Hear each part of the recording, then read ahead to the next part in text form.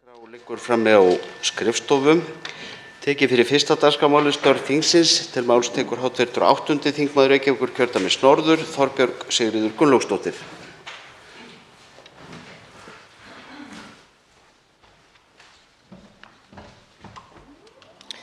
Forseti, engin lausn í sjónmáli á sprunginni krabbameinsdeild á Landspítalanum, segir fyrirsögn í dag. Enda býr krabbameinsdeild við óboðlegar aðstæður. Það er ótrúlegt að árið 2022 sé þetta staðan hjá einni ríkustu þjóð heims. Forstöðumaður krabbameinskjarna Landspítala lýsir stöðunni í fjölmiðlum, stöðu sem starfsfólk, sjúklingar og aðstandendur þekkja. Plássið er of lítið, deildin er sprungin.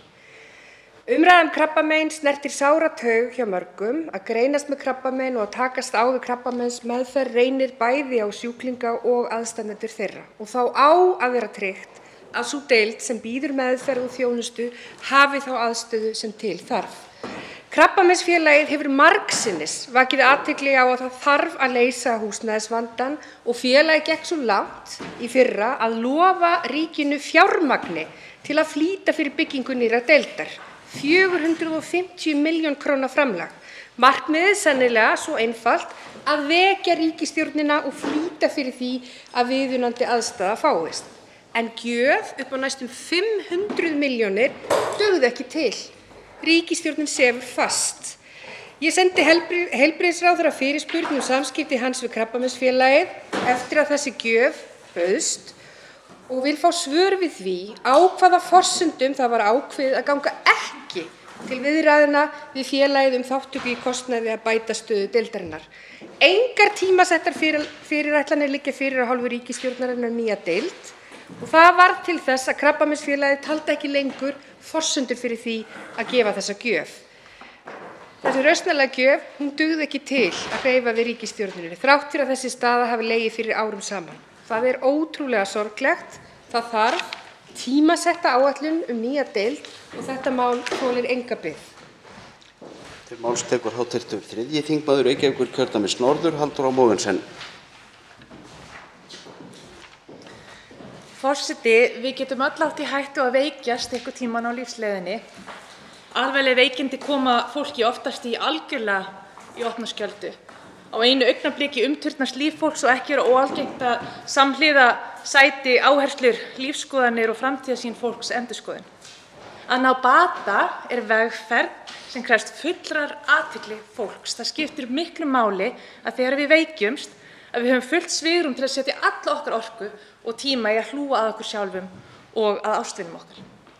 En þegar við veikjumst erum við sett í ákveðna stöðu innan samfélagsins, stöðu sjúklings. Þessi staður getur verið miserfið fyrir fólk. Eðlilega er fólk með misgott bakland og misgóða þekkingu á réttindum sínum og því hvernig þjónustukerfin okkar virka. Alls konar ágreiningar geta sprottið upp innan heilbrigðiskerfisins sem í sjálfu sér ekkert óeðlilegt, en það sem er hins vegar óeðlilegt er að sjúklingar eiga sér engan málsvara þegar ágreiningur kemur upp. Sjúklingurinn er settur í þá stöðu að gæta sjálfur eigin hagsmuna. Afleiðing þess er að fjöldi fólks fær ekki nauðsynlegt rými til að einbeita sér að bata þar sem það þarf að berjast fyrir réttindunum sínum innan kerfis sem þau eru á sama tíma algjörlega háð til þess að ná bata. Forseti, ég tel mikla þörf á að stofna sérstakt embætti umboðsmanns sjúklinga til að mæta þessari þörf sjúklinga á bandamanni innan heilbrigðiskerfisins sem stendur vörð hagsmuni sjúklinga, starfar sem opinber talsmaður þeirra og sinnir upplýsingamiðlun og eftirliti með heilbrigðisþjónustunni þeirra.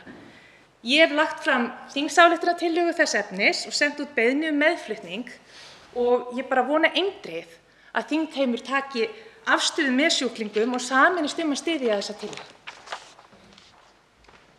Nú tekur til máls hv. 3. þingmaður Reykjavíkurkjördæmis suður, Kristrún Frostadóttir. Virðulegi forseti, eins konar klofning má nú sjá í litlu landi. Verðbólga nálægt 2 stafa tölu, hraðar vaxtahækkanir þvert á nýleg skilaboð æðstu ráðamanna í efnahagsmálum. Eignaójöfnuður hefur aukist en fjármagnstekjur í hæstu hæðum og stríð þrýstir verðbólgunni enn ofar á meðan verðmæti sjávarafurða hefur snarhækkað. Hvernig væri ef fólki sem stjórnar landinu hefði forystu að tryggja að hvalreki vegna stríðs og verðbólgu dreifðist með sanngjörnum hætti samfélagi? Í stað þess birtast fjárlög sem skella verðbólguaðhaldinu á sömu hópa og lenda nú í vandræðum. Í ljósi forystuleysis ríkisstjórnarinnar hefur þingflokkur Samfylkingarinnar lagt fram þingmál samstöðuaðgerðir til að verja tekjulægri hópa, ungt fólk og barnafjölskyldur fyrir áhrifum verðbólgunnar, hækkun húsnæðiskostnaðar og sporna við þenslu. Aðgerðirnar eru tímabundnar á meðan hækkanir ganga yfir til að freista þess að ná samstöðu aðgerðirnar hér á Alþingi. Við leggjum til að komið verði á leigubremsu til að verja leigjendur fyrir tilhæfulausum hækkunum og halda verðbólgu í skefjum og beinum því til ríkisstjórnarinnar að beita vaxta- og barnabótakerfinu til að styðja við lágtekju- og millitekjuheimili vegna þrefalds höggs í formi aukinnar húsnæðisbyrðis, hækkunar nauðsynjavara og þungra námslánagreiðslna.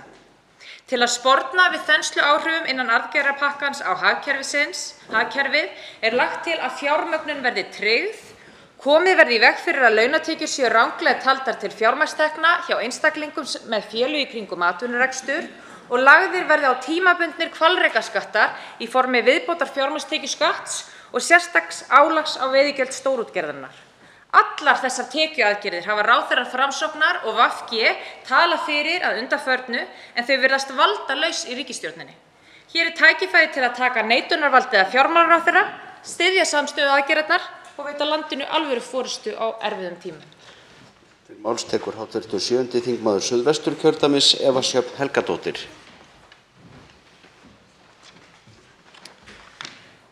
Forseti, svefnlyf og meiri svefnlyf. Svefnlyfjanotkun Íslendinga hefur oft verið í umræðunni, en nýverið fékk ég svar frá heilbrigðisráðherra við fyrirspurn minni notkun þeirra hjá mismunandi aldurshópum. Notkun svefnlyfja hefur aukist hjá aldurshópum yngri en 40 ára og aukist verulega hjá börnum. Svefnlyfjanotkun hjá börnum hefur meira en fjórfaldast á síðustu 9 árum. Fjórfaldast. Sem sagt, árið 2012 notuðu 10 börn af hverjum 1000 svefnlyf. Árið 2021 voru það 45 börn af hverjum 1000 sem voru á svefnlyfjum. Þessi notkun svefnlyfja hjá börnum er mjög varhugaverð og mikið áhyggjuefni. Það bendir ýmislegt til þess að ekki sé verið að sinna þessum foreldrum og fjölskyldum nægilega vel með viðeigandi úrræðum, heldur er þeim einfaldlega ávísað svefnlyfjum. Foreldrar vilja lausnir, þau vilja úrræði, eðlilega. En lyfjagjöf er ekki eina eða besta úrræðið við svefnvanda. Svefnmeðferðir sem byggja á atferli hafa sýnt meiri og langvarandi árangur. Þessi aukning í svefnlyfjagjöf er birtingarmynd þess að foreldrum skortir úrræði fyrir börnin sín sem eru með svefnvanda. Lyfjagjöf ætti að vera síðasta úrræði, þegar önnur meðferð hefur verið reynd en ekki það fyrsta. Erlendis hefur læknum verið ráðlagt að byrja að vísa sjúklingum í samtalsmeðferð áður en að gripið til lyfjagjafar. Hér á landi er þá sálfræðiþjónusta ekki niðurgreidd og því geta læknar hér illa beint fólki í samtalsmeðferð áður en að lyfjagjöf tekur við. Staðreyndin er sú að við erum að ávísa börnum svefnlyfjum oft að óþarfu vegna þess að við erum ekki búin að reyna aðrar meðferðir fyrst, vegna vanfjármögnunar stjórnvalda á öðrum úrræðum. Afleiðingar af þessu ástandi eru ófyrirsjáanlegar. Stjórnvöld eiga og þurfa að veita fjölskyldum vægara úrræði en lyfjagjöf og það strax. Til máls tekur hv. 8. þingmaður Norðvesturkjördæmis Bergþór Ólason.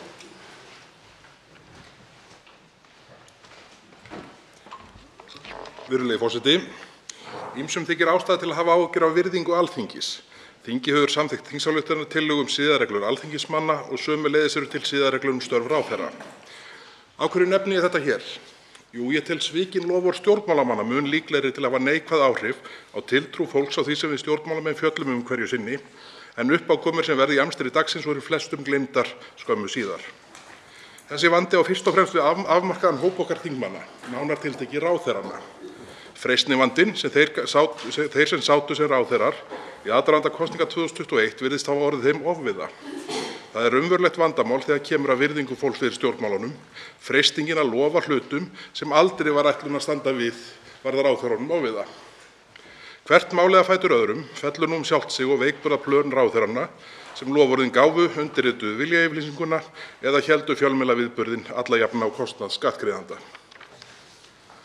Til að nefna dæmi þá hefur í þessari viku komið í ljós að fjölmiðlasýning niður í Laugardal, þar sem ráðherra íþróttamála og forsætisráðherra skutust með borgarstjóra til að láta taka af sér mynd, þar sem leiksýningin nýja þjóðarhöll var römmuð inn með samkomulagi, var lítið annað en það, leiksýning.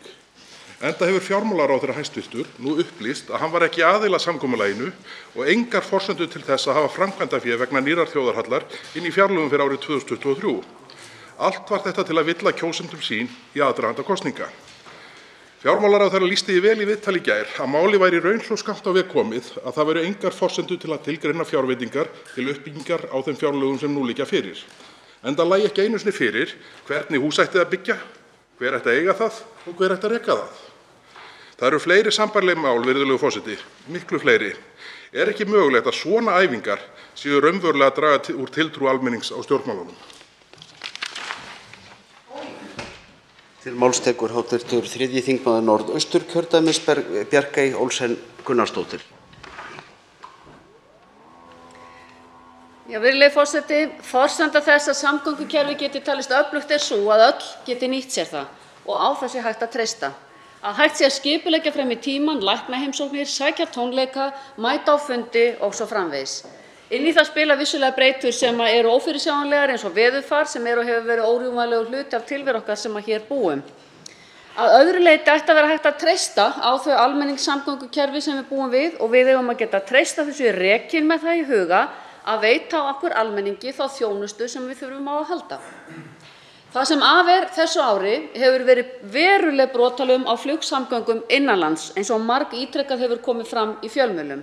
Og það sem af septembermánuði hafa flugáætlanir til og frá Akureyri að mestu leyti ekki staðist og það sama á við líka austur á land.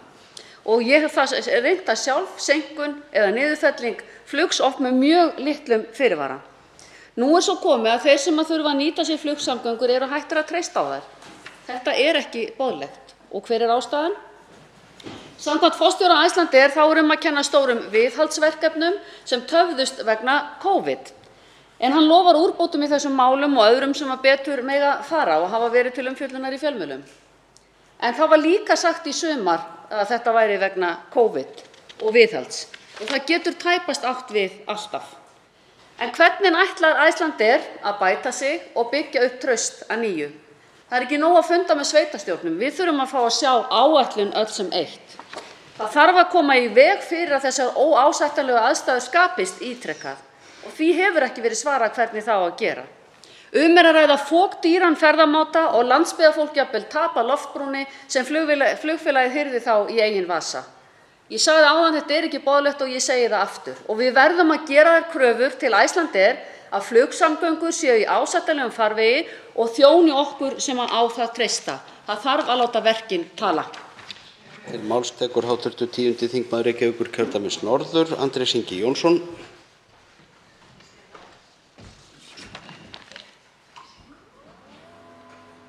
Herra forseti, það ólíkt hvernig við höldum upp á tyllidaga. Í dag alþjóðlegur dagur friðar hjá Sameinuðu þjóðunum. Vladimir Putin ákvað að nýta tækifærið og henda aðeins olíu á eldinn í stríði sínu gegn fólkinu í Úkraínu og lýsti því yfir að hann ætlaði að kalla út varalið í rússneska herinn. Og hann gerði gott betur og minnti heiminn á að hann ætti kjarnavopn og væri ekki hræddur við að beita þeim. Bætti meira að segja við í yfirlýsingunni svo það færi ekki á milli mála að hann væri ekki að blöffa. Staðan nefnilega sú að meðan kjarnavopn eru samþykkt sem hluti af heimi mannfólksins, þá getum við alltaf staðið frammi fyrir þeim veruleika að brjálæðingar eins og Pútín búi yfir þeim og geti beitt þeim. Það staða sem við getum ekki sætt okkur við. Hvað kemur þetta litla Íslandi við? Jú, við erum nefnilega í bandalagi utan kjarnavopn.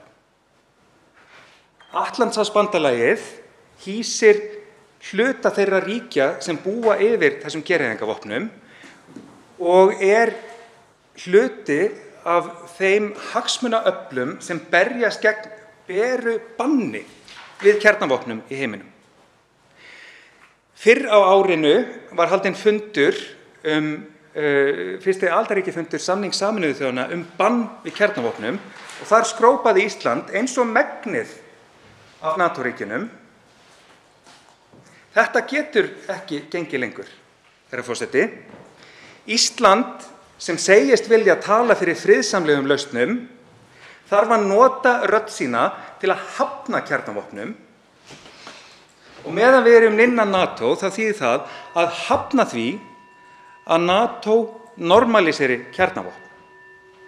Það geta fulltrúar okkar innan NATO gert án þess einu sinni að segja sig úr NATO, einfaldlega með því til dæmis að skrifa ekki undir yfirlýsingar þar sem sagt að kjarnavopn séu kjarninn í varnarstefnu bandalagsins eins og gerðist á leiðtogafundi í vor. Hér getur Ísland gert betur. Forseti minnir á að ræðutími ræðumanna í störfum þingsins eru 2 mínútur, ekki 2:33 eða eitthvað slíkt. En þá tekur næst til máls hv. 8. þingmaður Suðvesturkjördæmis, Þórunn Sveinbjarnardóttir.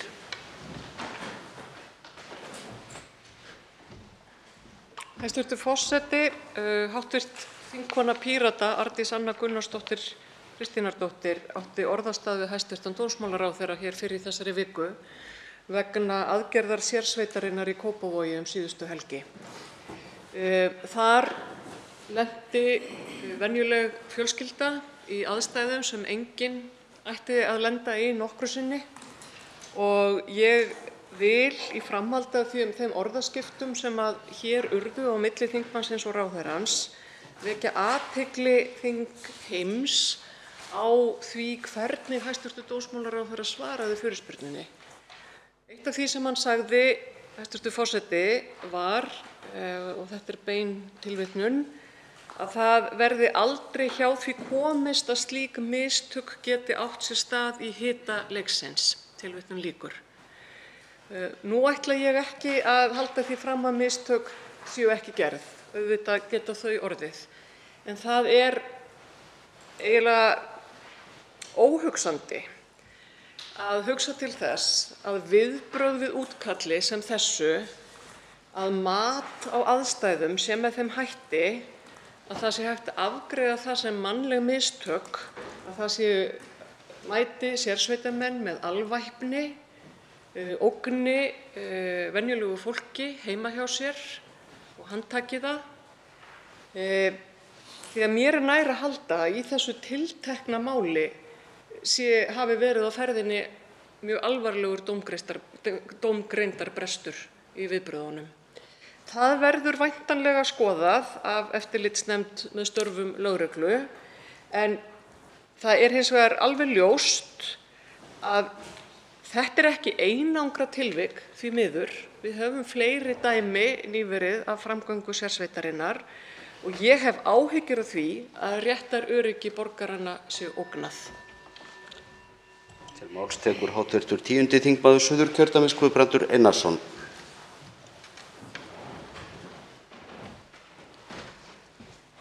Virðulegur forseti, í fréttum vikunnar hefur meðal annars verið fjallað að ekki hafi náð samningar við sjálfstætt starfandi heilsugæslustöðvar. Sú staða auðvitað grafalvarleg og mun hafa áhrif á þúsundir einstaklinga sem hafa verið skjólstæðingar slíkra stofnana í mörg ár. Árið 2017 var tekið í notkun fjármögnunarlíkan sem reiknar fjármagn til heilsugæslustöðva á höfuðborgarsvæðinu. Í því skyni voru gerðar skýrar og samræmdar kröfur til þjónustuveitenda og leitast við að gæta jafnræðis milli rekstraraðila og gagnvart notendum. Notaðar eru fyrirfram skilgreindar stýribreytur sem hafa á einn eða annan hátt áhrif á framleiðni og eftirspurn í heilsugæslunni.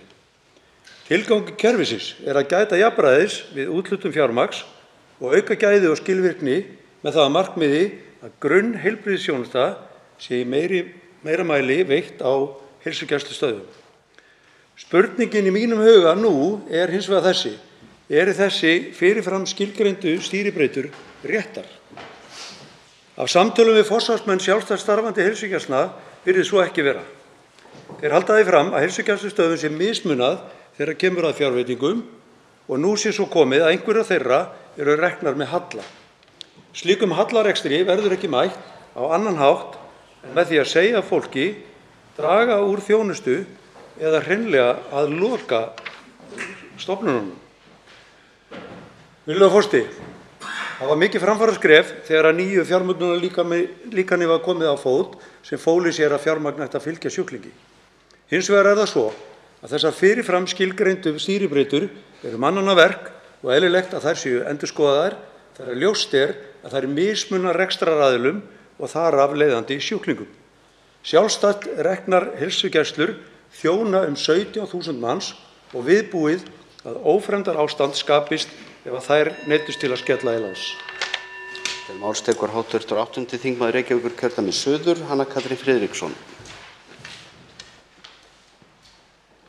Herra forseti, það var áhugavert að hlusta á 2 hv. þingmenn Sjálfstæðisflokksins koma hingað í ræðustól undir þessum dagskrárlið í gær og lýsa hvor á fætur öðrum furðu sinni og depurð vegna þeirra erfiðleika og þeirra andstöðu sem hefur mætt einkareknum heilsugæslustöðvum af hálfu stjórnvalda síðustu 4-5 árin.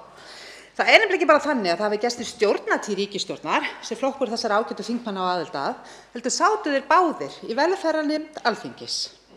Á meðan, svo ég vísi orð viðmælanda Morgunblaðsins í frétt sem virðist hafa vakið hv. þingmennina, á meðan heilbrigðisyfirvöld lögðu sig í líma við að grafa undan tilvist einkarekinna heilsugæslustöðva sem nota bene þjóna yfir 70.000 einstaklingum á stórhöfuðborgarsvæðinu. Herra forseti, ég var líka í velferðarnefnd á síðasta kjörtímabil og hef ekki tölu á þeim fjölda ræða, greina, breytingatillagna og þingmála sem ég lagði fram til að vekja athygli á nákvæmlega þessari stöðu. Ég hef heldur ekki tölu á því hversu oft forsvarsfólk einkareknu heilsugæslustöðvanna setti sig í samband við mig og okkur í þingflokk Viðreisnar til að fara yfir þessi mál. En þetta kemur þingmönnum Sjálfstæðisflokksins í velferðarnefnd mjög á óvart. Og að sögn þeirra alvarlegt að það sé nú að koma í ljós að leikurinn hefur ekki verið jafn frá árinu 2017 og að halli á einkareknar heilsugæslustöðvar gagnvart þeim í ríkisreknu. Ég ætla að leyfa mér, herra forseti, að ganga út frá því að það hafi verið gerð af hálfu forsvarsmanna einkareknu stöðvanna tilraun til að ná eyrum annarra þingflokka.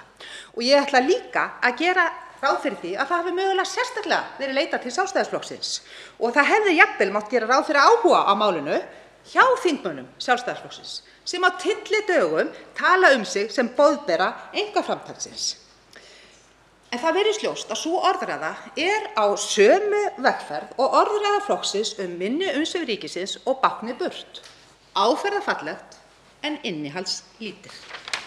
Til máls tekur hv. 9. þingmaður Suðvesturkjördæmis Guðmundur Ingi Kristinsson.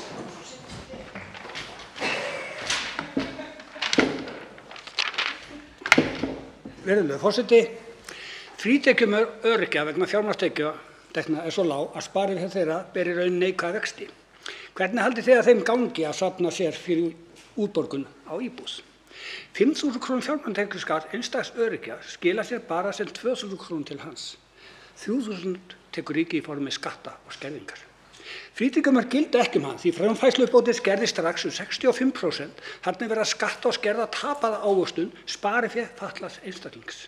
Á sama tíma milljarða arðgreiðslumanna borga 22% fjármagnstekjuskatt og upp á 220 milljónir króna og heldur eftir 780 milljónir króna og það allra skerðinga. Ef sama fjárhagslegt ofbeldi gilt hann og væri hann skertur nærri 400 milljónir og héldi eftir 300 milljónum og allt í plús. Öryrki sem með 4% vexti á sínu sparifé í banka og því með mínus ávöxtun í 9,7% verðbólgu, hann fær bara 5.000 kr. vexti og tapar 3.000 kr. og heldur bara eftir 2.000 kr. í formi vaxta og því bullandi tapi í boði ríkisins. En auðmaðurinn í boði ríkisins með 100 milljónir króna tapar ekki krónu. Hvað hefur veikt fólk, fatlað fólk og þeir sem eru að reyna að lifa í almannatryggingum gert á hlut ríkisstjórnarinnar? Hvert ráðist eingöngu á þau og þau eintalin eiga það skilið að vera rænd ávöxtun sinni með grófu skerðingum og það ávöxtun sem þegar í bullandi tapi.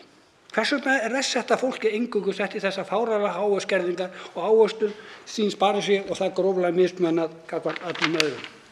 Þrátt fyrir 90.000 kr. frítekjumark á fjármagnstekjur í almannatryggingum gagnast það ekki öllum því að þeir sem sleppa við skerðingarnar í fyrstu lenda í þeim síðar. Tökum þessar skerðingar út strax, gerum alla jafna fyrir lögum og reglum og hættum þannig að níðast eingöngu á þeim sem geta ekki varið sig. Til máls hv. 7. þingmaður Norðausturkjördæmis Sigmundur Davíð Gunnlaugsson.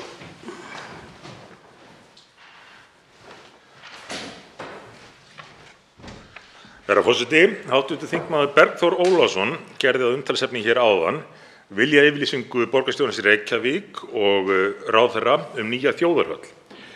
En hæstv. fjármálaráðherra hefur loksins tjáð sig þetta atvik nokkrum mánuðum seinna og skemmst frá því að segja að hæstv. ráðherra bendir á að það liggi ekkert fyrir fjármögnun verkefnisins. Á sínum tíma skrifaði ég þetta þegar fréttir birtust tilkynninguna, með leyfi forseta: Kostulegt að sjá þessa undirritun viljayfirlýsingar nýjan meirihluta í Reykjavík. Það er reyndar ólíklegt að þessir 3 flokkar nái meirihluta, en samt líklegra en að staðið verði við samkomulagið þjóðarhöll. Ekkert þeirra virtist vita mikið málið. Ekkert skipulag, engar teikningar, engin fjármögnun, ekkert vitað skiptingu kostnaðar og engin fjármálaráðherra. Bara sameiginlegur áhugi á að gera eitthvað til að komast í meirihluta í Reykjavík. Nú hefur hæstv. fjármálaráðherra loksins tjáð sig þetta og hefði svo sem mátt gera það fyrr. En hæstv. fjármálaráðherra hefur hins vegar ekki látið sitt eftir liggja í að auka útgjöld ríkissjóðs, þrátt fyrir að hann gjaldi varhug við sumum af hugmyndum samráðherra sinna. Og í Viðskiptablaðinu er fjallað þessa þróun. Það er eða greinahöfundurinn Óðinn sem gerir það og bendir á það sem við þingmenn Miðflokksins höfum rætt frá því að fjárlögin voru kynnt, að þau feli í sér stórkostlega útgjaldaaukningu ríkissjóðs án þess að útskýrt sé fyrir hvað fáist fyrir það. En ég minni á að það er hlutverk okkar Alþingis, þingsins, að taka ákvarðanir ríkisútgjöld. Og er ekki tímabært að við grípum þær inn í og stoppum ráðherra af þegar þeir fara fram úr sér í sýndarmennskunni, jafnvel þótt það sé undir leiðsögn almannatengslafulltrúa og hugmyndafræðings Framsóknarflokksins, borgarstjórans í Reykjavík. Við þurfum að grípa inn í því þetta er orðið ófremdar ástand, herra forseti. Til máls tekur hv. 3. þingmaður Suðurkjördæmis Ásthildur Lóa Þórsdóttir. Virðulegi forseti. Hvaða afleiðingar hefur það að taka verðtryggt lán fyrir 40 milljónir króna til 25 ára samkvæmt reiknivél Landsbankans? Greiðslubyrði óverðtryggðs láns á 7% vöxtum til 25 ára er 283.000 á mánuði og sú upphæð á að haldast óbreytt út lánstímann þó vaxtabreytingar geti vissulega haft áhrif. Verðtryggða lánið er hins vegar á 2,3% vöxtum og fyrsta greiðsla af því er 177.000 krónur. Eftir tæp 5 ár er afborgun verðtryggða lánsins komin upp í 283.000 og búin að ná afborgunum af því óverðtryggða og þá fyrst byrjar ballið fyrir alvöru.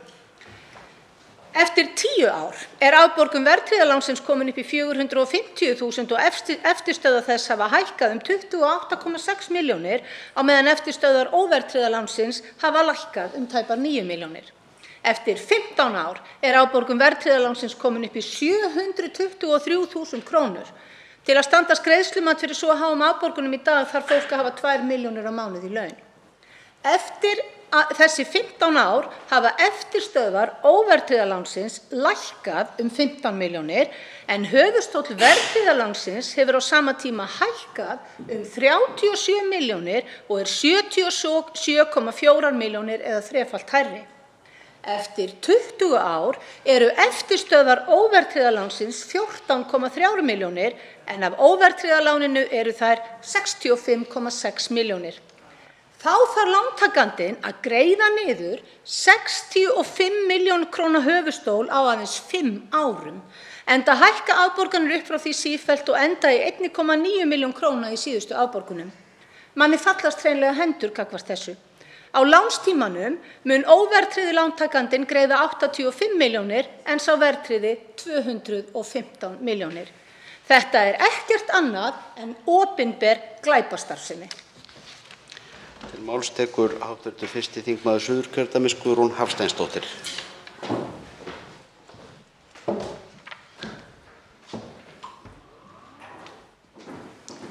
Virðulegi forseti. Krabbameinsdeildin löngu sprungin og engin lausn á borðinu er fyrirsögn sem birtist á Vísi í morgun.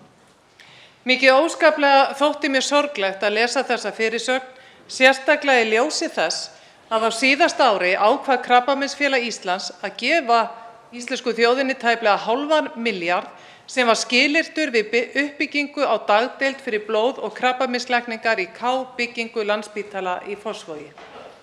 Uppleggið var að Krabbameinsfélagið myndi leggja til tæplega hálfan milljarð og ríkið kæmi með 700 milljónir á móti. Einhverjum myndi finnast þetta vera kostaboð, að einhver sé reiðubúinn að gefa ríkinu hálfan milljarð sé svona. Og því er merkilegt að vita hvað gerðist í framhaldinu. Nákvæmlega ekki neitt. Í marga mánuði svaraði heilbrigðisráðuneytið ekki einu sinni Krabbameinsfélaginu. Það var ekki fyrr en 10 mánuðum síðar að heilbrigðisráðuneytið steig fram eftir að málið hafði vakið athygli í fjölmiðlum og sagði málið komið í þarfagreiningu. Þessi dagdeild blóð- og krabbameinslækninga hefur fyrir löngu sprengt utan af sér húsnæðið. Deildin er nú í 550 fermetrum en fyrir liggur að þörfin er 850 fermetrar. Aðstaðana er með öllu óboðleg fyrir sjúklinga, fyrir aðstandendur og starfsfólk. Í nýju meðferðarkjarna Landspítalans er ekki gert ráð fyrir þessari starfsemi og það eru engar áætlanir framkomnar hvernig eigi að haga þessari starfsemi, en við vitum þó að á næstu 20 árum mun þjónustan aukast rúmlega 50%. Landspítali leggur til að klára K-byggingu. Sá kostnaður er 1200 milljónir og það væri hægt að taka byggingunni í notkun 2024. Nú er lag að bregðast hratt við því tími aðgerða er runnin upp. Þá tekur til máls hv. 3. þingmaður Norðvesturkjördæmis Lilja Rannveig Sigurgeirsdóttir.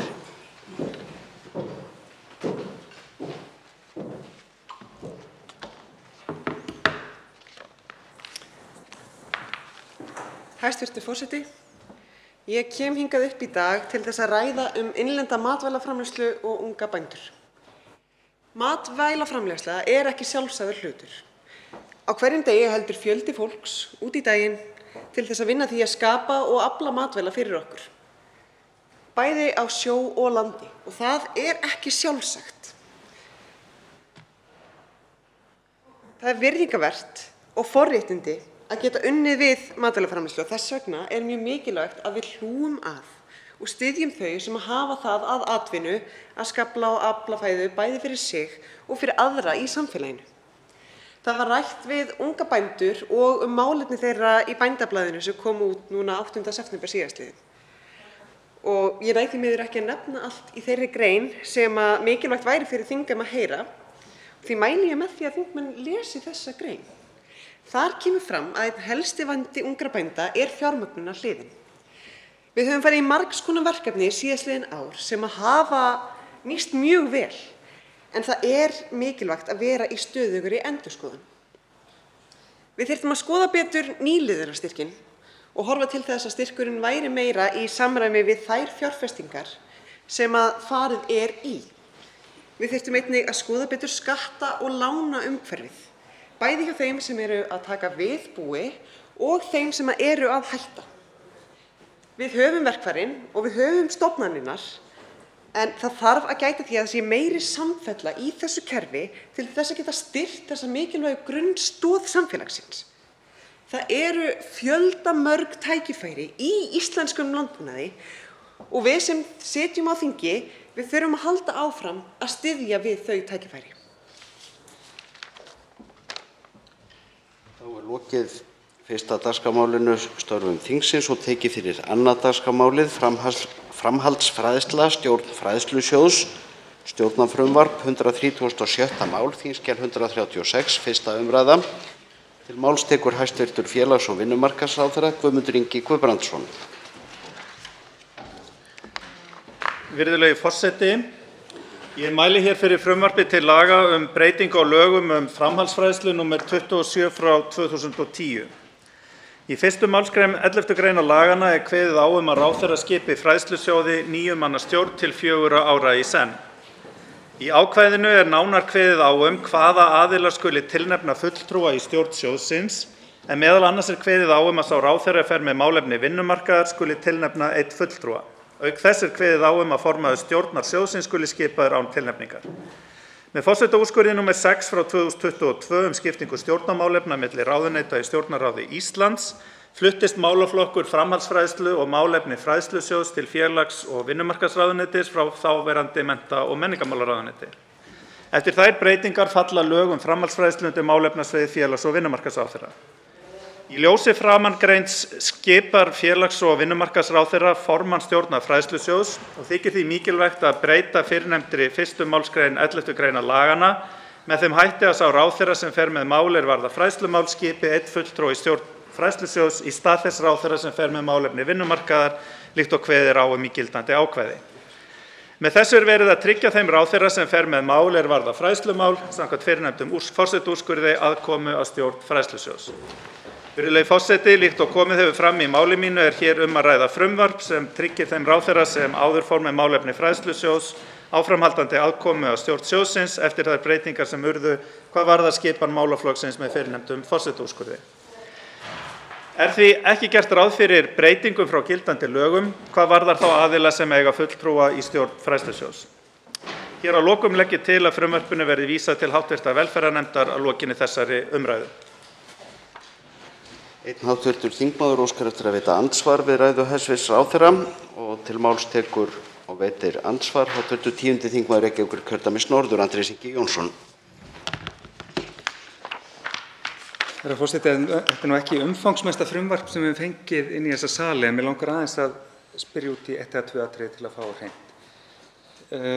Í fyrsta lagi varðandi samráð sem farið er yfir hér í greinargerðinni, þá er nefnt að áformin hafi verið kynnt öðrum ráðuneytum.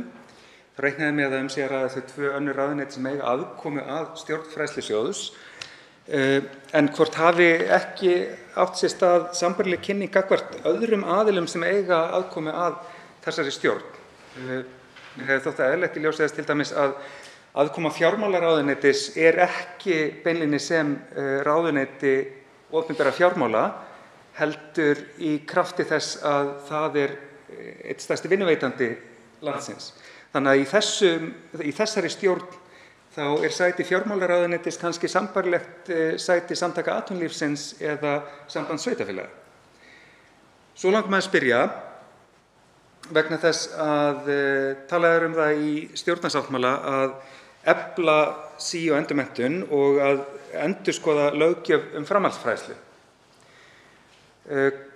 Bara hvar sú vinna standi, hvort hefði kannski mátt bíða með þessa, getum kallað þetta tæknilega lagfæringu, þangað til þessari heildarendurskoðun verið lokið, hvað knýr sérstaklega á að klára akkúrat þessa breytingu hér og nú þegar fyrir dyrum stendur að gera heildstæðari breytingu á allri umgjörðinni og þá í nánu samráði við þá aðila sem að þessum málum koma. Hæstv. félags- og vinnumarkaðsráðherra svarar andsvari. Hæstv. forseti, ég þakka hv. þingmanni fyrir andsvarið. Staðan á endurskoðun framhaldsfræðsluna er í rauninni þar að við erum í þann veginn að kalla eftir tilnefningum í starfshóp sem á að sjá stefnumótun í málaflokknum og á grundvelli hennar verður þá ráðist í fyrirhugaðar lagabreytingar sem snúa að framhaldsfræðslulögunum, þeim lögum sem hér er gert ráð fyrir að gera breytingar á. Við vorum þegar búin núna í vor að halda einn samráðsfund þetta atriði stjórnarsáttmálans með aðilum sem koma að framhaldsfræðslunni og hyggjumst halda þjóðfund þetta núna í haust. Hvers vegna var ekki beðið með þessa breytingu sem eins og hv. þingmaður nefnir er ekki stórvægileg þangað til að búið er að ljúka við þessa stefnumótun og endurskoðun. Það er einfaldlega vegna þess að það stendur til og samkvæmt lögunum þarf að skipa í stjórn fræðslusjóðs núna í febrúar á næsta ári og það þótti rétt að í stað þess að þótti rétt að fara fram með þessa lagabreytingu til þess að ráðherra menntamála hefði áfram fulltrúa inn í stjórninni, en það hefði ekki orðið ef að það mun ekki verða nema af þessari lagabreytingu verði. Hv. 10. þingmaður Reykjavíkurkjördæmis norður veitir andsvar öðru sinni. Herra forseti, já, ég held að ráðherrann hafi nú svarað ágætlega hvers vegna þarf að gera þessa breytingu þó heildarendurskoðun standi fyrir dyrum, en hann gleymdi að svara fyrri hluta spurninga minnar sem sneri að samráði við þá aðila sem eiga sæti í stjórn Fræðslusjóðs. Vegna þess að mér þykir skjóta dálítið skökku við þó aðeins sé í formi kynningar áform að hluti aðilanna, 2 ráðuneyti væntanlega, fái slíka kynningu en ekki aðrir sem að þessum málum koma. Hvort að svo hafi verið raunin, hvort að aðilar vinnumarkaðarins og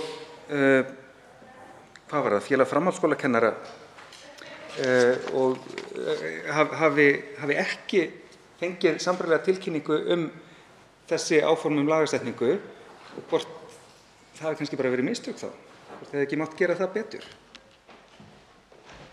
Hæstv. félags- og vinnumarkaðsráðherra svarar andsvari öðru sinni. Hæstv. forseti, ég tek því sem svo að hv. þingmaður sé í rauninni að leitast eftir í hversu víðtækt samráðið hafi verið. Eins og segir í samráðskaflanum að þá þótti nægjanlegt að kynna þetta öðrum ráðuneytum.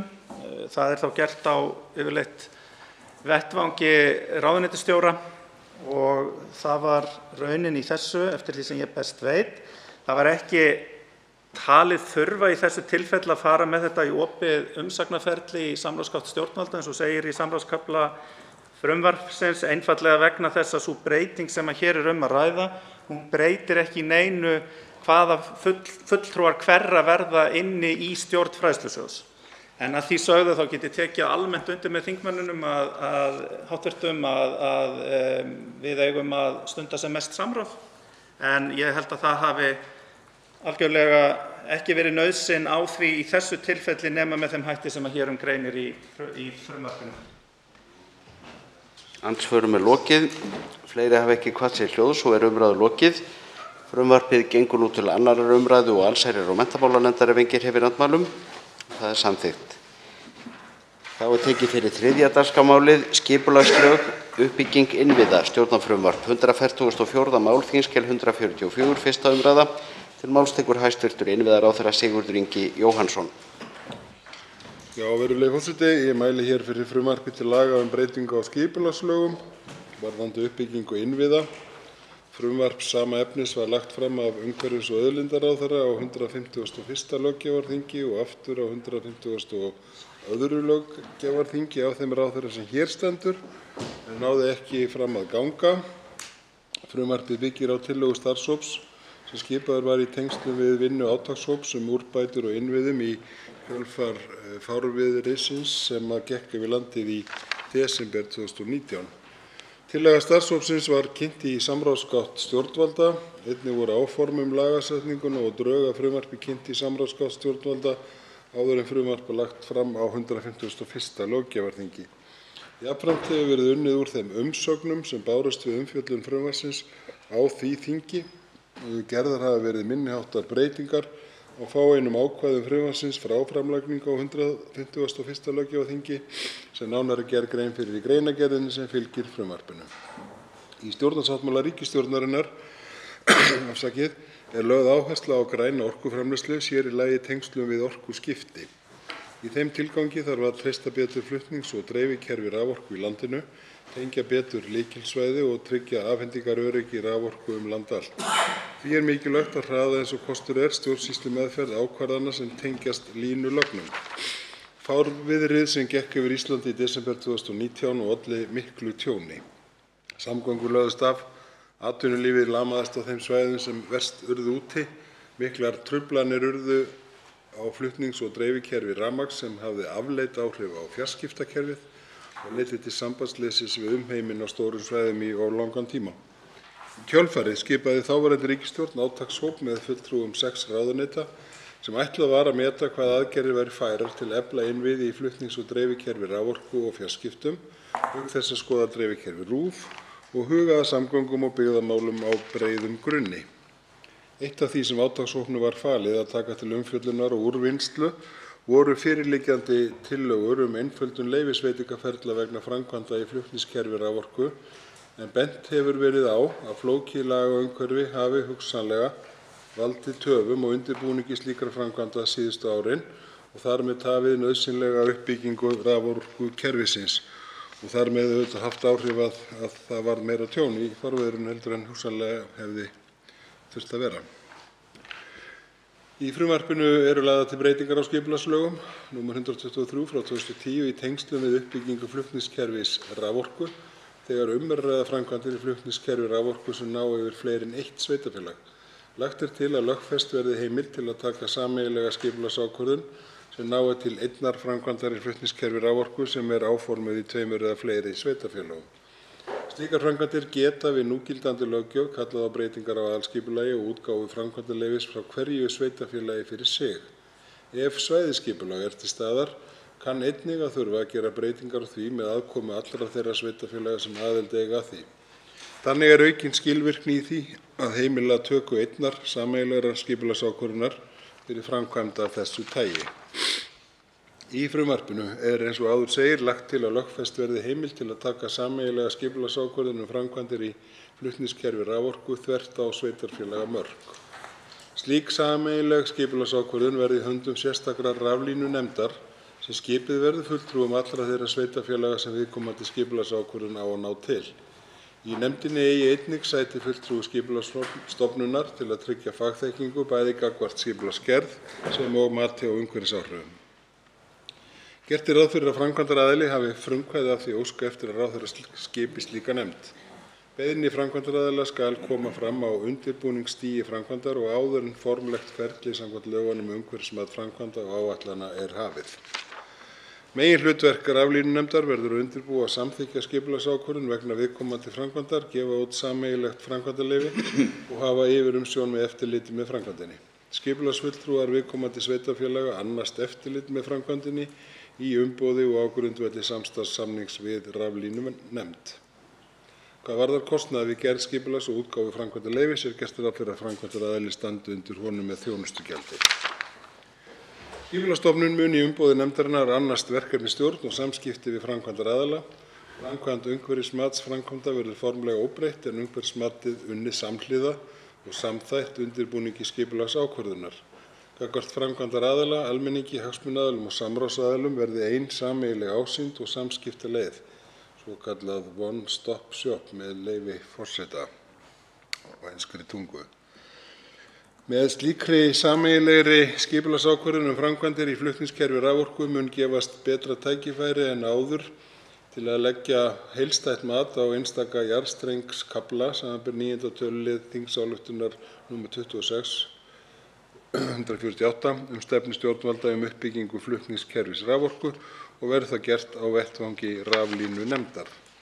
Í auglýsingu tillögu að raflínuskipulagi verður aðalvalkostur auglýstur en jafnframt gerð grein fyrir öðrum valkostum.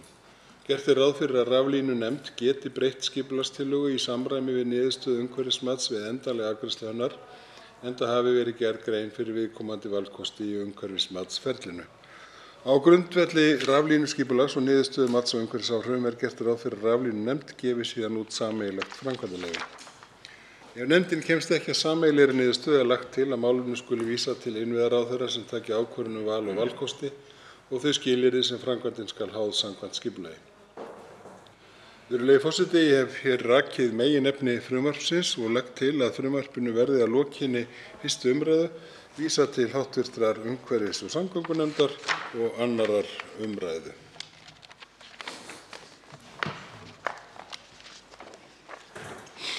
Tveir hv. þingmenn hafa óskað eftir að veita andsvör við ræðu hæstv. ráðherra og veitir fyrstur andsvör hv. 10. þingmaður Suðurkjördæmis Guðbrandur Einarsson.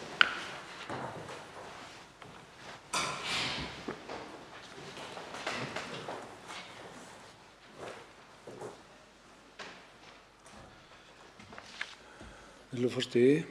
Við ræðum hér breytingu á skipulagslögum sem að hefur ekki farið í gegn áður en verið til umfjöllunar nokkrum sinnum áður, og þarna er að ræða sameiginlega ákvarðanatöku á lagningu raforku mannvirkja, og þetta lítur þannig út fyrir mér að það sé þetta talsverður ágreiningur. Við erum með sveitarfélög sem hafa í umsögn sinni gert athugasemdir við þetta, og ég hef svo sem lýst skoðun minni hér í ræðupúlti á því áður að mér finnst ekki rétt að skipulagsvald sé tekið af sveitarfélögum, og í greinargerðinni sem fylgir þá er bent á umsagnir meðal annars Skorradalshrepps, Reykjavíkurborgar, Samband íslenskra sveitarfélaga, umhverfis- og skipulagsnefndar sveitarfélagsins Hornafjarðar. Landvernd er að gera athugasemdir og óttast samráðsleysi í framhaldinu og þá óvöndu vinnubrögð sem af því getur hlotist. Heilbrigðiseftirlit Reykjavíkur gerir við þetta athugasemdir líka, og þarna er nú að mestu leyti verið að tala skipulagsvald sveitarfélaganna og það sé verið að taka það af sveitarfélögunum. Og ég greip aðeins niður í þessa greinargerð. Þarna segir, taldi starfshópurinn að mikil einföldun væri fólgin í því að lög heimiluðu að tekin væri ein sameiginleg skipulagsákvörðun fyrir framkvæmd af þessu tagi. Einfaldast væri þá að lög heimiluðu að tekin væri ein sameiginleg ákvörðun á aðalskipulagsstigi fyrir þessa tegund framkvæmda þvert á sveitarfélagamörk. Ég spyr, er það eðlilegt og rétt að taka skipulagsvaldið af sveitarfélögunum með þessum hætti? Hæstv. Innviðaráðherra Sigurður Ingi Jóhannsson svarar andsvari. Já, virðulegi forseti, ég get alveg deilt þeim sjónarmiðum sem að hv. þingmaður er með. Við erum með þannig stjórnsýslu að skipulagið er hjá sveitarfélögunum, og þess vegna hefur þessi umfjöllun hér verið fyrst og fremst þennan einstaka þátt, og meðan að í umsögnum sveitarfélaganna var svolítið óttast að þetta væri upphæðið af einhverju öðru, ef ég kann þessar umsagnir nokkuð rétt. Spurningin er kannski þessi sem að hv. þingmaður er að spyrja: er verið að vega að sjálfstæði sveitarfélaga í skipulagsmálum annars vegar, og er einhver hætta á slakara samráði eða kynningu á málinu? Það held ég alls ekki, varðandi seinni spurninguna, bara alls ekki. Það er bara verið að setja þetta á svona sameiginlegan einn stað og svolítið í anda þess sem síðar varð í frumvarpi mat- og umhverfisáhrif, eða áætlanir, fyrirgefðu. En varðandi sjálfstæði sveitarfélaga í skipulagsmálum, að þá er lagning flutningskerfis raforku, það varðar auðvitað stórleiti almannahag en ekki bara hag einstakra sveitarfélaga. Og reynslan af fyrirkomulaginu sem við höfum haft, og það þekkir nú hv. þingmaður, er ekki frábær. Hún er ekki reynst sem best, og þess vegna er þetta frumvarp lagt fram í beinni sárri reynslu af fárviðrinu sem varð í desember 2019. Og það vill oft gleymast að sveitarfélögin eru partur af stjórnsýslukerfi alls landsins en ekki bara síns sveitarfélags, og stjórnsýslukerfið á jú að láta allt kerfið á landi okkar ganga upp. Það er að segja að almannahagsmunir gangi þar framar. Þannig að ég held að þessi tilraun til þess að takast á við þetta vandamál með þessum hætti sé alveg verjanleg og hafi ekkert með það að gera að það sé verið að taka skipulagsvaldið af sveitarfélögum, heldur er verið að einfalda feril sem hefur verið allt of flókinn og hefur lent í ítrekuðu vandræðum í mörgum tilfellum. Hv. 10. þingmaður Suðurkjördæmis veitir andsvar öðru sinni.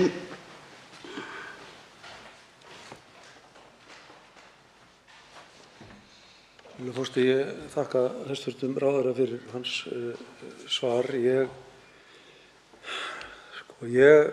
Sveitarfélög og ríki eru sitt á stjórnsýslustigið. Samkvæmt lögum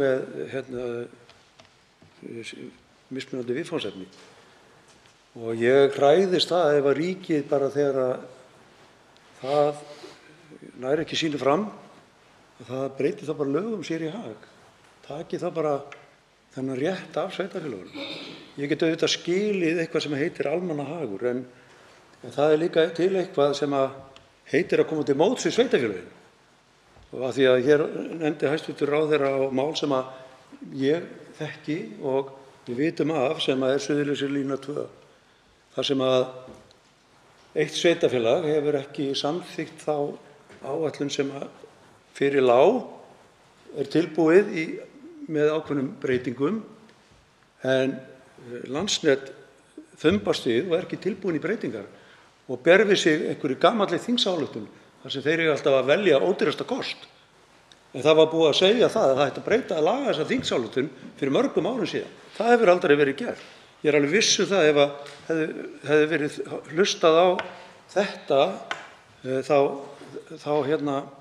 værum við ekki í þessari stöðu með Suðurnesjalínu 2. Þetta var nú til umræðu meðal annars helgina á þingi Sambands sveitarfélaga á Suðurnesjum, og þar kom meðal annars fram að munur á jarðstreng og raflínu er bara orðinn óverulegur með hvað hann var í upphafi. Þannig að ég hræðist þetta að það sé verið að taka skipulagsvaldið af sveitarfélögunum með þessu hætti. Mér langar líka aðeins að bara, af því að hér er nefnt samráð og það byggist á tillögum starfshóps sem var skipaður og meðal annars af fulltrúum Sambands sveitarfélaga Samorku skipulagsstofnunar var samhljómur í nefndinni, eða hverju voru fleiri í nefndinni en bara þessir aðilar, og komu fram einhverjar raddir sem mæltu gegn þessu. Hæstv. Innviðaráðherra Sigurður Ingi Jóhannsson svarar andsvari öðru sinni.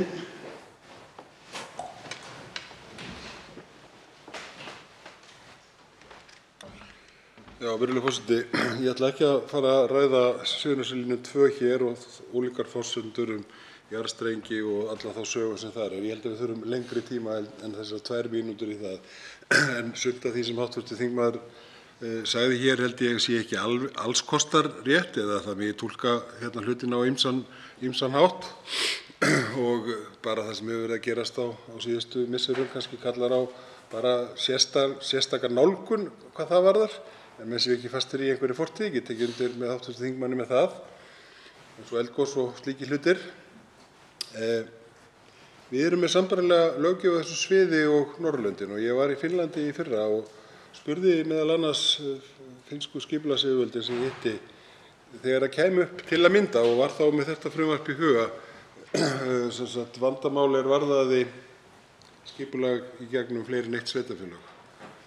Og hvort að það kæmi ekki upp þá það vandamál að það gætu í einhverjum tilvikum einhver eitt sveitarfélag sagt ég vil ekki leggja þennan veg eða ég vil ekki þessa raflínu.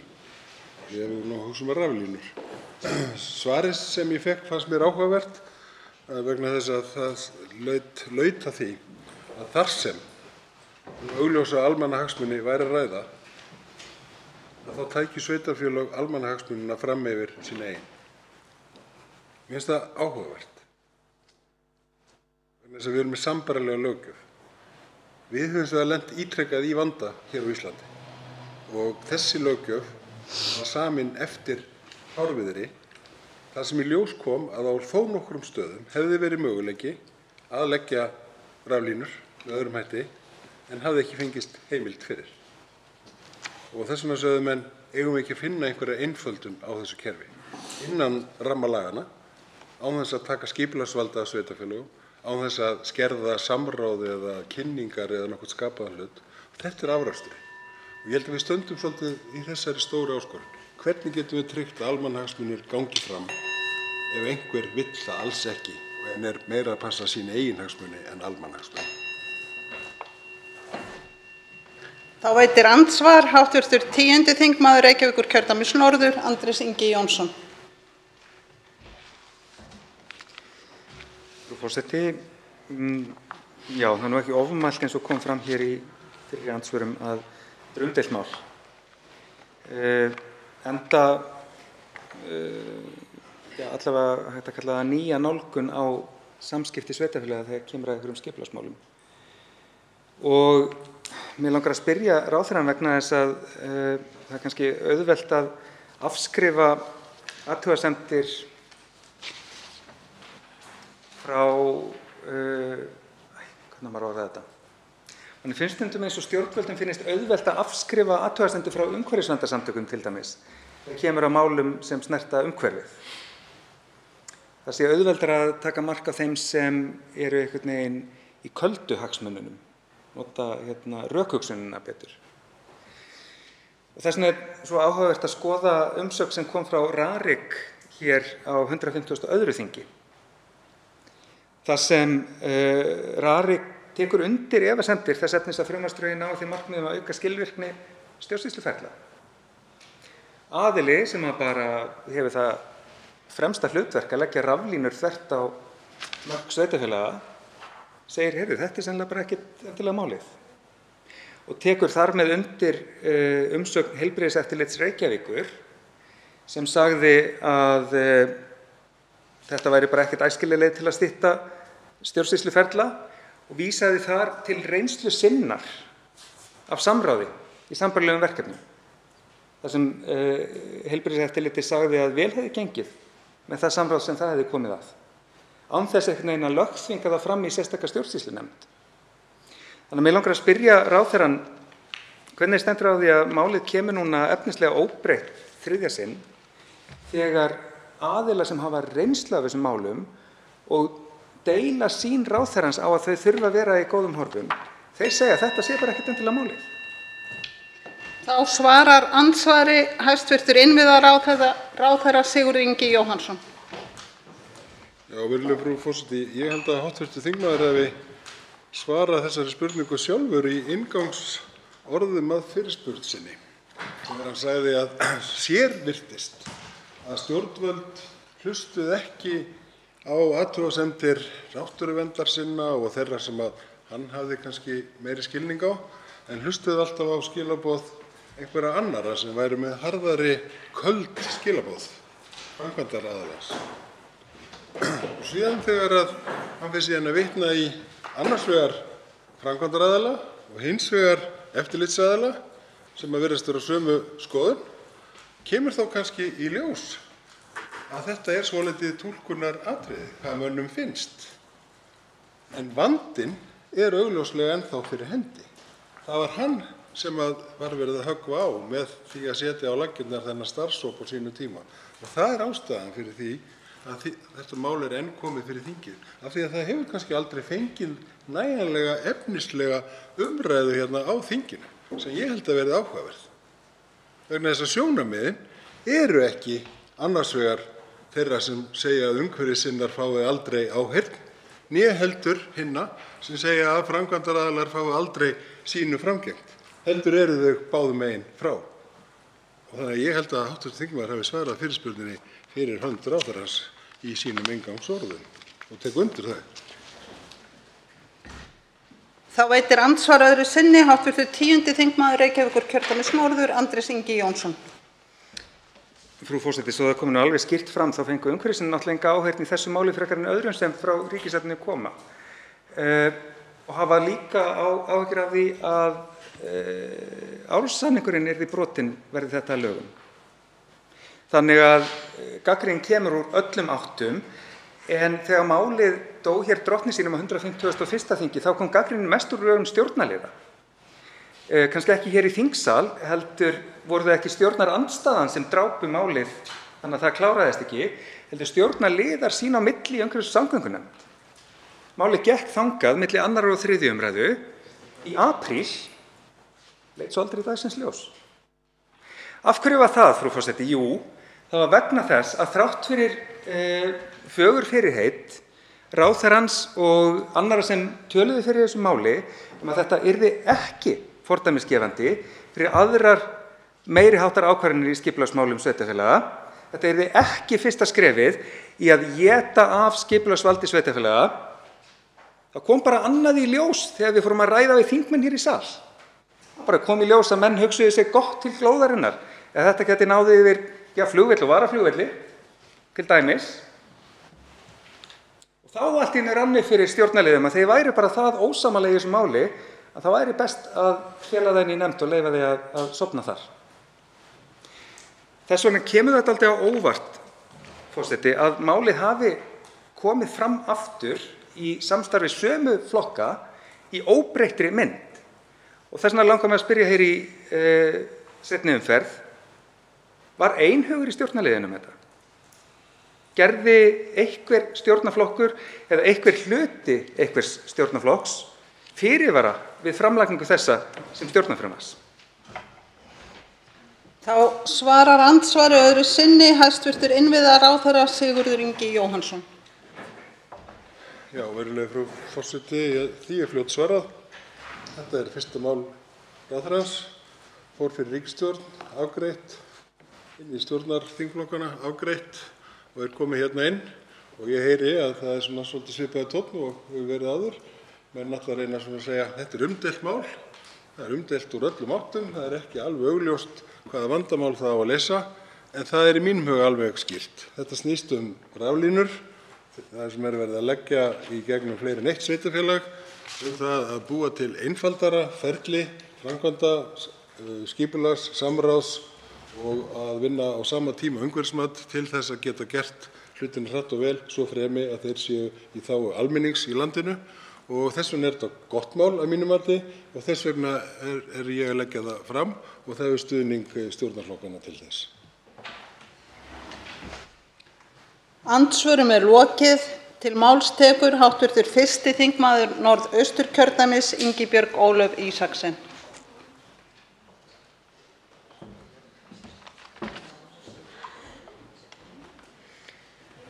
Frú forseti, ég vil nýta tækifærið hér uppi og fagna því að þetta frumvarp sé komið hér aftur til umræðu. Það skiptir nefnilega verulegu máli að við klárum að einfalda og auka skilvirkni leyfisveitingaferla vegna framkvæmda í flutningskerfi raforku frá því sem verið hefur. Kerfið eins og það er byggt upp í dag og var byggt upp af góðum hug hefur því miður torveldað uppbyggingu síðustu ára. Við munum nú örugglega flest eftir fárviðrinu sem gekk hér yfir árið 2019 og er ástæða þess að við stöndum hér í dag með þetta mál. Við viljum koma í veg fyrir að sömu aðstæður skapist og því er mikilvægt að brugðið sé við og það örugglega. Og í meðfylgjandi frumvarpi eru góðar tillögur þess efnis. Réttur sveitarfélaga til þess að ráða málum sínum skiptir hins vegar verulegu máli. En það skiptir einnig máli að niðurstöður fáist í mál sem hafa verið í vinnslu til fjölda ára og lítið þokast áfram. Ég tel að sú lausn sem hér er lögð fram sé vel til þess fallin að tryggja rétt sveitarfélaganna, en einnig koma málum örugglega fram. Stjórnsýslunefnd sem ísitja fulltrúa frá öllum sveitarfélögum sem skipulagsákvörðun á að ná til hverju sinni geta tryggt aðkomu hvers sveitarfélags fyrir sig, en á sama tíma leyst úr miklu flækjustigi sem núverandi kerfi býður upp á. Auk þess er í frumvarpinu kveðið á tengsl við skipulagsfulltrúa sveitarfélaganna við þessa vinnu til að tryggja samfellu og eftirfylgni. Fram undan eru miklar áskoranir vegna orkuskipta. Til þess að mæta þeim þurfum við að treysta betur flutnings- og dreifikerfi raforku í landinu, tengja betur lykilsvæði og tryggja afhendingaröryggi raforku land allt.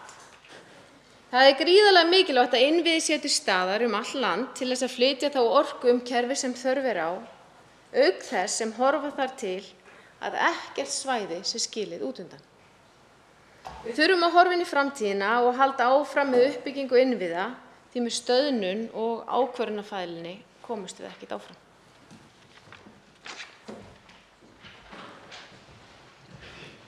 Til máls tekur hv. 8. þingmaður Suðvesturkjördæmis Þórunn Sveinbjarnardóttir.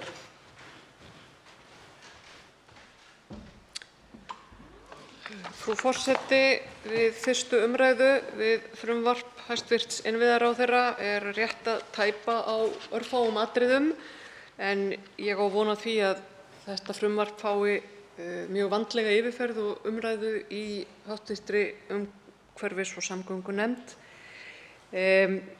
Ég vil kannski spyrja þeirra spurningar fyrst eða varpa þeirri spurningu hér fram, og það er auðvitað spurningin sem að þingnefndin þarf að svara, er að hvort að þessi aðferð sé í rauninni til þess fallin að flýta og einfalda ákvörðunarferli og ná þeim markmiðum sem hér er verið að reyna að ná. Á það hefur verið bent í umsögnum þegar að þetta frumvarp hefur verið flutt áður að það sé ekki endilega, að umsagnaraðilar eru ekki á einu máli um það að frumvarpið eða þessi hugmynd og þessi tillaga nái því markmiði að flýta og einfalda þetta ferli. Þá er auðvitað líka augljóst af lestri eldri umsagna að einhver sveitarfélög hafa áhyggjur af fordæminu sem hér er sett og auðvitað verður farið yfir það vandlega í hv. umhverfis- og samgöngunefnd.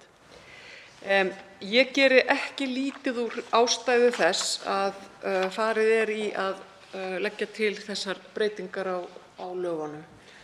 Og við munum auðvitað hvernig aftakaveðrið sem gekk yfir í desember 2019 fór með stór svæði í landinu, kannski ekki síst í Norðvesturkjördæmi eða á því svæði. En ég er hins vegar líka þeirrar skoðunar að ýmislegt hafi verið komið í óefni fyrir áður en að það veður brast á, sem að hafi gefið tilefni til skoðunar á skipulagslögunum. Það því að þetta efni, það að leggja flutningskerfið, raflínurnar, flutningskerfið, er eins og hér hefur verið sagt, auðvitað grundvöllur þess að halda úti ekki bara raforkuöryggi allt land, heldur einnig atvinnustarfsemi og að ógleymdum orkuskiptunum sem oft eru rædd hér í þessum sal, og þar hlýtur allt landið að vera undir. Það verður hins vegar ekki framhjá því litið að hér er á ferðinni eða tillagan felur í sér undantekningu frá meginreglunni sem hefur verið við lýði í skipulagsmálum á Íslandi í líklega 25 ár eða svo, að skipulagsvaldið sé í höndum sveitarfélaganna. Og það er auðvitað, í rauninni er það að mínu viti það sem við ættum að vera að ræða. Og ég geri mér fulla grein fyrir því að margir félagar mínir, allavega í Samfylkingunni, Jafnaðarmannaflokki Íslands og örugglega þingmenn og sveitarstjórnarfulltrúar annarra flokka, eru mér ekki sammála það að ég sé ekki bara kosti við það að skipulagsvaldið sé allt í höndum sveitarfélaga. Þá hefur það verið sagt. Þó að ég viti alveg hvers vegna það var sett á og hvernig hefur verið unnið með það. Og það er vegna þess sem að hæstv. Innviðaráðherra nefndi hér í andsvari áðan, og það er þegar að sveitarfélög reynast ófær að láta almannahagsmuni vega þyngra heldur en sérhagsmuni eða sérhagsmuni tiltekinna landeigenda jafnvel. Og það er málið, það er í rauninni það sem við sitjum uppi með.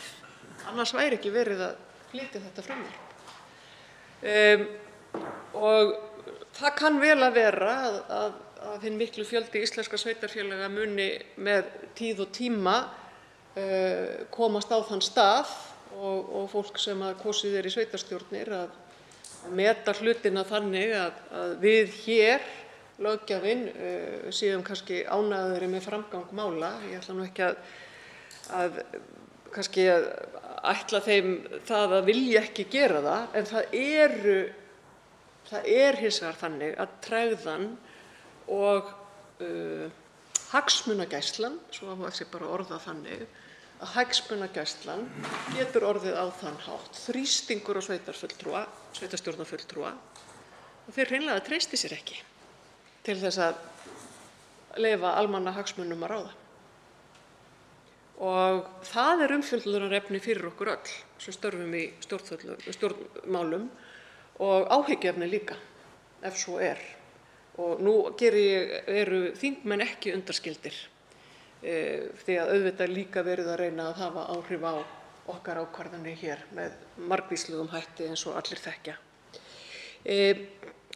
Þannig að ég vildi kannski bara opna þessar hugsanir hér við 1. umræðu þetta frumvarp og ég mun í umhverfis- og samgöngunefnd að sjálfsögðu fylgja málinu vel eftir og ég á von á því að það verði vönduð og góð umfjöllun.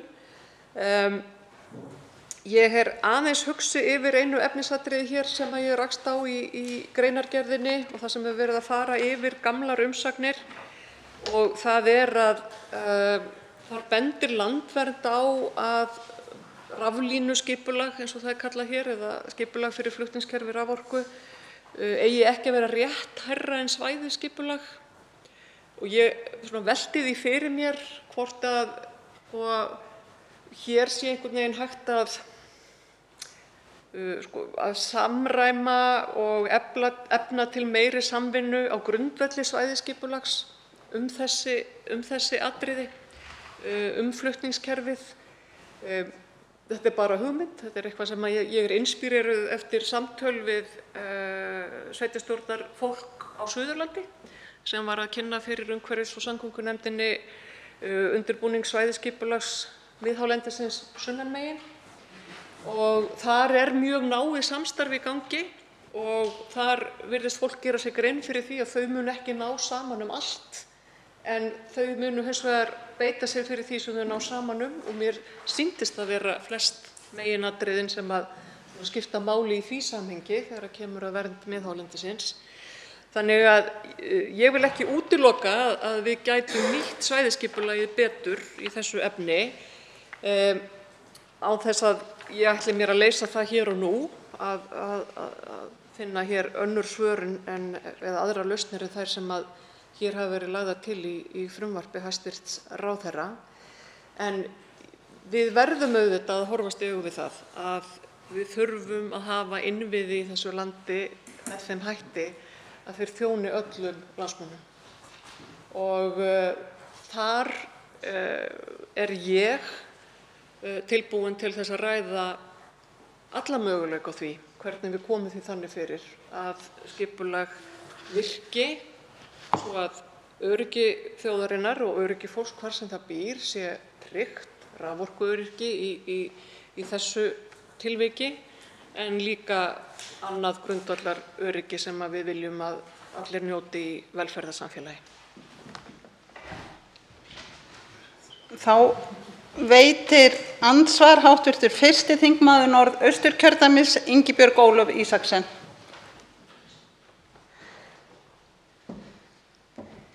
Virðulegi forseti, ég vil þakka hv. þingmanni fyrir sína yfirferð á þessu. Að mörgu leyti ég sammála og þar sem við sitjum nú saman í umhverfis- og samgöngunefnd eigum við eflaust eftir að taka þetta mál til umræðu þar og ræða það í kjölinn. Mig langar aðeins til að bregðast við orðum hv. þingmanns varðandi skipulagsrétt sveitarfélaga og hún kom nú vel inn á það að það ekki allir sammála hvernig ber að nálgast þetta og þetta frumvarp sem hér lagt fram meðal annars til þess að mæta þeirri stöðu sem við stöndum frammi fyrir í dag, til þess að við náum framgangi í því að byggja upp byggðalínuna okkar og dreifa rafmagni landið allt. Í frumvarpinu kemur fram tillaga stjórnsýslunefnd með aðkomu fulltrúa frá öllum sveitarfélögum. Mig langar að spyrja hv. þingmann hvort hún telji ekki mikilvægt að sveitarstjórnarfulltrúar hafi aðgang að þessum málum og fái að segja sína sögu og hvort að það sé einmitt ekki mikilvægt að hafa það inni. Takk. Þá svarar andsvari hv. 8. þingmaður Suðvesturkjördæmis, Þórunn Sveinbjarnardóttir. Frú forseti, ég þakka andsvarið. Jú, ég hygg að það sé mikilvægt að sveitarstjórnarmenn eigi fulltrúa í þessari raflínunefnd ef af þessu verður. Það hlýtur að þurfa að ná saman á milli sveitarfélaga og það eru auðvitað fulltrúar í sveitarstjórn sem hafa þar pólitískt umboð til þess að gera það. Ég var hins vegar velti upp svæðisskipulagsforminu af því að mér finnst það passa vel inn í þau skipulagslög og þá skipulagsumgjörð sem við höfum svona búið okkur. En ég ætla ekki heldur að gera lítið úr því að það er mjög mikilvægt verði þetta veruleika og við höfum eftir að skoða það og kryfja í nefndinni eins og hv. þingmaður tók fram, að þá verður auðvitað að sjá til þess að almenningur hafi tök á því eða eigi kost á því að koma sínum skoðunum á framfæri. Þá má heldur ekki loka ferlið inni. Þannig og þess vegna spurði ég hér í upphafi og velti fyrir mér hvort að í rauninni þessi tiltekna aðferð við að leysa þetta mál eða höggva á hnútinn væri til þess fallin að flýta og einfalda, og það er eiginlega það sem við þurfum að svara í nefndinni. Andsvörum lokið. Til máls tekur hv. 6. þingmaður Suðvesturkjördæmis, Bryndís Haraldsdóttir.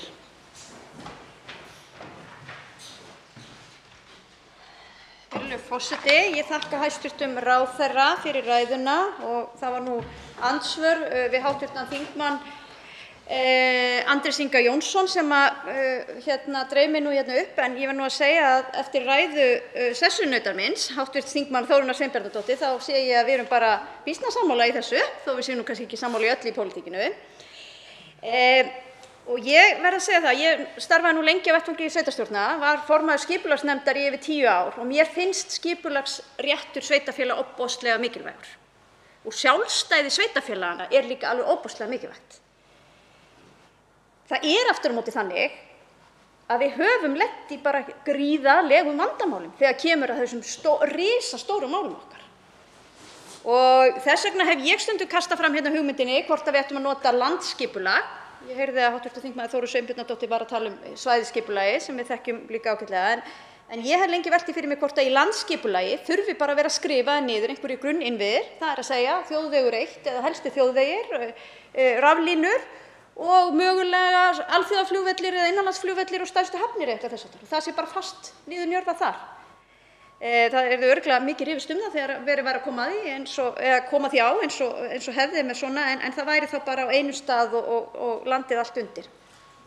En mér langaði aðeins að segja út frá umræðunum umhverfismál að þá getum við ekki lengur lokað augunum fyrir því að langstærsta umhverfismálið sem við stöndum frammi fyrir er loftslagsvá. Leiðin út úr því er orkan. Og við eigum þessa sjálfbæru grænu orku á Íslandi og þess vegna verðum við að finna leiðir til þess að hún geti nú verið nýtt landið allt, okkur öllum í hag og ekki síst loftslagsvánni. Og bara það er stundum eins og við séum of þröng í þessari umræðu því að alls staðar það sem maður fer erlendis á þessar alþjóðlegu ráðstefnur loftslagsmál eða hvort sem það séu norðurslóðamál eða COP26 ráðstefnur eitthvað, þá er umræðan alltaf orka. Því orkan okkar er lykillinn, umbreyting í orku er lykillinn út úr þessu. Og við sitjum hér á ofboðslega mikilli og dýrmætri auðlind sem er græn umhverfisvæn orka.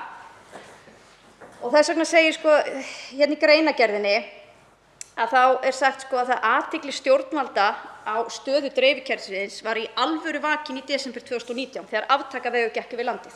Og við munum það allavega sem vorum hér í þessum sal þá og örugglega allir landsmenn hvernig staðan var þá. Þegar heilu landshlutarnir voru bara án rafmagns. Og það í langan tíma. Og það er auðvitað þjóðaröryggismál að slíkt gerist ekki aftur. Og við verðum að tryggja þessa innviði. En svo þegar segir líka í greinargerðinni að það hefur verið bent á að flókið lagaumhverfi hafi hugsanlega valdið töfum á framkvæmdum í flutningskerfi raforku, þá er það nú verið að fara mjög, ég held að sé ekkert hugsanlega, við getum bara staðfest það að það hefur valdið verulegum töfum í uppbyggingu á flutningskerfi raforku. Og ef að þetta frumvarp hér leysir það, þá segi ég bara heyr, styðjum það. Og það sem ég sit nú ekki í háttvirtri umhverfis- og samgöngunefnd, þá varð ég bara að koma hérna upp og koma þessum sjónarmiðum mínum hér á framfæri og ég hef svo sem talað undir þessu máli áður, því eins og hefur verið sagt hér, þá hefur það komið fram áður. Og það er auðvitað hægt að flækja þetta eins og ég er að segja, tölum landsskipulag og veltum fyrir okkur fleiri þáttum. En ég styð það samt að við bitum fílinn niður og einbeitum okkur að þessu máli núna sem flutningskerfi raforku, því það bara svo ofboðslega mikilvægt. En auðvitað mun sú reynsla okkur nýtast í öðrum málum tengjast svona skipulagsmálum. Og þá langar mig að segja út frá skipulagi sveitarfélaganna að það sem sveitarfélögin hafa rétt yfir sínu landi, en það sem veldur oft mestu vandræðum með nágrannasveitarfélagið með sitt skipulagsvald. Og þar myndast ágreiningur á milli sveitarfélaganna. Og nú bara þekki ég það voðalega vel, búandi í Mosfellsbæ, þar sem Reykjavíkurborg með urðunarstað hliðina á okkur, og það auðvitað ekki vilji Mosfellinga eða hefur ekkert með skipulagsvald Mosfellsbæjar að gera að þetta sé staðsett þarna. Og svo mætti lengi telja. Næsta mál okkar auðvitað svo að huga vindorkunni og hvernig við höfum vinna með það og hvernig það á að falla skipulaginu. En að því sögðu, við þurfum að hreyfa okkur hratt. Dreifikerfi raforku þarf að vera í lagi því það stærsti þátturinn í því að bregðast við loftslagsvánni, en það líka stærsti þátturinn í að bregðast við aðlögun af þeim loftslagsbreytingum sem hafa orðið og munu verða. Og raforkukerfið okkar verður að geta staðið af sér ýmis áföll eins og sýndi sig í óveðrinu 2019. Til máls tekur hv. 10. þingmaður Reykjavíkurkjördæmis norður, Andrés Ingi Jónsson.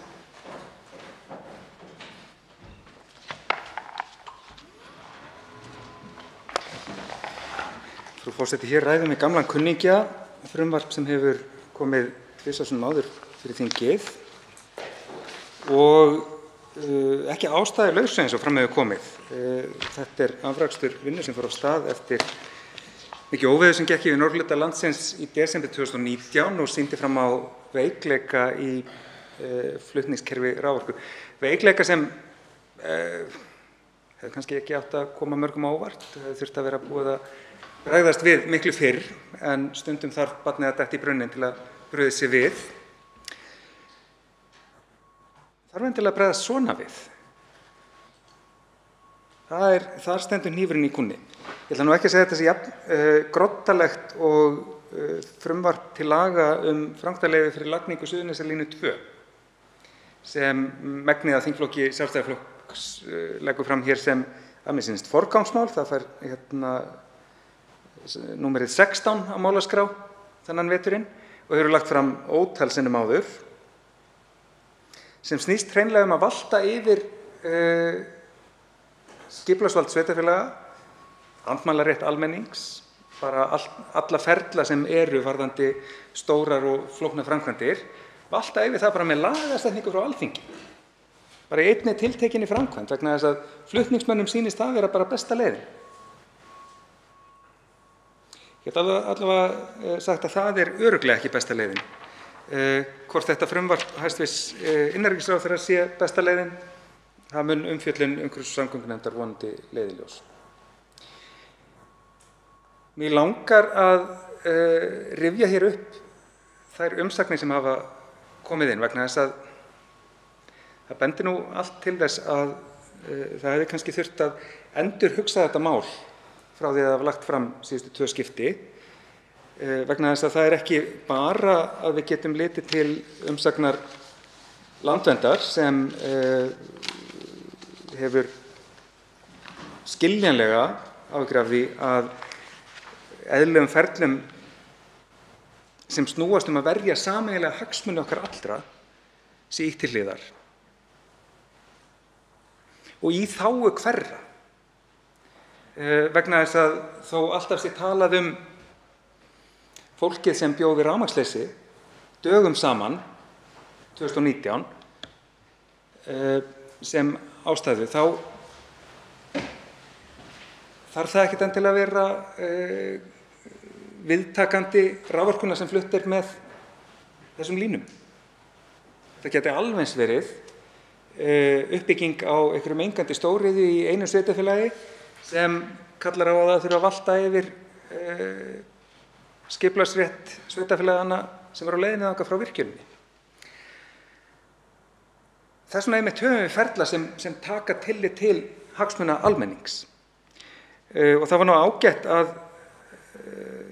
ágætlega fjallað þetta í umsögn Landverndar sem lagði til að það væri kannski skilyrt ef við værum að víkja til hliðar þessum rétti sveitarfélaganna, að þá þyrfti það að vera ekki fyrir hvaða raflínuframkvæmd sem heldur fyrir framkvæmdir sem staðfest að skili umtalsverðum umbótum í afhendingaröryggi á raforku fyrir almenna notendur.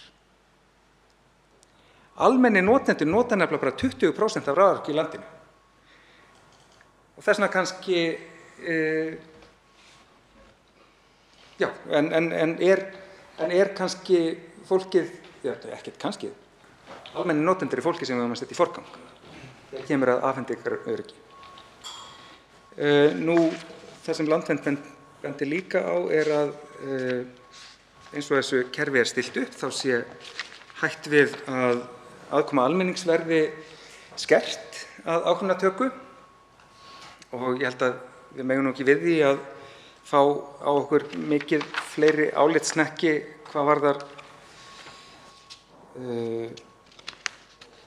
framkomu stjórnvalda við réttindi fólks samkvæmt Árósasamningnum. Þannig að hér þarf að stíga varlega til jarðar. En svo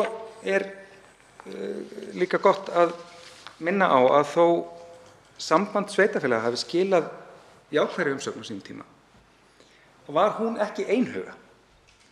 Stjórn sambandsins klofnaði í afstöðu, þannig að 2 fulltrúar í stjórn skiluðu séráliti. Þar var meðal annars að ræða fulltrúa sem var borgarfulltrúi í Reykjavík. Og kannski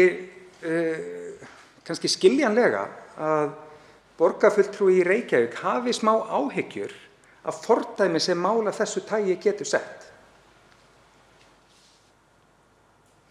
Við þekkjum nefnilega dálítið mörg dæmi þess að vel meinandi þingmenn leggi fram frumvörp eða tillögur eða tali bara fjálglega það að megi svipta Reykjavíkurborg sérstaklega skipulagsvaldi, hvort sem í kringum flugvöllinn í Vatnsmýri eða í kringum Kvosina, eins og einhverjir þingmenn vildu gera til að vernda ásýnd Alþingishússins.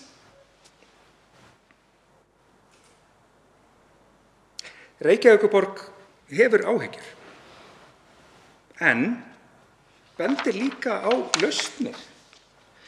Heilbrigðiseftirlit Reykjavíkurborgar skilar umsögn vegna þess að heilbrigðiseftirlitið hokið af reynslu í því að ná sáttum í málum af þessu tagi. Þar sem það bendir á að hagsmuni vatnsverndar sem ganga þvert á sveitarfélagsmörk sé eitthvað sem þau bara leysa með samráði, bara tala saman, sem einhvern veginn auðveldara, myndi maður halda, en að lögþvinga einhverja ákveðna tegund af nefnd þar sem að ekki tekið kannski eðlilegt tillit til ólíkra hagsmuna sem sveitarfélögin hafa af þeim framkvæmdum sem ræðir. Heilbrigðiseftirlit Reykjavíkur segir bara: þetta ekki æskileg leið til að stytta málsmeðferð, við erum með reynslu af annarri leið, hún ætti bara að hittast og spjalla og það bara virkar. Einhverra hluta vegna virkar það síður hjá þeim framkvæmdaraðila sem sér flutningskerfi raforku. Ég veit ekki hvort lexían eigi endilega vera að þurfa að breyta lögum eða breyta starfsháttum kannski frekar. Þurfti kannski að þjálfa fólk í öðruvísi samræði til að ná fram nauðsynlegum framkvæmdum. Síðan fannst mér mjög áhugaverð umsögn sem skilaði sér hér á síðasta þingi. Þá ræddum við nú ekki mikið þetta mál. Það kom fram seint síðasta vor, rauk í gegnum fyrstu umræðu og svo til nefndar og til umsagnar og svo ekki söguna meir. En RARIK skilaði í lok maí umsögn þar sem það tekur náttúrulega undir mikilvægi þess að stjórnsýsluferli sem lúta að uppbyggingu flutningskerfis raforku séu eins skilvirk og kostur en tekur einnig undir efasemdir þess efnis að þetta sé leiðin. bara ef við ætlum að ná markmiði aukna skilvirkni stjórnsýsluferla sé frumvarpið ekki að svara þeirri þörf. Þetta hefur nú ekki verið hlustað á í ráðuneytinu en ég vænti þess að við munum hlusta á þessi sjónarmið í umhverfis- og samgöngunefnd þar sem við þurfum að gæta hagsmuna almenningsins en ekki einhverra sérhagsmuna varðandi uppbyggingu þessara grunninnviða. Nú svo langar mig að nefna hér bara tengt áhyggjum sem kristallast til dæmis í afstöðu fulltrúa Reykjavíkurborgar í stjórn Sambands sveitarfélaga á 151. þingi. Áhyggjum af því að þetta módel, þetta getur orðið skapalón fordæmisgefandi fyrir aðrar tegundir framkvæmda. Og það var skemmtilegt að hv. þingmaður Bryndís Haraldsdóttir hafi verið hérna undan mér í ræðustól að nefna hugmyndir sínar að fella svona tiltekna tegundir framkvæmda inn í landsskipulagsstefnu sem alveg fín pæling, eitthvað sem við ættum að tala en kannski stærri umræða en akkúrat þetta afmarkaða mál. Nema hvað hún nefndi þetta líka hér í ræðustól á 151. þingi í andsvari við þáverandi hæstv. Umhverfis- og auðlindaráðherra. Nefndi þetta með að það væri kannski sniðugt að raflínur og aðrar veitur, flugmannvirki og hafnarmannvirki færu bara undir landsskipulagsstefnu. Og í svari sínu benti hæstv. ráðherra á þetta frumvarp hér. Sagði með leyfi forseta: Ég vil benda á frumvarp mitt breytingar á skipulagslögum sem liggur fyrir þinginu þar sem verið að setja málefni raflína í aðeins annað form. Það með sérstakri nefnd sem í sitja fulltrúar viðkomandi sveitarfélaga og raflínan fer í gegnum og fulltrúi ríkisins, það Skipulagsstofnunar sem leiðir þá vinnu. Ég held að það sé kannski ekkert vitlaust að sjá hvernig það gerir sig verði það frumvarp að lögum. Það að hafa fyrirkomulagið með því móti. Og þarna daldi fór út í veður og vind öll fyrirheit að þetta væri ekki fordæmisgefandi ákvörðun í þessu frumvarpi. Vegna þess að það er augljóslega verið að horfa til þess sem fordæmis, sem skapalóns utan einhverjar aðrar framkvæmdir. Og það getum við ekki gert með því að éta fílinn í smærri bitum, eins og kallað er fyrir í dag. Það er bara meiri háttar stefnumarkandi ákvörðun skipulagsvald sveitarfélaga. Ef að fara að skella einhverjum ótilteknum framkvæmdum inn í þetta skapalón á næstu þingum einhvern tímann, þá á bara að ræða það frekar en að nota sem fyrsta bita af fílnum þá staðreynd að óveður 2019 hafi sýnt fram á augljóslega vankanta í flutningskerfinu, nota það sem einhverja tylliaðstöðu til að keyra í gegn fyrsta skrefið af einhverju vegferð sem fólk virðist vera búið að hugsa. Eða eins og núna þegar stjórnarflokkarnir sem fengu 13% og 21% í sólinni mati ungra umhverfissinna á loftslags- og umhverfisstefnum flokkanna fyrir ári, fengu verstu mögulega einkunn, allt í einu að tala að það sé mjög mikilvægt að byggja upp raforkukerfið í þágu grænna umbyltingar. Þetta er bara tylliástæða líka. Það er verið að nota ástæður sem að við getum einhvern veginn öll fyrir sammálum. Auðvitað viljum við öll að fólk á Norðurlandi búi við öryggi í afhendingu raforku. Auðvitað viljum við öll að raforkuframleiðsla á Íslandi stuðli að grænum umskiptum. Ég held ekkert okkur sem á móti því. En ef að það er notað sem þrýstingur á það að koma í gegn grundvallarbreytingum á samskiptum á milli sveitarfélaga þegar kemur að skipulagsvaldi sem þau deila gagnvart framkvæmdum sem fara yfir mörk þeirra, þá er það ekki heiðarlegasta nálgunin til að gera það. Og nú ætla ég ekkert að slá því föstu að það sé endilega slæm hugmynd að taka einhverjar ótilteknar framkvæmdir og setja í einhverja ákveðna tegund af samráðsmódeli. Þá þarf bara að eiga þá umræðu heiðarlega. Og þarna erum við náttúrulega, ekkert okkar að fara að halda því fram að skipulagsvald sveitarfélaga sé eitthvað meitlað í stein. Það hins vegar skrifað í 78. grein stjórnarskrár að sveitarfélög ráði sínum málum og við höfum ekki að skerða þann rétt, þann stjórnarskrárvarða rétt án þess að taka það opna umræðu. Frekar en að éta fílinn í litlum bitum og vona að það taki enginn eftir því fyrir en hann bara allur uppgetinn. Þá veitir andsvar hv. 7. þingmaður Norðvesturkjördæmis Halla Signý Kristjánsdóttir. Já, virðulegi forseti. Hv. þingmaður Andrés Ingi Jónsson fjallaði hér heilagleika skipulagsvalds sveitarfélaga sem að mér kært líka. En við erum farin svolítið á, þá langar maður til að spyrja hv. þingmann varðandi svæðisskipulag sem núna svolítið í tísku. Strandsvæðaskipulag sem þá samkomulag sveitarfélaga, eða það einhver nefnd sem fer á stað og býr til svona tillögu að strandsvæðaskipulagi sem hvert sveitarfélag þarf náttúrulega að samþykkja fyrir sig og eins með svæðisskipulag. Þetta eitthvað á sveig við það skipulagsvald sem að sveitarfélögin hafa, því þetta fjallar landnotkun og nýtingu og líka vernd.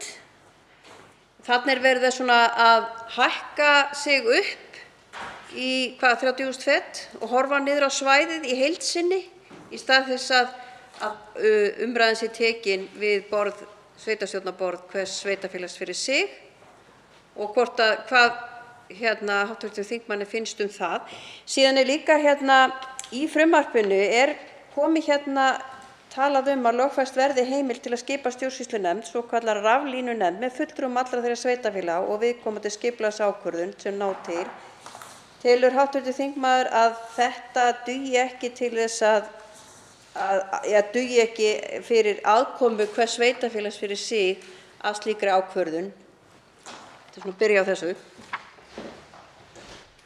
Þá svarar andsvari hv. 10. þingmaður Reykjavíkurkjördæmis norður Andrés Ingi Jónsson. Frú forseti, hv. þingmaður sagði að ég hefði talað heilagleika skipulagsvalds sveitarfélaga. Ég vil bara í fyrsta lagi benda á að ég myndi aldrei tala heilagleika eins eða neins. En þar að auki sagði ég einmitt að skipulagsvald sveitarfélaga verði ekkert meitlað í stein. Við getum alveg tekið umræðu að breyta því hvar mörk þess og valds ríkisins liggja. Auðvitað. Þetta allt mannanna verk og auðvitað eðlilegt að skoða hvar þetta liggur. Það sem við þurfum hins vegar að vara okkur á að leggja hér fram frumvarp sem snýr að einni tegund framkvæmda en vera síðan eins og hluti stjórnarliða virðist gera að hugsa einhverjar aðrar tegundir framkvæmda sem getur mögulega fallið undir það sama. Hversu langt nær það? Eigum við þá von á því að fá í röðum eftir þessu skapalóni einhvers konar annars konar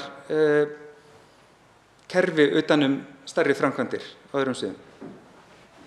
Ég bara að segja að ef við ætlum að breyta aðkomu sveitarfélaga að skipulagi með þessum hætti, það er kannski bara eðlilegra að taka þá umræðu bara með öll spilin á borðinu. Ef aðrar veitur, ef vegir, ef hafnir, ef flugvellir geta mögulega verið framkvæmdir sem passa inn í þetta skapalón að mati stjórnarflokkana, komið þá með þá umræðin í þingsal, frekar en að byrja á þessum bita og éta síðan restina af fílnum. Já, og þá tíminn bara búinn. Þá veitir andsvar öðru sinni hv. 7. þingmaður Norðvesturkjördæmis Halla Signý Kristjánsdóttir. Já, virðulegi forseti, ég þakka hv. þingmanni fyrir svarið. Erum við ekki einmitt að gera það með þessu frumvarpi? Erum við ekki að fara að fjalla það hvort það sé hægt að taka einhverjar ákveðnar framkvæmdir út fyrir sviga? Það vill svo bara til að í þessu erum við að tala raflínur. Þegar ég er að horfa á kosti svæðisskipulaga og strandsvæðisskipulaga, þá er ég til dæmis verið að taka betur utan til dæmis vernd ákveðinna svæða og ég held að tilgangur með svona svæðisskipulagi sé að hafa sameiginlega sýn á ákveðna þætti. Auðvitað er það náttúrulega í annarri mynd heldur en fjallað í þessu frumvarpi, en getur þetta ekki er þetta ekki byrjun á þessu samtali? Síðan get ég alveg tekið undir með hv. þingmanni að þetta ef að þetta næst fram til samþykktar að þetta verði ekki fordæmisgefandi og við getum alveg gengið þannig frá því að við séum ekki að færa þetta yfir á eða opna fyrir aðra framkvæmdir. Þá er ég að tala vegi eða brýr eða eitthvað annað. En við þekkjum alveg þessa umræðu, þetta er mjög erfitt og hv. þingmaður talaði það í ræðu sinni að þetta væri, við gætum tekið út fyrir sviga raforku til almennings. Ég get til dæmis bara fjallað raforku óöryggi heils landsvæðis sem eins og Vestfjarða sem áttu að hringtengja og ég held að það geti orðið mjög erfitt sveitarfélögum þar að fjalla það hvert fyrir sig ef við ætlum að hringtengja vegna þess að það er yfir 100 km lang raflína sem þarf að leggja í gegnum nokkur og geti orðið mjög erfitt fyrir þau og væru kannski bara fegin að fá kannski aðkomu að þeirri ákvörðun með öðrum hætti. Þá svarar andsvari öðru sinni hv. 10. þingmaður Reykjavíkurkjördæmis norður, Andrés Ingi Jónsson. Frú forseti, mér finnst stundum eins og ég skilji hugtakið fordæmisgefandi öðruvísi en stjórnarliða þegar við ræðum þessi mál. Þetta kom til dæmis fram í áliti meirihluta umhverfis- og samgöngunefndar á 151. þingi. Þar sagði að ákvæði ná ekki til annarra innviða eins og samgönguframkvæmda og er það mat meirihlutans að þær skapi ekki fordæmi varðandi frekari takmörkun og skipulagsvaldi sveitarfélaga. Og ég heyri sama tón frá hv. þingmanni, þó það sé ekki talað samgönguframkvæmdir í þessu frumvarpi, þó það sé ekki beinlínis verið að snerta á þannig lagagreinum í þessum texta, að þá er það ekki þannig sem fordæmi virkar. Það þarf ekki að segja hafnarframkvæmd í frumvarpinu til að einhvern tímann eftir 5 ár detti einhverjum í hug að hafnarframkvæmdir eigi heima þarna undir. Það þarf ekki að standa neitt Reykjavíkurflugvöll þó að einhverjum þingmönnum detti í hug að þetta verði sniðugt módel til að beisla hugmyndir fólks að byggja hér upp mannvænt samfélagi kringum Vatnsmýrina. Fordæmið sem er gefið er þetta módel. Það er verið að prufukeyra módel á flutningskerfi raforku vegna þess að eins og kemur fram hjá hv. þingmanni þá eru margir landshlutar sem réttilega þyrstir í almennilegt afhendingaröryggi. Staðan á Vestfjörðum er ekki góð. Ekki frekar en það er góð staða að bara stórhluti af Norðurlandi geti bara slegið út og verið úti dögum saman miðjan vetur. Þetta á ekki að vera ásættanlegt. En að sama skapi má ekki nota það sem einhverja tylliástæðu til þess að byrja að éta eitthvert fíl, eins og sagt var hér í ræðu fyrr í dag, án þess að nokkrum sé sagt nákvæmlega hvað sé endamarkmiðið. Ef að einhverjum dettur í hug að nota þetta sem fordæmi, og þær hugmyndir eru greinilega komnar inn í stjórnarliðið, þá þurfum við að ræða það frekar en að segja að við séum bara hér að ræða raflínur og ekki neitt annað. Því við erum ekki bara að ræða raflínur og ekkert annað. Fleiri hafa ekki kvatt sér hljóðs og er umræðu lokið. Frumvarpið gengur nú til 2. umræðu og umhverfis- og samgöngunefndar ef enginn hreyfir andmælum. Það er samþykkt. Tekið er fyrir 4. dagskrármálið, ávana- og fíkniefni, afglæpavæðing, vörslu neysluskammta, frumvarp 5. mál á þingskjali 5, 1. umræða. Til máls tekur háttvirtur 3. þingmaður Reykjavíkurkjördæmis norður, Halldóra Mogensen.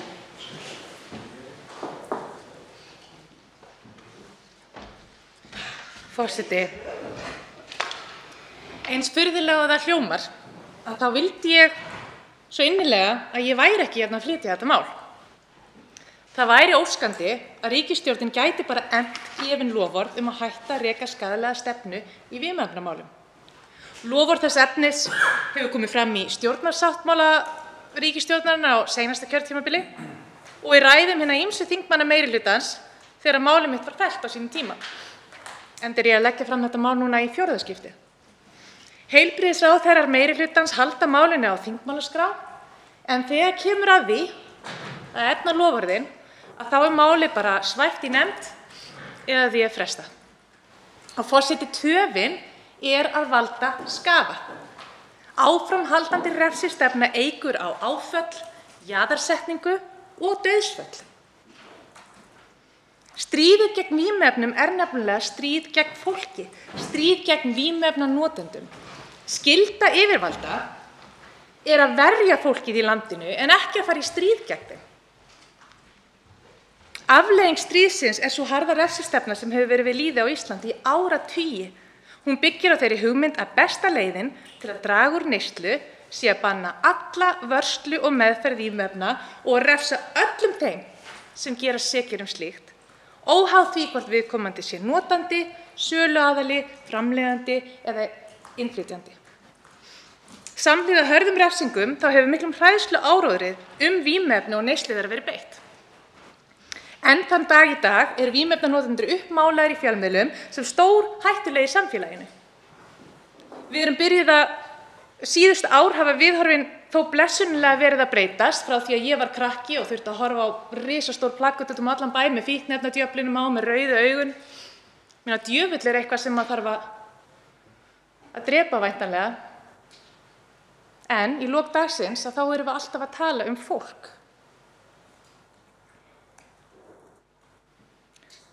En guðslof að þá erum við byrjuð að tala fíknivanda á yfirvegaðri og ígrundaðri hátt og hugtakið skaðaminnkun hefur rutt sér rúms í almennri umræðu. Staðreyndirnar bann og refsistefnuna mála ekkert mjög fagra mynd. Í skugga stefnunar hefur neysla vímuefna aukist jafnt og þétt og vandamálum tengt neyslunni hefur fjölgað gríðarlega. Það ætti að vera öllum ljóst að núverandi stefna sem gengur út á að banna vörslu vímuefna í besta falli gagnslaus og í versta falli bara mjög skaðleg. Fíkn ekki eitthvað sem fólk velur sér. Fíkn ekki siðferðis eða skapbrestur og það ekki heldur afleiðing slæms innrætis eða viljaleysis. Fíkn ekki hægt að lagfæra með refsingum. Þvert á móti fíkn viðbragð við mannlegri þjáningu. Það í eðli okkar allra að flýja þjáningu. Þegar okkur verkjar, þá fáum við okkur verkjalyf og okkur þykir það sjálfsagt. En þegar manneskja þjáist af andlegum sársauka sökum áfalla sem aldrei hefur fengist aðstoð við og sækist í verkjalyf sem henni hefur ekki verið ávísað, að þá þykir okkur sjálfsagt að refsa henni með því að taka af henni lyfin út af því að það svo sannarlega refsing að taka lyfin af manneskju sem þarf á þeim að halda og sekta eða mögulega fangelsa hana í stað þess að hjálpa þessari manneskju að hlúa að henni og veita henni sjálfsagða heilbrigðisþjónustu. Samfélagið ætlar að aðstoða þessa manneskju með því að gera hana að glæpamanni, jaðarsetja hana, telja henni trú og hún sé biluð. Henni meinaður aðgangur að því sem hún þarf mest á að halda, sem kærleikur, hlýja, skilningur.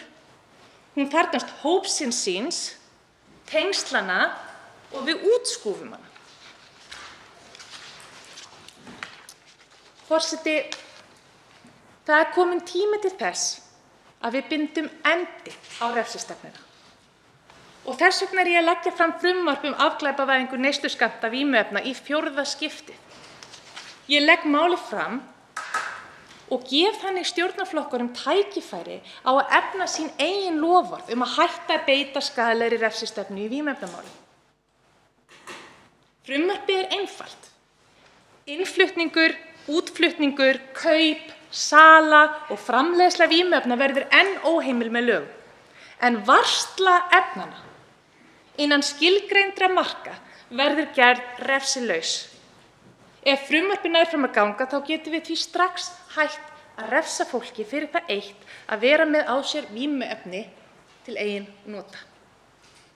Því það er alveg deginum ljósara að það er nákvæmlega engin aðstoð og engin forvörn falin í því að jaðarsetja, fangelsa, sekta eða taka efnin af fólki.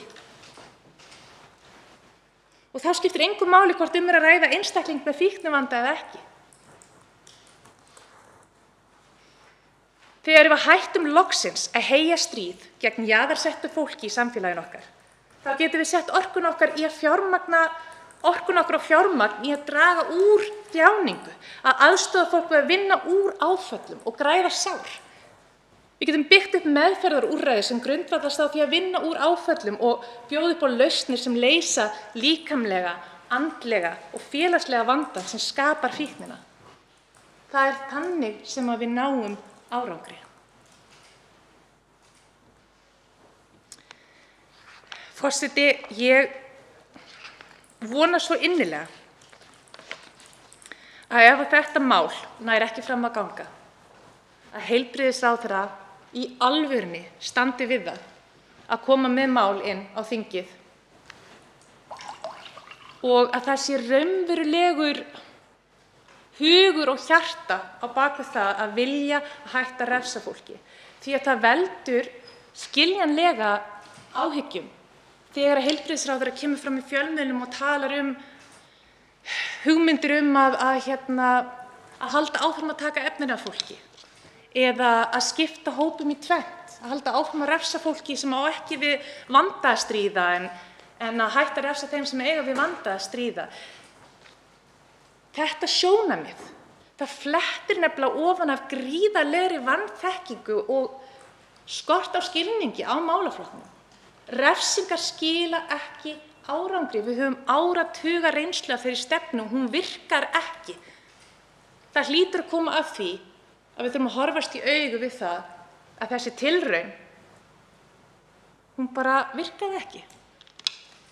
Og þá þurfum við sem löggjafi okkur ber skylda að taka stefnu sem virkar ekki og er að valda skaða og breyta henni.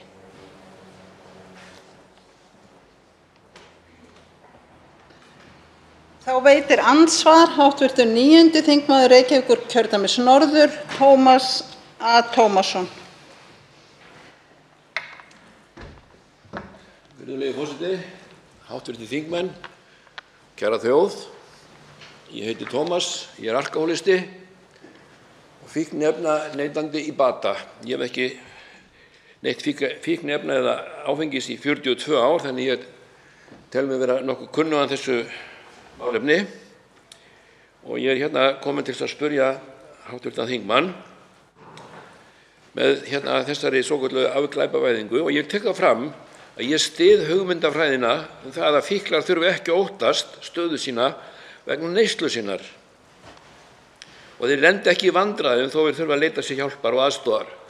Það liggur alveg ljóst fyrir. Hugur minn er þar.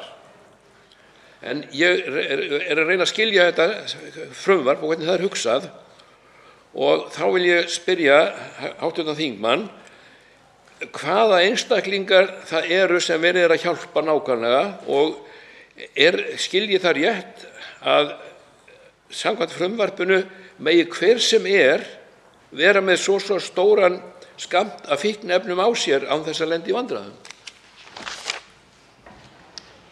Þá svarar andsvari hv. 3.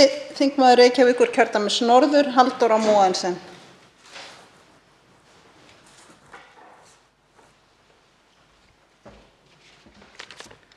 Forseti, ég þakka spurninguna. Hvaða einstaklingum er verið að hjálpa? Já, öllum. Út af þetta snýst öryggi fólks.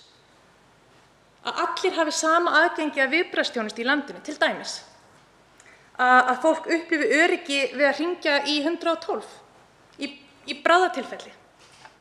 Eða ef það er heimilis eða kynferðisofbeldi eða hvað sem kemur upp, á stað þar sem verið að nota vímuefni, að fólk þori að sækja sér aðstoðar, að fólk óttist ekki að lögreglan komi og refsi þeim.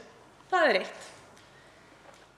Svo eru það einnig þeir sem að eiga við mikinn vímuefnavanda að stríða, að þeir fái aðstoð í heilbrigðiskerfinu, og við erum að heyra það frá notendum vímuefna, frá þeim sjálfum, að þeir eru að lýsa aðstæðunum sem þeir eru í sem vímuefnanotendur, að þeir eru bara að upplifa sig sem annars flokks þegna í samfélaginu. Það eru gríðarlegir fordómar til staðar hjá lögreglunni, inn í heilbrigðiskerfinu, og þetta er allt að skána og fara í betri veg, en þetta lagast ekki fyrr en að við hættum að stimpla þessa einstaklinga sem glæpamenn og hættum einhvern veginn að kerfið hættir að koma við þessa einstaklinga koma fram með þessa einstaklinga sem glæpamenn. Það er nýleg rannsókn frá Noregi sem sýndi að notendur vímuefna veigra sér við að hringja í neyðaraðstoð sökum ótta við lögreglu, og við vitum að þetta er eins hérna heima. Þannig að hætta að stimpla fólk sem notar vímuefni, að hætta að stimpla unga fólkið okkar sem notar, bara hætta að stimpla fólk sem glæpamenn.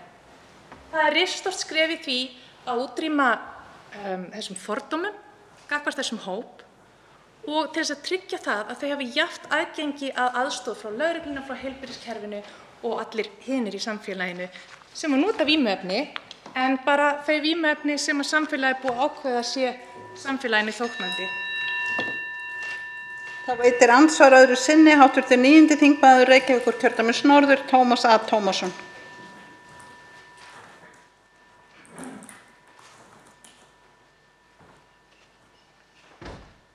Virðulegi forseti, hv. þingmenn og kæra þjóð. Hv. þingmaður Halldór Mogensen sagði það hefði verið að hjálpa öllum. Skiljið það þá þannig að það sé öllum heimilt að vera með fíkniefni á sér og neita þeirra bara að eigin geðþótta? Er það tilgangurinn á bak við þetta? Ég var á ráðstefnu daginn, eða svona málþingi skaðaminnkun, og þar kom fram að 90 einstaklingar eru að notfæra sér aðstöðuna í svokölluðum bíl sem heitir Frú Ragnheiður. Það er út af fyrir sig ákveðinn hópur sem er að sprauta sig og er verulega illa á sig kominn, og þetta fólk þarf virkilega á aðstoð að halda. En svo eru allir hinir sem eru bara að leika sér að taka sukka og neita þessari efna bara ganni sínu. Hafa þeir líka leyfi til þess að vera út allt með efni eins og þeim hendar? Ég bara spyr. Þá svarar andsvar öðru sinni hv. 3. þingmaður Reykjavíkurkjördæmis norður, Halldór Mogensen. Forseti, ég ætla að svara þessari spurningu bara mjög einfaldlega og segja bara já. Það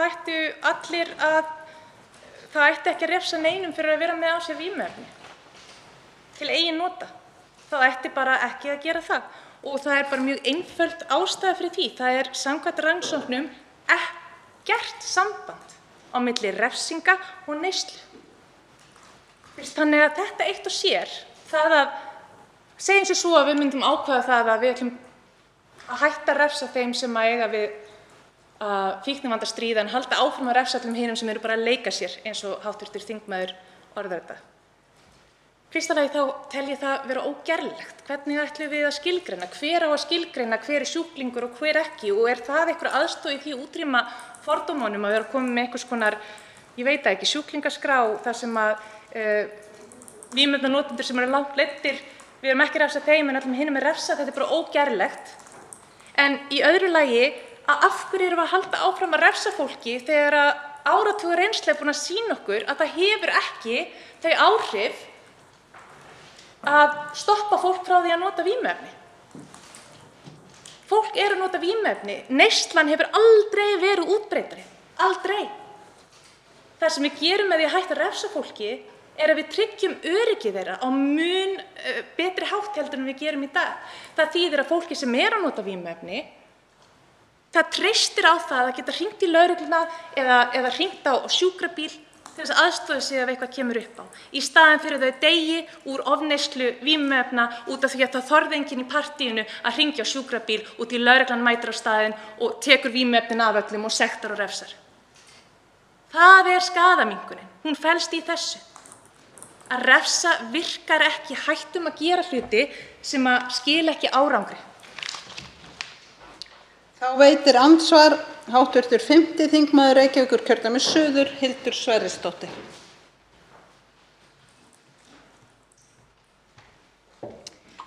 Frú forseti, ég þakka hv. þingmanni Halldóru Mogensen fyrir sína framsögu á þessu máli sem ég er sammála. Ég er sammála hugsuninni og markmiðinu og mér finnst líka skipta máli að halda til haga að þetta mál er ekki bara heilbrigðismál, þetta er líka frelsismál.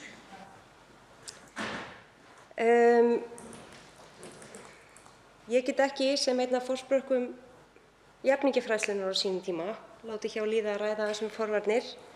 Vil þó taka fram að ég ber í engu ábyrgð á rauðeygða fíkniefnadjöflunum sem var minnst á hérna áðan, alls ekki, en hins vegar held ég að við verðum í þessu samhengi að ræða þetta saman. Því að þrátt fyrir að við sem hérna ræða refsistefnu sem er ekki bara tilgangslaus heldur ósanngjörn, við erum að tala hérna mál sem er heilbrigðismál, en við kannski verðum líka að horfast í augu við viljum kannski ekki endilega að ýja því að neysla þessi sé ekkert vandamál og æskileg öllum. Þannig að ég var glöð að sjá að það er kveðið á að svona ábati þessa myndi fara í einhvers konar forvarnir. Og ég fagna því og kannski hefði mátt vera aðeins skýrari með það hvernig nákvæmlega það sé fyrir sér. En mér langaði að nefna aðeins með skilgreininguna á neysluskömmtunum. Ég hef séð í umræðinu undanfarið, það hefur kannski aðeins verið þeim brigslað að vera einhvern veginn að drepa málinu á dreif til sem að ræða það, skilgreininguna á því. Ég átta mig ekki á hvort að það sé bara mjög svona ódýr gagnrýni, en allavega ef ég tala fyrir mig, þá langar mig aðeins að fá að spyrja út í það. Og því að mér finnst nefnilega hinn endinn á því vera sá að efri mörkin eru orðin refsiákvæði. Og ég er bara það mikill aðdáandi réttarríkisins að refsiákvæði verða að vera skýr. Þannig að fyrir mér finnst mér þetta verða að vera hrein. Og mér langar að fá að spyrja hv. þingmann hvort að hún líði nógu vel með að þetta sé nógu skýrt frá þeim endanum. Þá svarar andsvari hv. 3. þingmaður Reykjavíkurkjördæmis norður, Halldóra Mogensen.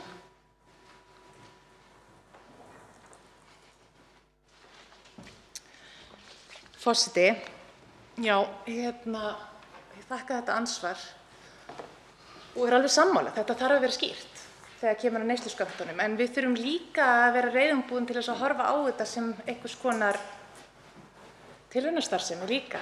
Því að auðvitað er hægt að skilgreina, það er aldrei einhver ein rétt og heilög leið til þess að skilgreina neysluskammta.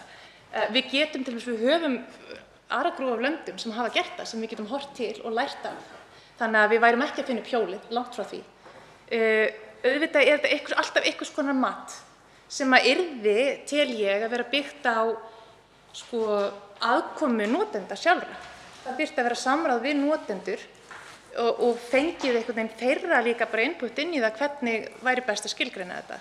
Svo myndum við fara af stað með skilgreiningu og auðvitað þyrftum að fylgjast ótrúlega vel með því og það var líka hluti af pælingunni með því að setja saman starfshóp eða nefnd sem myndi fylgjast með hversu vel innleiðingin gengur.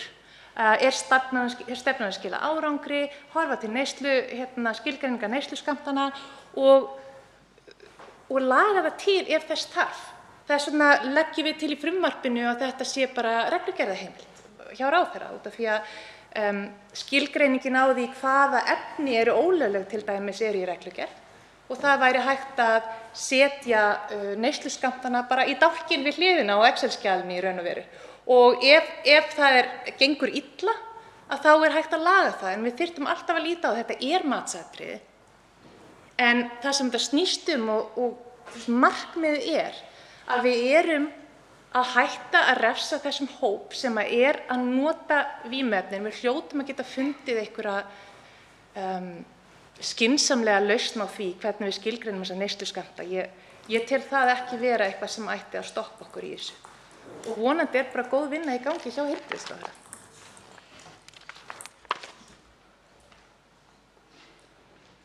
Andsvörum lokið. Til máls tekur hv. 9. þingmaður Reykjavíkurkjördæmis norður, Tómas A. Tómasson.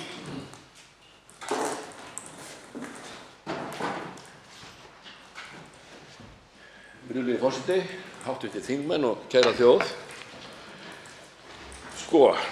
Ég heiti ennþá Tómas, ég ennþá alkóhólisti og fyrrverandi vímuefnaneytandi og ég hef verið án vímuefna í 42 ár. Mig langar aðeins að ræða þessa hugmyndafræði aðeins nánar.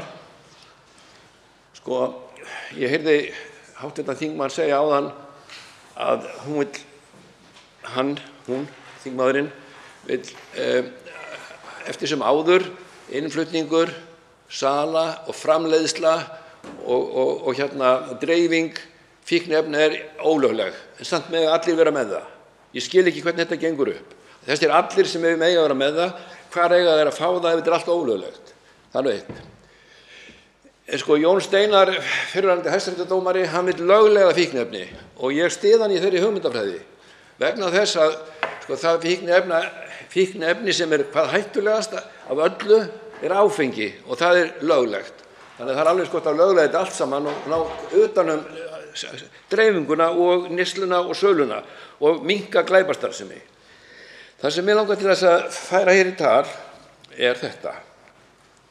Í síðustu viku hitti ég ungan mann sem satt inni í 1 ár fyrir innflutning. Hvað var hann að flytja inn? Jú, hann var að flytja inn 16 kíló af amfetamíni og hann var tekinn og akkurat tekinn vegna þess að gæinn sem var með, hann hafði fengið sér í nefið áður en við fórum út á flugvöll, þannig að þetta var á töskunum eitthvað dufti, þannig að það var augljóst. En hann var búinn að fara 5 eða 6 ferðir áður með svipað magn. Nú, fyrir svona mánuði síðan eða svo, þá var tekið 100 kíló af kókaíni og ég var á fundi með fíkniefnalögreglunni sem sagði mér það að þeir næðu 7–10% af öllum fíkniefnum sem væri flutt inn. Ímyndið ykkur, það voru tekin 100 kíló, það þýðir það að það heilt tonn sem þið ekki náðu í. Ef ég seti þetta í samhengi við það að ég maður í viðskiptum og viðskiptin ganga yfirleitt út á það að maður byrjar að selja eitthvað sem gengur vel og þá vill maður selja meira. Nú, ef að neysla fíkniefna, og við skulum taka kókaín sem dæmi, ef það búið að afglæpavæða neysluna, þá auðvelt að bjóða hverju sem að pröfa. Ég flyt inn og neysluskammtur skilgreindur hugsanlega 5 grömm, ég hef talað það.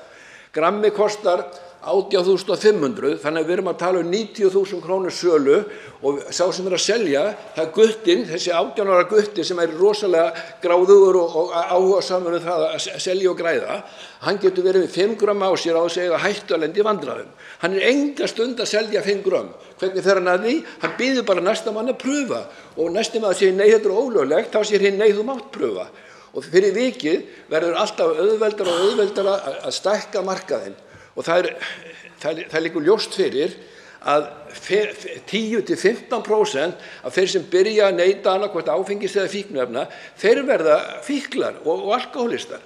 Þannig að með því að stækka markaðinn stöðugt, vegna þess að þeir sem flytja inn vilja selja meira, þá verður fjölgar þeim stöðugt þeir sem eiga við vandamál að stríða. Hinir eru bara happi fyrir ekki orðbragðið og neyta þess bara svona þegar vilja. Ég hitti fullt af fólki sem að neyta alls kyns fíkniefna og ég hef ekki ennþá hitt nokkurn mann sem ekki að reykja gras af því það ólöglegt.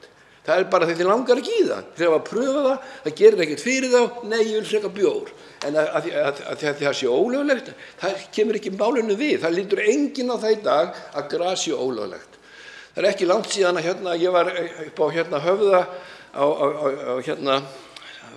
fá mér að borða upp á veitingastað sem ég kem nálægt þar og þar voru einhverjir 2 menn sem að vinur minn sem ég var með mér þekkti og fór að tala við og hann kom til mín þegar hann var búinn að tala við það og sagði þeir voru að vökva. Og hvað þýddi það? Jú, það var íbúð í Grafarvoginum sem var full af plöntum og þeir voru að passa upp á plönturnar myndu vaxa og dafna og einhver að dreifa þeim. Þannig að það sem ég að segja við ykkur þetta, ég styð hjálp við fíkla og það er algjörlega ljóst og það bara fyrir 2 vikum síðan var ég að hjálpa fíkli sem var í heróín ástandi að komast í meðferð. Ég meina ég er í þessum heimi, ég hitti í hverju einustu viku tugir ef ekki hundruð manna sem eru nýbúnar að vera í fíkn og hafa margir hverjir sitið inni, þannig að þetta er algjörlega minn heimur, en ég sé það að með því að afglæpavæða þetta að þess að gera nokkuð meira að það bara eru að bjóða hættunni heim. Þetta er ekki hugsað til enda. Ég vil bara segja þetta að finni að sé einhver að ferillinn sé augljós hvað er raunverulega verið að gera, því með þessu þá mun bara aukast neyslan og aðgengið að fíkniefnum alveg endalaust út allt á Íslandi, þarf að segja.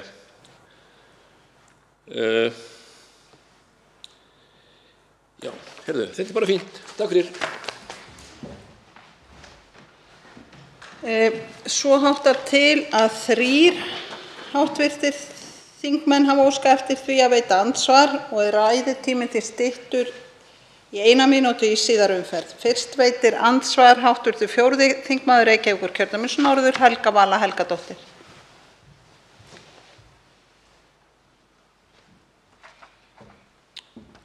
Frú forseti, ég vil þakka hv. þingmanni fyrir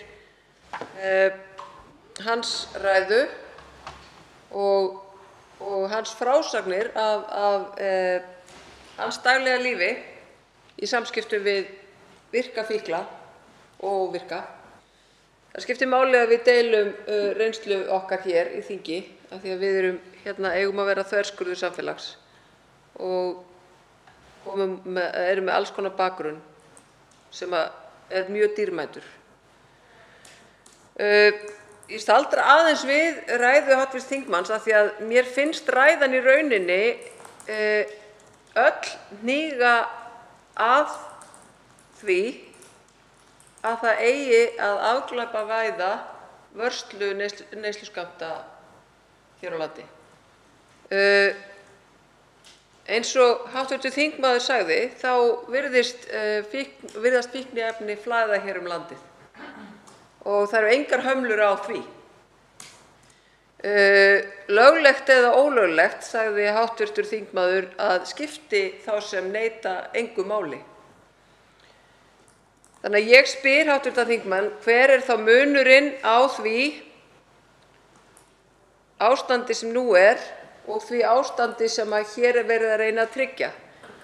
Við höfum líka heyrt fjölmargar frásagnir virkra fíkla af því að þegar neyðarástand ríkir inni á heimili, þar sem einhver hefur til dæmis tekið of stóran skammt, að þá veigrar hópurinn sér stundum við að leita aðstoðar. Þetta hef ég heyrt, bæði í mínu fyrri störfum sem lögmaður og líka fyrir nefndinni. Fólk veigrar sér við að hringja á sjúkrabíl vegna þess að þau vita að lögreglan kemur fyrst og þá eru þau að stunda refsivert athæfi. Telur hv. þingmaður að með því að afglæpavæða neysluskammta gætum við komið í veg fyrir slík stórslys? Þá svarar andsvari hv. 9. þingmaður Reykjavíkurkjördæmis norður, Tómas A. Tómasson. Virðulegi forseti. Góð spurning, takk fyrir þingmaður, hv. þingmaður Helga Vala. Ég sagði áðan að ég styddi þessa hugmyndafræði Jóns Steinars að lögleiða þetta. Ég held að það væri besta lausnin. Ég staldra við þessa hugmyndafræði að afglæpavæða án þess að þetta sé hugsað til enda. Í umræðinu hefur það verið núna bara í nokkur ár að fíklar í vanda hafi veigrað sér við að hringja inn að þeir eru svo hræddir við að lenda í vandræðum hjá yfirvaldinu. En það held ég hafi minnkað til verulega því það er búið að ræða svo mikið það að ég held að fíklar gerir sér grein fyrir því í dag að þeir geti alveg óhræddir haft samband við sjúkra bílinn eða lögregluna þess vegna ef það er málið á þess að lenda í vandræðum. En það sem ég er að segja við þig og spurningi var, tel ég að með því að afglæpavæða að það myndi breyta umhverfi þeirra sem eru í vandræðum. Já, hugsanlega myndi það gera það, en það bara svo margt annað sem að við sjáum ekki. Þetta bara mjög þetta mjög þröngur hópur sem við erum að tala að hjálpa en svo allir hinir og sem munu fjölga, allir fíklarnir sem munu fjölga með aukinni neyslu. Þannig ég vil bara að þetta sé hugsað dýpra heldur bara afglæpavæða 1, 2 og 3 og ráðherra hafa bara frjálsar heimildir með að búa til alls konar reglugerðir og eins og nokkur hafi vitað þessu. Þá veitir andsvar öðru sinni hv. 4. þingmaður Reykjavíkurkjördæmis norður, Helga Vala Helgadóttir. Frú forseti, ég þakka hv. þingmanni fyrir svarið. Hann segir hér, hann styðji hugmyndafræðina að lögleiða fíkniefni. Það töluvert annað. Þá erum við að heimila innflutning á fíkniefnum. Þá erum við að heimila sölu á fíkniefnum og dreifingu. Þar sem að að ræða vímuefni rétt eins og áfengið sem að megi þá bara flytja inn og selja og dreifa. En rökin gegn þessu að þessu máli sem við fjöllum hér í dag, að afglæpavæða neysluskammtana eingöngu, eru að með því aukist sá fjöldi sem að notar ólögleg fíkniefni eða vímuefni. Ég fæ þetta ekki alveg til þess að falla saman. Telur hv. þingmaður að með því að lögleiða þetta að fullu, sem að getur verið rétt, ég er ekki að segja að það sé ómöguleg hugmynd, að með því muni ekki aukast eftirspurnin og fjölga í neytendahópnum. Þá svarar andsvar öðru sinni hv. 9. þingmaður Reykjavíkurkjördæmis norður, Tómas A. Tómasson. Virðulegi forseti, hv. þingmenn og kæra þjóð, með leyfi forseta og afsakið sletti, you're damned if you do and you're damned if you don't. Þetta bara liggur ljóst fyrir að þetta vandamál og það ekkert að fara og ég alveg sannfærður það að það mun aukast í muna verði þetta afglæpavætt og það mun líka aukast ef þetta verður löglegt. En þá allavega hægt að halda utan þetta og stjórna neyslunni, hugsanlega að ná utan glæpastarfsemi sem þessu tengist og hún mikil. Það gífurlegir fjármunir sem tengjast þessum iðnaði, ef við getum kallað þetta iðnað. Og það sem ég að segja við hv. þingmann og ykkur, að ég vil að þetta sé hugsað til enda áður en farið að afglæpavæða bara sig svona með einu pennastriki. Takk. Þá veitir andsvar hv. 3. þingmaður Reykjavíkurkjördæmis norður, Halldóra Mogensen. Forseti, ég kann að meta ástríðuna sem hv. þingmaður hefur fyrir þessum málaflokki og ég deila alveg þá ástríðu þótt að við séum ekkert alveg á sama stað. Það sem ég samt skil ekki að mér finnst við vera alveg á svipum slóðum, nema það sem ég sé vera svona helsta munin sá að hv. þingmaður virðist algjörlega sannfærður það að fíklum muni fjölga, eða fólki með fíknivanda muni fjölga alveg gríðarlega mikið við það að hætta að refsa fólki út í það sem afglæpavæðingin snýst Afglæpavæðing, vörslu, neysluskammta, þetta bara tæknilegt orð fyrir hættum að refsa fólki sem notar vímuefni. Mér langar því að spyrja, á hverju byggir hv. þingmaður þessa skoðun sína, þessa sannfæringu sína? Er eitthvað annað en brjóstvit sem þarna að baki? Vegna þess að þetta algjörlega á skjön við öll þau gögn og allar þær upplýsingar sem við höfum reynslu annarra landa við að afglæpavæða, við að hætta að refsa fólki. Þetta rímar ekki saman. Þannig að mig langar til þess að spyrja, hvaðan hefur hv. þingmaður þessar upplýsingar? Og ég myndi vilja fá þær, út af því að allar þær upplýsingar sem ég hef skoðað sýna að það fjölgar ekki fólki með fíknivanda. Ef eitthvað, þá hefur það jákvæð áhrif og að draga úr vímuefnavanda. Og mig langar líka til þess að spyrja, ef við höldum áfram að refsa, segjum sem við höldum áfram núverandi refsistefnu, hvernig telur hv. þingmaður að það aðstoði þetta fólk sem að hv. þingmanni augljóslega annt það að segja fólk sem á við fíknivanda að stríða? Hvernig aðstoðar það fólk og hvernig aðstoðar það og kemur í veg fyrir að fólk noti vímuefni sem á ekki við fíknivanda að stríða. Ef við erum að refsa þeim í kerfinu, jaðarsetja þau, að stimpla þau sem glæpamenn, hvernig er það aðstoð við þennan hóp? Þá svarar andsvari hv. 9. þingmaður Reykjavíkurkjördæmis norður, Tómas A. Tómasson. Virðulegi forseti, hv. þingmenn og kæra þjóð aftur, nýbúin. Til að svara spurningu þinni, hv. þingmaður Halldóra Mogensen, þá þetta meira og minna mín tilfinning á reynslu minni bæði úr þessum heimi sem ég hef kynnst og eðli viðskipta. Það liggur ljóst fyrir að leið og búið að afglæpavæða að þá svo auðvelt að bjóða einhverjum þetta til pröfu til að byrja með, gefa þeim eitt skammt og meðan gróðavonin slík að einstaklingar sem eru duglegir sölumenn að þeir geta bara selt alveg hægri vinstri af því að þeir verði ekki lögsóttir. Ég að segja við ykkur að ég vil hugsa þetta til enda. Ég algjörlega með fíklum, virkum fíklum og ég skil hina sem ekki eru fíklar en eru samt í neyslu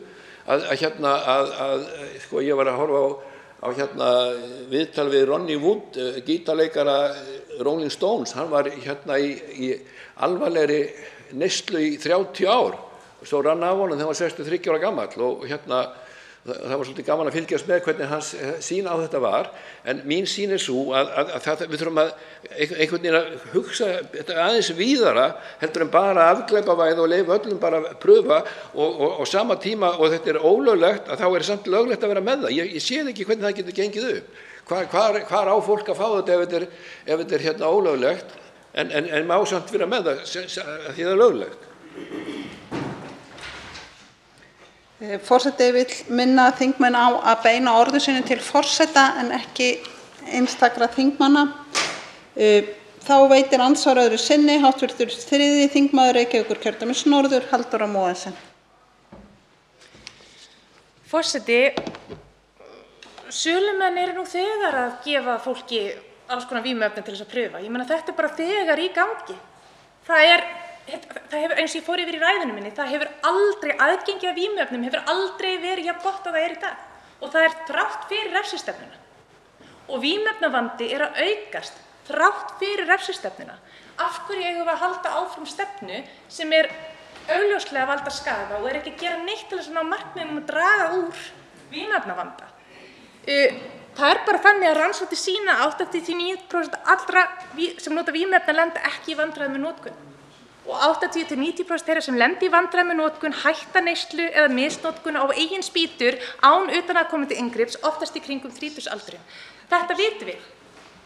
Hversu prósentu margir fleiri nota eða nota ekki vímuefni, það skiptir ekki máli, þetta snýst hverju þróum þessi vanda. Núverandi stefna ekki að hjálpa, hún að auka á vandann og þess vegna þykir mér svo skrítið að hv. þingmaður skuli tala fyrir því að halda áfram stefnu sem að valda skaða. Öll gögnin sýna okkur það. Hver sem tilfinningin innanbrjósts hjá hv. þingmanni að þá það á skjön þessum gögnin að segja okkur. Hættum að refsa fólki, hættum að auka á vandann þeirra. Tíminn 1 mínúta í seinni umferð. Þá svarar andsvari hv. 9. þingmaður Reykjavíkurkjördæmis norður, Tómas A. Tómasson. Virðulegi forseti, hv. þingmenn. Við erum sömu blaðsíðu, ég og hv. þingmaður, það að vandinn að aukast og þetta vandamál. Það er eitthvað að finna út úr því. Mitt sjónarmið bara það að mér finnst við ekki alveg vera komin á nógu langt með að afglæpavæða. Því að það virðist allir vera sammála um það að lögleiða þetta, það ekki í myndinni þó að það væri kannski eina skynsamlega ákvörðunin. Sem sagt að það þarf bara að hugsa þetta eins og ég búinn að segja ítrekað hér í pontunni, hv. forseti, virðulegi forseti, að ég vil hugsa þetta til enda áður en farið af stað að afglæpavæða. Það er einhvern veginn, það er ekki búið að finna þá lausn á þessu máli. Þá veitir andsvar hv. 7. þingmaður Suðvesturkjördæmis, Eva Sjöfn Helgadóttir. Frú forseti, já, mig langar að þakka honum Tómasi A. Tómassyni fyrir sína ræðu og mig langar svona aðeins að spá í þessu út frá því svolítið sem hann segir, sko, hann er að tala um grasreykingar og fólk líti ekki á það sem ólöglegt og það sé bara annaðhvort pröfa að reykja gras og þú viljir reykja gras eða ekki, þá bara farið þér áfengi í staðinn eða hvernig sem það er og þá er kannski svolítið sem að við erum að gleyma að það er skömmin sem að kemur hjá fólki sem að notar fíkniefni eða eitthvað sem er ólöglegt og þeir geta verið refsað fyrir, sko. Vinnandi með unglingum sem að hafa mikið verið í neyslu og alls konar sem að þau geta hafa upplifað mikla skömm fyrir það að bregðast, fyrir það að gera eitthvað, fyrir það að lenda í lögregluafskiptum. Sko, öll skömmin í kringum þetta, að vera refsað, að vera einhvern veginn svona settur út á jaðarinn sem kannski bara 14-15 ára gamall strákur. Og þú átt allt lífið framöndan en þú upplifir kannski bara nei, bíddu, lífið er búið vegna þess að það er búið að lögreglan með afskipta mér og ég er búin að bregðast fjölskyldu minni. Sko, skömmin er eitthvað sem við þurfum líka að taka spá í. Hvernig við komum fram við fólk og hvernig við mætum fólki, hvort við ætlum að refsa þeim eða hvort við ætlum að huga þeim og styðja þau. Það er svona langar mig svo að vita hvort að hv. þingmaður haldi að refsingar hafi hjálpað þeim sem að hann þekkir og öðrum sem að hafa þá hætt sinni fíkniefnaneyslu, hvort að refsingar hafi átt þar í hlut til þess að fólk hætti síðan neyslunni.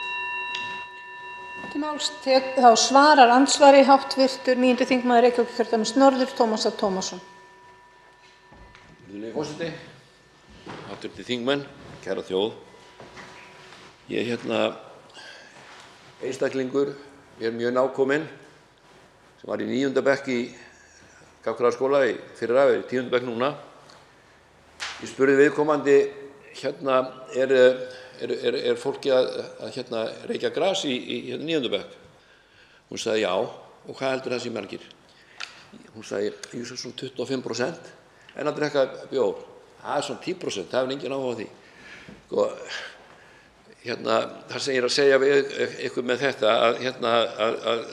auðvitað,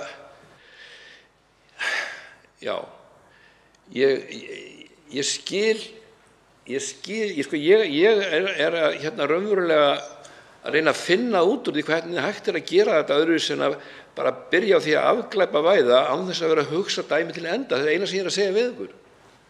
Hugsa þetta til enda áður en að fara þér á stað að afglæpavæða. Því að það er ekki búið að hugsa dæmi til enda. Þetta er bara byrjunin. Henry Ford, hann sagði alltaf því ég byrja á nýju verkefni sem ég veit ekki hvernig ég á alltaf að leysa, þá bara byrjaði ég á því og svo því ég kem að þeim parti sem ég vissi ég get ekki leyst, þá leysist hann sjálfur sér. En þetta er ekki þannig mál að við getum bara afglæpavætt og haldið svo áfram bara og leyft þess að bara sigla sinn sjó. Það verður einhvern veginn að hugsa þetta miklu dýpra áður en farið af stað að afglæpavæða. En ég stend með fíklum og neytendum, ekki misskilja mig. Þá veitir andsvar síðara sinni hv. 7. þingmaður Suðvesturkjördæmis, Eva Sjöfn Helgadóttir. Forseti, ég vil þakka hv. þingmanni fyrir svar sitt. Já, það er búið að hugsa þetta til enda og hér segir í frumvarpinu til laga að skipa skal starfshóp til að hafa eftirlit með hvaða áhrif afglæpavæðingin hefur á hagi vímuefnaneyslu og gera tillögur til ráðherra hvernig ráðstafa megi fjárhagslegum ávinningi af lagabreytingum til að styrkja skaðaminnkunar og forvarnastarf. Við erum farin að fara þessa leið. Það eru allir sammála það, eða flestir allan svo ég viti til, sem að starfa með fólki sem eru notendur fíkniefna að við ætlum að fara skaðaminnkunarleiðina. Við ætlum ekki að krefjast þess að þú fáir ekki þjónustu ef að þú ert í einhvers konar neyslu, vegna þess að við vitum að það virkar ekki. Við vitum að það virkar ekki og við vitum líka að refsingar, að refsa fólki virkar ekki. Það er bara, þetta er bara skýrt. Þá svarar andsvari síðar í sinni hv. þingmaður Tómas A. Tómasson. Virðulegi forseti, hv. þingmenn. Já, ég hef svo sem ekki fleiri svör, meira við þetta að bæta en það sem ég er búinn að segja hér í þessum ræðustól í dag, að ég vil, eins og ég hef sagt áður, hugmyndafræðin að lögleiða þetta, hver munurinn á að lögleiða þetta og leyfa þá ríkisvaldinu alfarið að ná utan um sölu og dreifingu og allt sem kemur til með til að hafa stjórn á þessu, eða þá að afglæpavæða og leyfa bara undirheimunum að sjá um innflutninginn og söluna. Ég er bara ráðalaus. Takk fyrir. Andsvörum þá lokið. Til máls tekur hv. 4. þingmaður Reykjavíkurkjördæmis norður, Helga Vala Helgadóttir.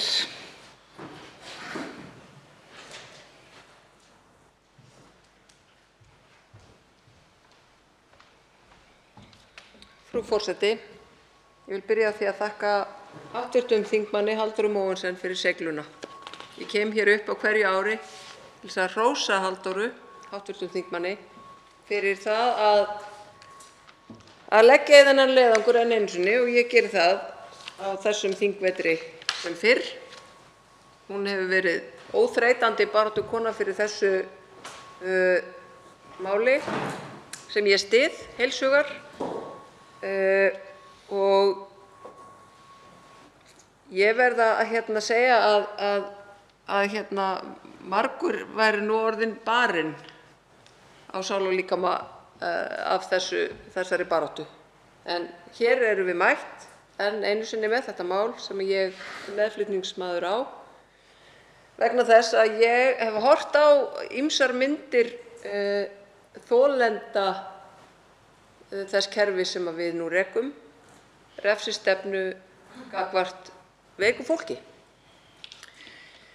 Ég verð að segja að blekkingarnar sem við höfum orðið vitni að hér í þingsal, sem að hv. þingmaður Halldóra Mogensen kom aðeins inn á í sinni ræðu hér fyrir í dag, af hálfu þeirra sem að þó hafa afglæpavæðingu neysluskammta í sinni stefnuskrá, þær hafa valdið mér mjög miklum vonbrigðum. Og þegar að ég sat í hv. velferðarnefnd og var þar formaður, þá var maður þess mjög áskynja hversu mikið var gert til þess að koma í veg fyrir hvort tveggja neyslurými sem og að afglæpavæðing neysluskammta yrði veruleikinn. Þetta gerðu líka þeir þingmenn sem að hafa þetta á sinni stefnuskrá. Og mér fannst það ákveðinn óheiðarleiki í því. Mér finnst betra ef fólk kemur hérna bara hreinskiptið fram og segir: ég trúi ekki á þetta og ég vil ekki þetta og ég held að þetta sé óheillaskref fyrir íslenska þjóð og almenning. Heldur en að þykjast vilja þetta en gera svo allt til þess að koma í veg fyrir að þetta verði veruleikinn. Hér hefur aðeins verið rætt það í dag, sem og áður svo sem, að það þurfi að hugsa þetta mál til enda áður en farið er af stað. Nú er það svo að þetta er ekki fyrsta sinn sem þetta mál er flutt, heldur hefur það verið flutt árlega árabil og stutt ýmsum rannsóknum í greinargerð, farið í gegnum mikið umsagnarferli í velferðarnefnd hv. Þar sem kallaðir eru til helstu sérfræðingar í málaflokknum, kallaðir eru til virkir fíklar Kallaðir eru til aðstandendur, heilbrigðisstarfsfólk, lögreglufólk og auðvitað heilbrigðisstarfsfólk sem annast fíkla og vímuefnameðferðir. Þannig að það er búið að fara mjög svona heildrænt yfir þetta. Og ég verð að segja hér, fyrir þá sem ekki hafa nennt að lesa allar mögulegar umsagnir sem hafa borist fyrri framlagningar, að meirihluti þeirra sem koma fyrir nefndina hafa verið á því að þetta yrði til bóta fyrir þann hóp sem að þessu er ætlað að hjálpa. Það er að segja virka fíkla sem að þurfa á hjálp samfélagsins að halda frekar en refsingu. Áður en ég settist hingað á þing þá var ég meðal annars lögmaður og voru margir mínir skjólstæðingar virkir fíklar, og það er ekki bara í þeirri stöðu þar sem að einhver hefur tekið of stóran skammt, þar sem að hópurinn treystir sér ekki til þess að hringja á sjúkrabíl til þess að fá aðstoð fyrir þann sem að er í lífshættu, heldur það er líka þolendur grófs ofbeldis sem að þora ekki að hringja á lögreglu sér til aðstoðar af ótta við að vera fyrst hent í fangaklefa áður en að kemur að hinnu. Það er tómt mál að standa hér og segja að það sé auðvitað ekki þannig sem að þetta sé iðkað, af því að við vitum betur og að í fjölmiðlum sé fjallað um málið. Það eru ekki allir sem eru í virkri fíkniefnaneyslu sem að eru að fylgjast með fjölmiðlum frá degi til dags. Og kannski síst þeir sem eru hvað veikastir. Síst þeir sem eiga ekki fasta búsetu. Síst þeir sem vita ekki alveg hvar þeir halla sínu höfði yfir nóttina. Það eru kannski síst þeir sem kveikja á saxfréttum að kvöldi til þess að hlusta á umræðu hvernig lögreglan er.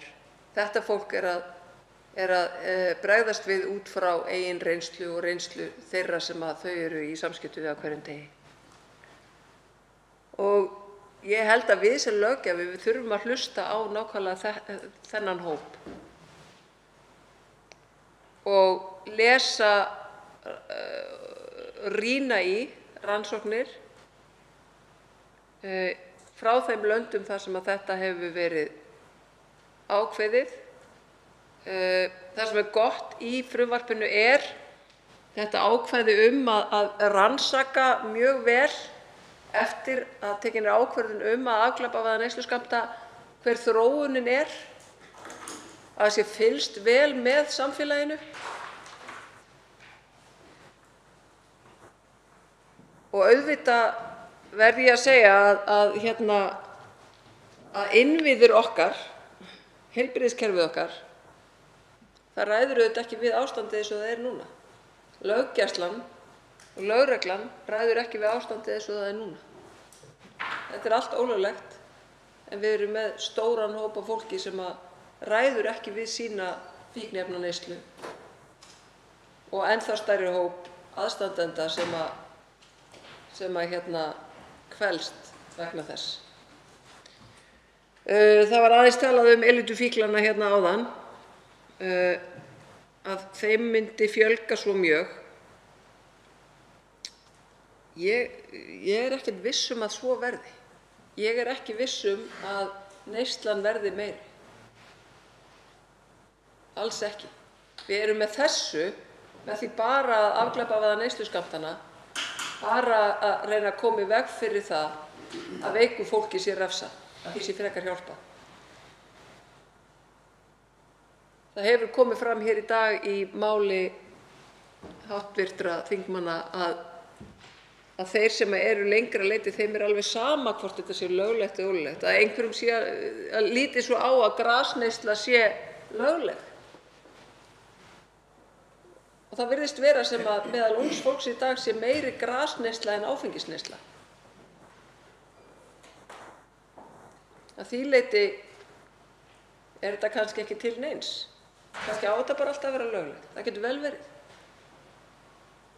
Ég er ekki sannfærð það samt.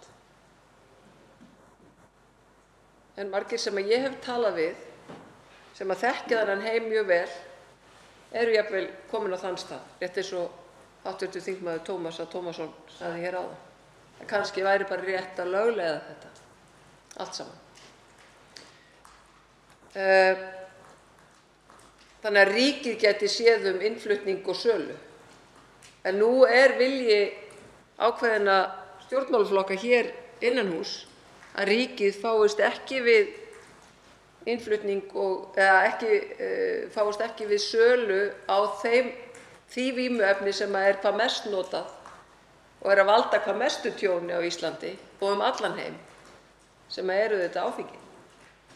Það er auðvitað stórkostlegur tjónvaldur og það er svo ótrúlegt að vakna hverja einustu helgi og fyrstu fréttir frá morgni til hádegis er alltaf hvernig var á djamminu í gær.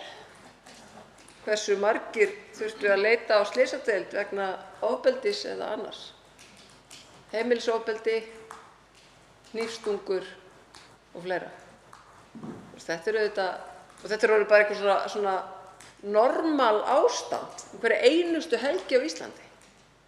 Að þetta séu alltaf fyrstu fréttir. Það liggur við að maður standi þetta og segir bara, er þetta frétt? Á þetta í alvöru að vera í fréttum? Ef þetta bara gerist, þetta er bara eins og sé fyrsta frétt, sólin kom upp í morgun. En þetta er að megin þorra til áfenginu að kenna.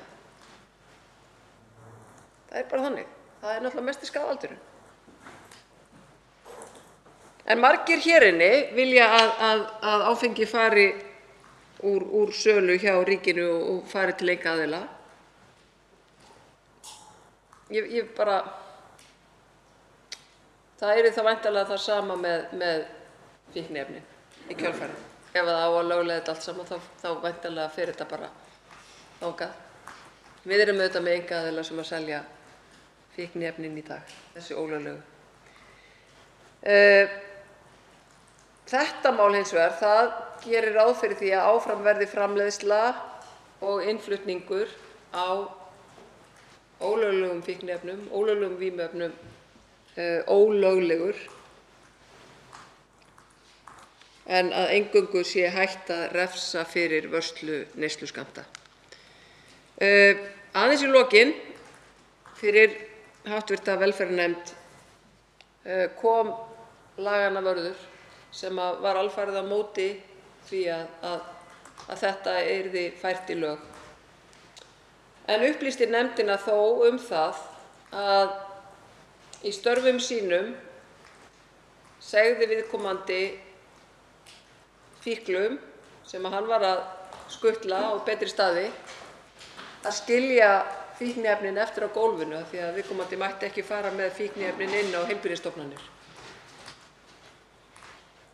Og þarna staldraði maður við og benti laganna verðinum á að hann hefði enga lagalega heimild til þess að gera þetta. Af því að með þessu væri hann að praktísera það sem við erum að boða hérna. Að refsa ekki virkum fíklum fyrir vörslu neysluskammta. En hann væri hins vegar að gera það með því að brjóta lögin. Og hann hefur auðvitað enga heimild til þess. Og hans yfirmaður getur hreinlega kært hann fyrir lögbrot. Þarna er laganna vörður að sýna mennskuna sína í verki sem ég fagna mjög, en við verðum líka að leyfa þá laganna vörðum að gera slíkt án þess að brjóta lögin. Að þeir fái bara að sýna mennskuna sína og að þeir vilji raunverulega hjálpa fólki í neyð með því að vera ekki að refsa þeim fyrir vörsluna.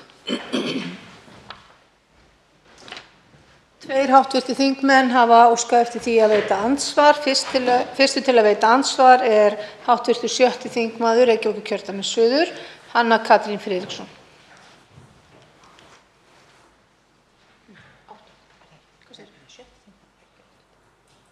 Ég las 7. Ég skal tekka því eftir. Ég tek það. Já, takk. Frú forseti, ég þakka hv. þingmanni Helgu Völu Helgadóttur kærlega fyrir fína ræðu. ræðu sem ég hefði flestir þeir punktar sem þar komu voru punktar sem ég hefði getað haldið í svipaðri ræðu. Er einn af stuðningsmönnum þessa máls meðflytjendum, hef fylgt því eftir undanfarin ár og dáðst að elju flutningsmannsins, hv. þingmanns Halldóru Mogensen. Og líkt og hv. þingmaður Helga Vala Helgadóttir var ég í velferðarnefnd á síðasta tímabili þar sem málið var til umfjöllunar býsna lengi og fór þar býsna marga hringi. Og af því að hv. þingmaður kom aðeins inn á þetta að heiðarlegra væri eiginlega að lýsa því hér yfir, og þá er ég náttúrulega að vísa í meirihluta, stjórnarmeirihlutana, ef þeir hefðu engan áhuga á að koma þessu máli í gegn, þá væri réttara að segja það í staðinn fyrir að bjóða svona upp á það sem eiginlega hægt að lýsa sem einhverju leikriti síðasta kjörtímabil. Og ég er svona, nú sit ég ekki í velferðarnefnd lengur, en ég sé það í þingmálaskrá ríkisstjórnarinnar í kaflanum sem heitir Heilbrigðisráðherra, mál nr. 8, er frumvarp til laga breytingu á lögum ávana- og fíkniefni, afnám refsingar. Með leyfi forseta, frumvarpið felur í sér breytingu á ákvæði laga vörslu og meðferð á þann hátt að heimila vörslu ávana- og fíkniefna sem teljast til eigin nota. Og þetta er mál sem á að koma fram í mars. Þetta er reyndar gömul saga. Þetta höfum við séð áður, þetta höfum við lasið áður og þessu höfum við búist við áður. Mér langar eiginlega bara að biðja hv. þingmann svona að velta því upp. Er líkur á því að við séum núna að fá þetta mál í gegn og svona hver sé bragurinn þá á því að gera það svona frekar en að hafa annaðhvort núna í fyrra, árið þar áður eða jafnvel árið þar áður, af því þetta eru jú sömu stjórnarflokkar, hleypt þessu ágæta máli einfaldlega í gegn sem felur jú ekki í sér annað en leyfi til ráðherra að setja reglugerð og klára málið. Þá svarar andsvari hv. 4. þingmaður Reykjavíkurkjördæmis norður, Helga Vala Helgadóttir. Frú forseti, ég þakka hv. þingmanni fyrir andsvarið. Þegar að ráðherra tekur þá ákvörðun að leggja fram stórt og viðamikið þingmál undir mánaðamótum mars-apríl, verður að tilgreina á þingmálaskrá að þetta sé lagt fram í mars, því það er síðasti mánuð sem má leggja mál fram. Þá blasir það við að mál getur ekki fengið fullnægjandi meðferð á þinginu. Þannig er það. Vorþingi lýkur í byrjun júní og umsagnarfrestur eru 2 vikur. Það er fjöldinn allur á málum sem er inni hjá hverri fastanefnd á þessum tíma.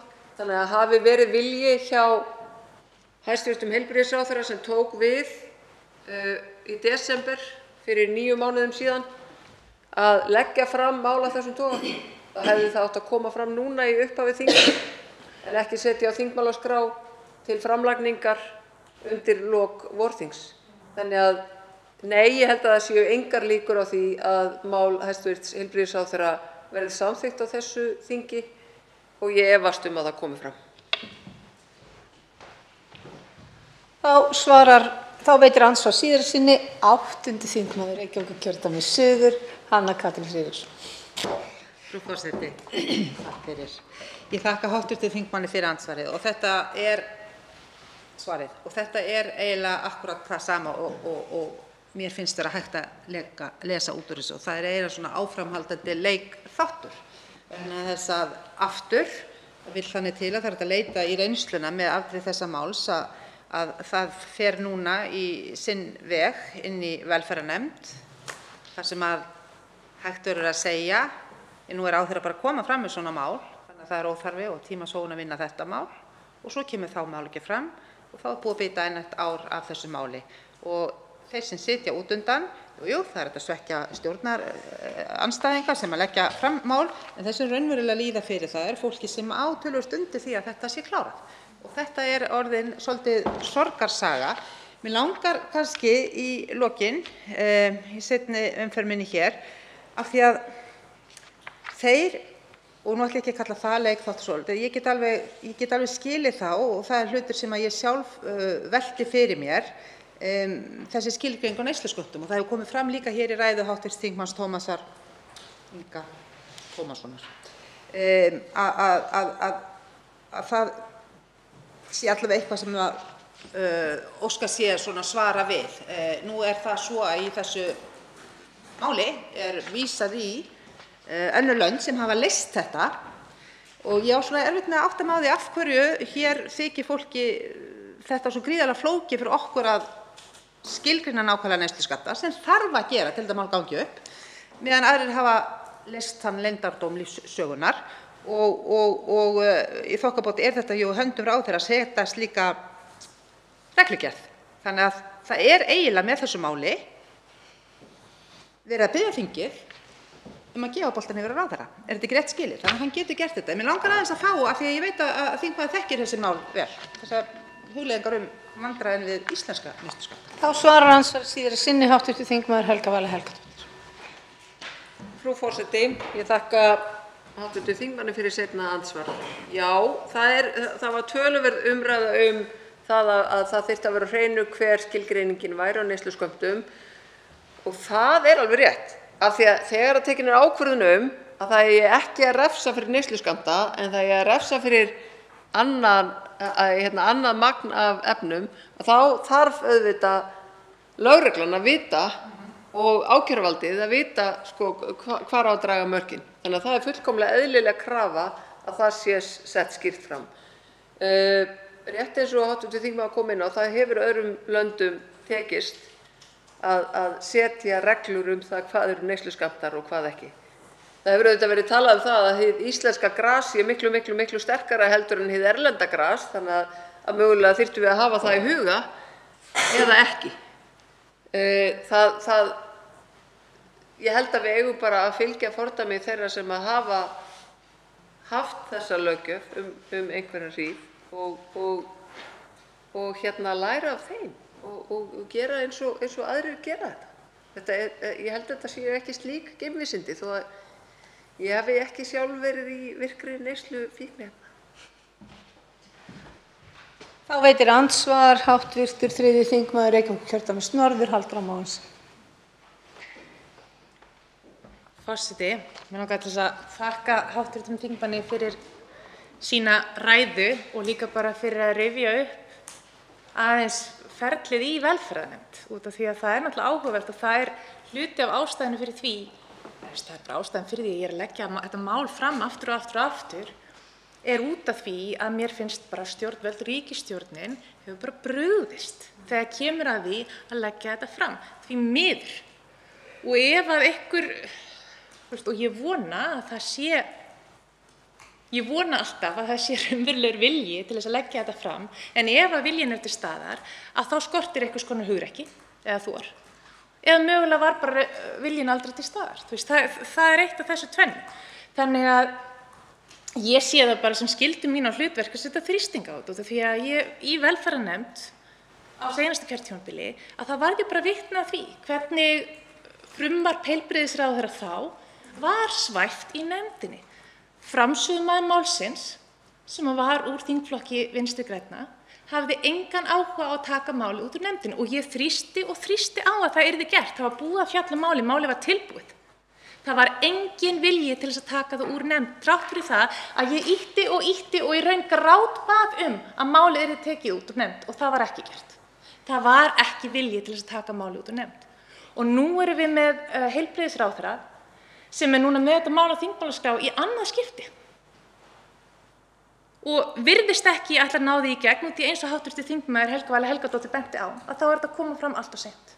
En spurningin mín til hv. þingmanns var sem lögfræðing, hvernig hún túlkar orð heilbrigðisráðherra þegar hann kemur fram í fjölmiðlum og lýsir því yfir að það gæti verið góð hugmynd að hætta bara að refsa veikasta hópnum, þeim sem eiga við vímuefna vanda að stríða, en halda áfram að refsa öllum hinum. Ég meina, stenst þetta, hvernig gerum við þetta? Búum við til einhverja fíklaskrá ríkisins, stenst þetta lög, stjórnarskrá, hvernig virkar þetta?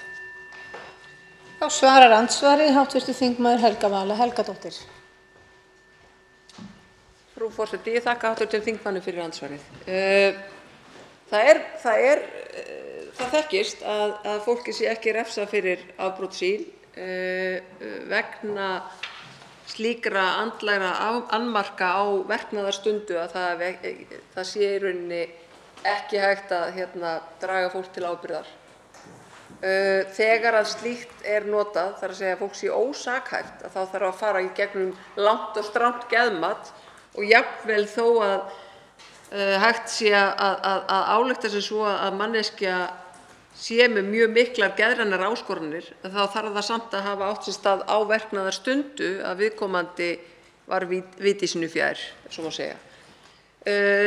Eitthvað sambærilegt þarf að eiga sér stað þarna, að það þarf að fara af stað einhvers konar mat á einstaklingnum sem að þarf þá að færa sönnur á því að hann eða hún eða hán séu í veikasta hópnum.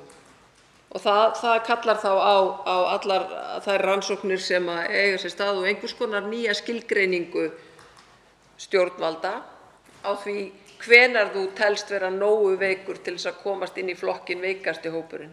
Og þá má líka velta fyrir sér hvort að það sé breytilegt.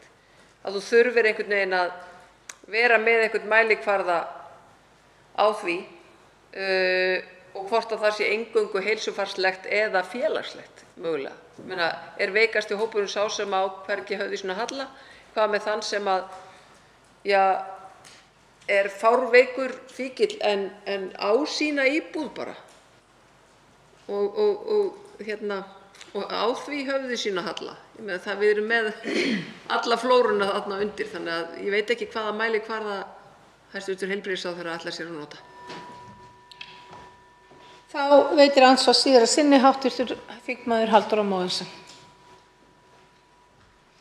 Forseti, ég meina þvílíkt flækjustig og innrás inn í friðhelgi einkalífs fólks bara til þess að fá að halda áfram að refsa fólki sem á ekki við vímuefnavanda að stríða.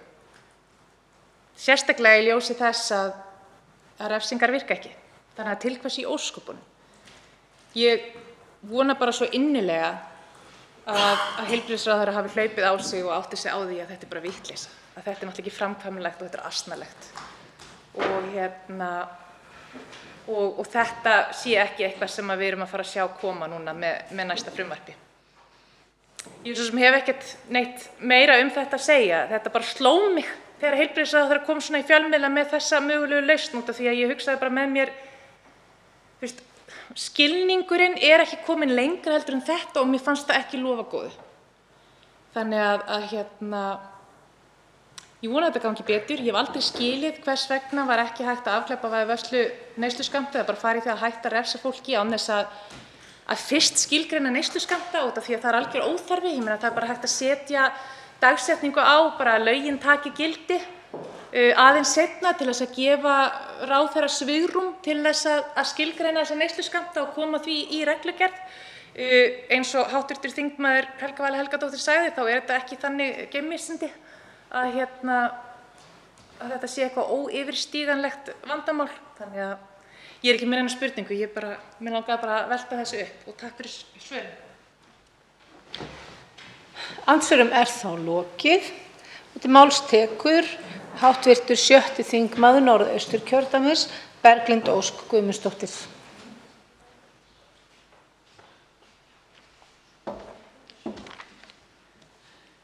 Já, virðulegi forseti, ég ætla bara að fá að byrja á því að þakka málshefjanda fyrir mjög svo innblásna ræðu sína og þær sem fylgt hafa eftir. Þetta er greinilega hjartans mál. Refsistefnan gengur ekki upp. Já, stríðið er tapað, en hvernig náum við þá friði? Ljóst er að fælingarmáttur refsistefnunnar er minniháttar og afleiðingin er sú að fólk sem glímir við fíknisjúkdóma fær síður þá hjálp sem það þarf. Má það nefna úrræðaleysi foreldra barna með fíknivanda ásamt þeim hópi glímir bæði við geðræn vandamál og fíknivanda. Við verðum að fjölga við úrræðin sem í boði eru. Ég er hjartanlega sammála því að fíknivandann eigum við að afgreiða innan heilbrigðiskerfisins. Slíkt hefur landsfundur Sjálfstæðisflokksins ályktað undanfarin ár og það verður engin breyting þar á, vonandi. Mér finnst í raun ömurlegt að staðan sé ekki orðin betri en svo miðað við þau álitaefni sem að samfélag allt hefur einhvern veginn sammælst að fíkn sé sjúkdómur og hann ber okkur sem samfélagi að meðhöndla með mannúð í fyrirrúmi. Það er auðvitað orðin þekkt staðreynd að framkvæmd laganna er ekki í samræmi við laganna bókstaf og það misræmi framkvæmdar og laga ber okkur að leiðrétta í hið minnsta. Ég styð markmið þessara máls að styðja við einstaklinga með vímuefnavanda en skilur fólk raunverulega hvað hér undir og tekur þetta tiltekna mál nógu vel utan málaflokkinn í heild sinni. Í greinargerðinni skautað fram hjá nokkrum álitaefnum og kaflinn mat á áhrifum til dæmis svolítið rýr. Talað að fjármagn sparist en hvergi komin neina fjárhæðir til sögunar. Ég ekkert alveg viss að það fjármagn sem sparist nái að dekka þann kostnað sem hlýst af því að stórefla forvarnastarf og þau meðferðarúrræði sem tækla fíknivandann. Né inniheldur sá kafli tillögur til þess að efla forvarnir og meðferðarúrræði. Þar hnúturinn og þann hnút verðum við að leysa. Núverandi refsistefna ekki að halda aftan af neyslunni eins og kom fram hérna í máli hv. þingmanns, en árangur í forvarnamálum þó ótvíræður hvað varðar börn og ungmenni. Og það algjörlega ljóst að við þurfum að leggja meiri áherslu á fræðslu og forvarnir. Og það kannski eitthvað sem ég saknaði svolítið í greinargerðinni. Það var svona tæpt á því en kannski ekki alveg nógu vel ígrundað eða þá hvernig með hvað hætti ætti að fjármagna það. Til að bæta þess við þá hafa fíkniefnaneytendur stofnað samtök og það mikilvægt að við ræðum við þann hóp í framhaldinu og svolítið þau koma fram með þeim formörkjum ekkert okkur án okkar sem bara gott markmið. Og þá líka mikilvægt að samtök fanga auðvitað hafi eitthvað að segja því þar auðvitað ástæða fangelsisvistar að stórum hluta vegna fíkniefnabrota og fangar sem inni sitja glíma margir hverjir við fíknivandann sjálfir. Svo ástand þar ekki gott. Ég ætla ekki að staldra lengi við framkvæmdahluta laganna, en það auðvitað það sem mest á milli tannanna á fólki. Það skilgreiningin á því hvað neysluskammtur. Skilgreiningin bara óljós. Í frumvarpinu gert ráð fyrir 10 daga skömmtum, en svo gefin reglugerðarheimild til ráðherra að útfæra frekar hvað það þýðir. 10 daga hljóma bara ósköp mikið fyrir almenning og það þarf bara að hafa það í huga við framgang þessara máls. Og mér langar líka kannski smá að við höfum það í huga hvort að það sé fíkniefna til framdráttar að ráðherra setji reglugerð skammtastærðir sem við getum engan veginn gert okkur grein fyrir hvort hann hafi eða hún einhver þekking á þessu máli. Og þá gott að hafa í huga, eins og hv. þingmaður Hildur Sverrisdóttir sagði í sinni frábæru ræðu undir stefnuræðu forsætisráðherra með leyfi forseta, þá grundvallar forseti í frjálsu samfélagi að lagareglur okkar séu alltaf hugsaðar út frá því hvernig við myndum vilja hafa þær ef vont fólk væri við völd. Og ég held að það sé einmitt spurningin hvort þetta lagafrumvarp, hvort að þessi breyting sé nógu vönduð til þess að tryggja einmitt þetta sjónarmið. Og ég vil bara velta þessu hér upp. Ég segi auðvitað já, leysum fíknivanda fólks innan heilbrigðiskerfisins. Það á það heima, en í sama orðinu þá efast ég líka verulega getu heilbrigðiskerfisins að tækla þennan vanda. Í fyrsta lagi mikið gert úr því markmiði í greinargerð þessara máls að það sé til þess fallið að hjálpa fólki með fíknivanda. En höfum við greint núverandi kerfi nógu vel til þess að ráðast í þessar stóru breytingar eins og þær standa í frumvarpi þessu? Ég myndi telja það vera byrjunarpunkt og ég hefði viljað sjá þetta frumvarp fjalla meira það. Já, það sem ég í raun og veru að kalla eftir úttekt á kerfinu, á heilbrigðiskerfinu og löggæslunni sem fer þessi mál. Hvar eru flöskuhálsarnir? Sögurnar segja okkur að kerfið sé hlaðið fordómum og flöskuhálsum og ekki síst óþolandi langra biðlista í kerfinu sem verða þess valdandi að við missum of mikið unga fólkinu okkar. Því fíknin þolir auðvitað enga bið. Ef við eigum til þessi gögn sem að geti vel verið að margir angar hafi verið rannsakaðir og skýrslurnar séu til og liggi bara tvist og bast, þá þarf að taka þetta allt saman. Það þarf að taka málaflokkinn til gagngerrar endurskoðunar, frá A til Ö. Allt frá framleiðslu innanlands og eða innflutningi, dreifingar efnanna, sölu þeirra og refsinganna og svo loks hvernig við ætlum að hlúa að þeim sem eiga erfitt með neysluna. Kannski verður niðurstaðan bara lögleiðing. Kannski það farsælasta lausnin. En við þurfum að hafa hugrekkið að fara í heildarendurskoðun á þessu kerfi og taka málaflokkinn upp í heild sinni. Það sem ég vildi sérstaklega bara sagt hafa í minni ræðu að við þurfum að standa að sjálfsögðu með fólki í viðkvæmri stöðu og við þurfum að mæta því fólki þar sem það er. Refsistefnan er dauð. Þá veitir andsvar hv. 3. þingmaður Reykjavíkurkjördæmis norður, Halldóra Mogensen.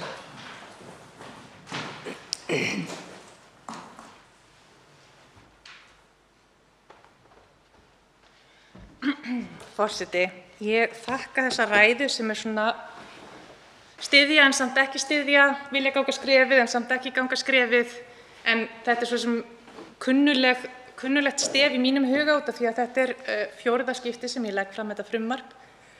Sko, varðandi hversu vandlega unnið frumvarpið er, að það má kannski fylgja að þetta er í 4. skipti sem ég legg það fram og það eru búin að koma ótalmargar umsagnir við málið og þetta hefur verið í meðferð velferðarnefndar oftar heldur en einu sinni og þetta hefur verið tekið og við höfum tekið athugasemdir og umsagnir og uppfært málið út frá því, tekið tillit til alls konar mismunandi sjónarmiða og reynt að finna lausnir og málamiðla málið. Þannig að þetta er búið að vera í vinnslu í mjög langan tíma með aðkomu margra sérfræðinga. Bara svo að það sé sagt. Ég heyri ofboðslega mikið og er búin að heyra í hvert einasta skipti sem ég legg þetta fram afsakanir, líka frá þingmönnum Sjálfstæðisflokksins og Vinstri grænna, minna og frá Framsóknarmönnum líka, þar sem að ég heyri ítrekað það þarf að rannsaka þetta betur, skoða þetta, úttekt hérna, samantekt þarna, heildarendurskoðun á málaflokknum. Það er ekki hægt að gera þetta án þess að gera hitt líka. Þetta er fyrirsláttur og hann er búin að vera, staðreyndin er sú að ég held að þingmenn Sjálfstæðisflokksins, þrátt fyrir fögur fyrirheit og orðræðu hversu annt þeim er frelsið og að afglæpavæða, að þá bara sé ekki vilji til staðar til þess að stíga skrefið. Mig langar til þess að spyrja, í ljósi þess að núverandi refsistefna hefur ekki skilað okkur neinn árangur, nema við teljum aukin vímuefnavanda, aukna vímuefnaneyslu vera árangur, sem að ég get ekki ímyndað mér að nokkur manneskja myndi túlka sem árangur. Í ljósi þess að núverandi stefna hefur ekki skilað neinum árangri. Hvers vegna í ósköpunum eigum við að halda áfram að refsa fólki þegar við vitum að það gerir ástandið þeirra verra? Hver er réttlætingin fyrir því? Þá svarar andsvari hv. þingmaður Berglind Ósk Guðmundsdóttir.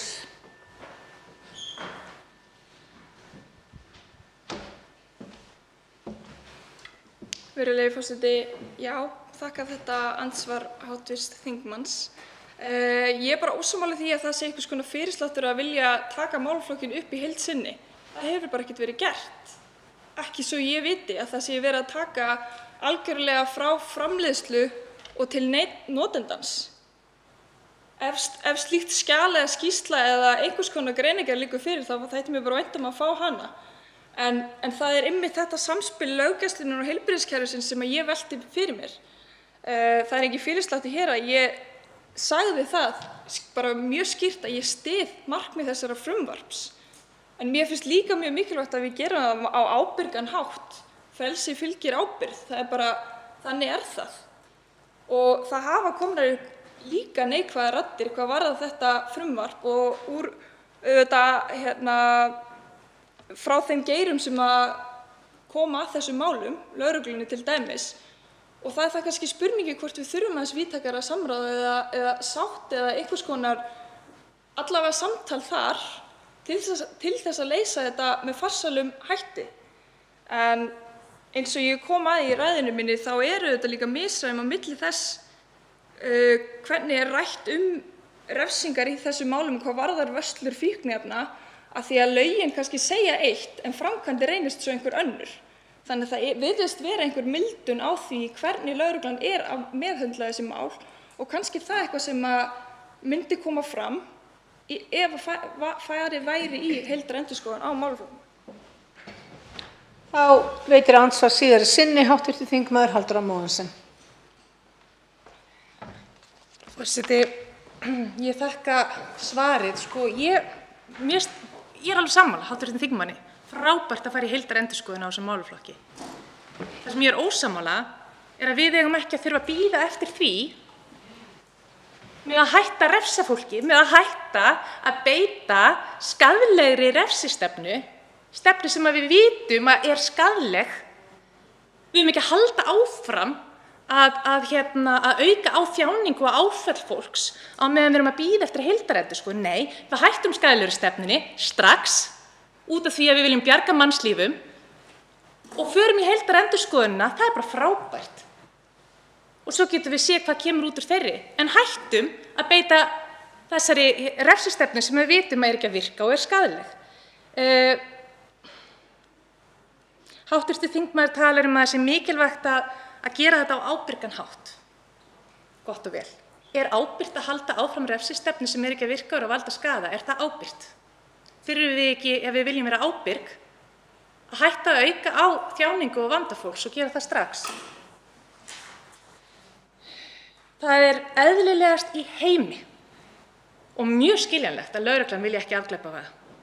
Ég bara skil það mjög vel. Ég var í útvarpsviðtali með lögreglumanni sem búinn að vera lögreglumaður í 20 ár daginn og hann talaði þetta. Lögreglan, þetta er þeirra verkefni. Lögreglan er ekki í stefnumótun. Það er ekki þeirra verkefni. Verkefni þeirra er að fara eftir lögunum sem við setjum hér inni. Lögreglan þekkir ekkert annað heldur en að refsa fólki. Og þetta snýst líka gífurlega mikið fjármagn til lögreglunnar. Framkvæmdin segir ekki sérrefsa fólki. Fyrirgefðu. Framkvæmdin segir ekki sérrefsa fólki með nýstu skandal. Jú, það er verið að sekta fólk og það er verið að taka efnin af fólki og það eru sögur margar veistu það, ég er búin að sitja fundi með mörgum notendum sem segja mér sögurnar sínar og ef þú talar bara við helstu skaðaminnkunarsamtökin og helstu sérfræðinga í skaðaminnkun, fólki sem er að vinna með þessu fólki á gólfinu, þá er víst verið að refsa fólki. Það er verið að beita sektum og það er verið að taka efnin af fólki og stundum meira segja, þá er ennþá verið að fangelsa fólk og setja á þannig að það fær sakavottorð. Þá svarar andsvari síðari sinni hv. þingmaður Berglind Ósk Guðmundsdóttir.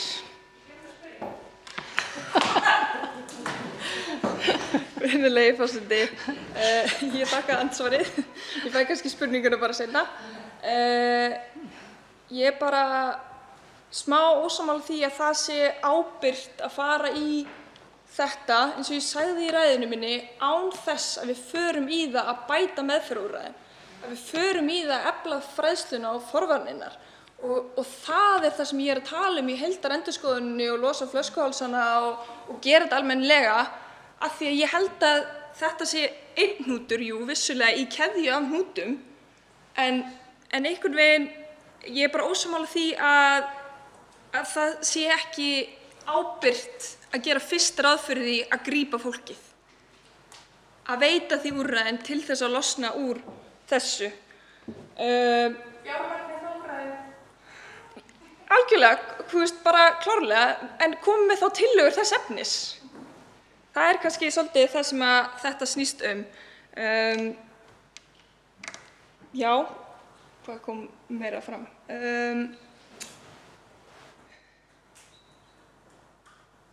Bara fínt. Þá veitir andsvar hv. 7. þingmaður Suðvesturkjördæmis Eva Sjöfn Helgadóttir. Frú forseti, já, ég vil þakka henni hv. Berglindri Ósk Guðmundsdóttur fyrir hennar ræðu.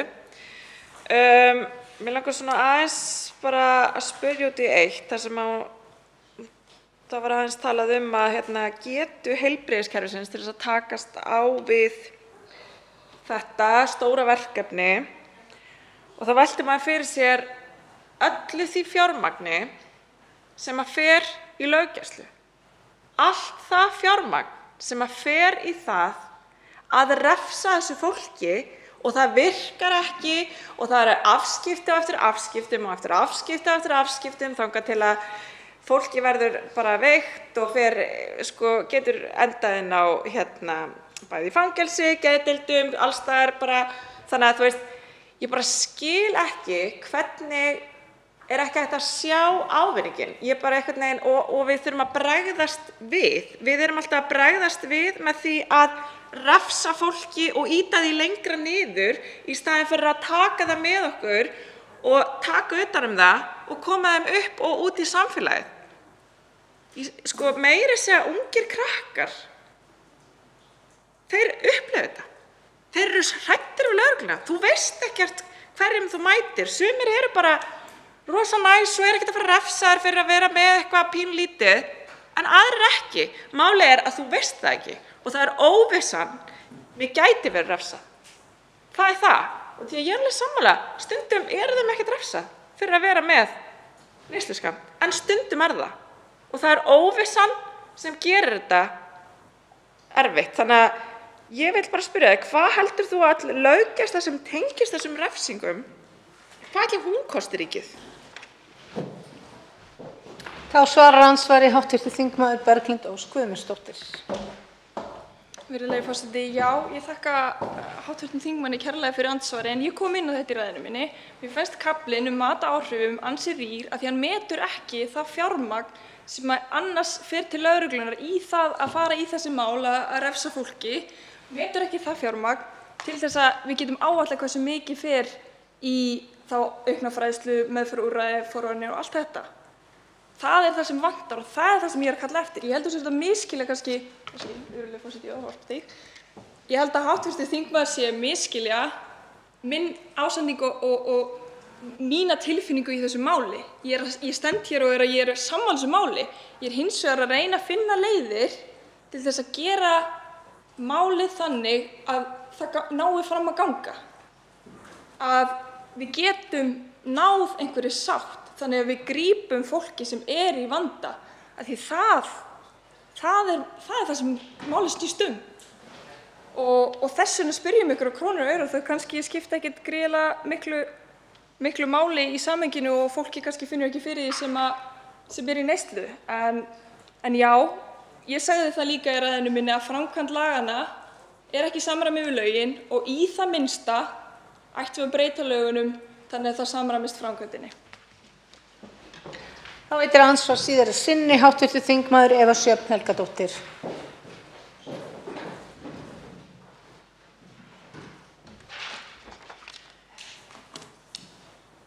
Forseti, sko, velferðarnefnd á að meta áhrifin á þessu.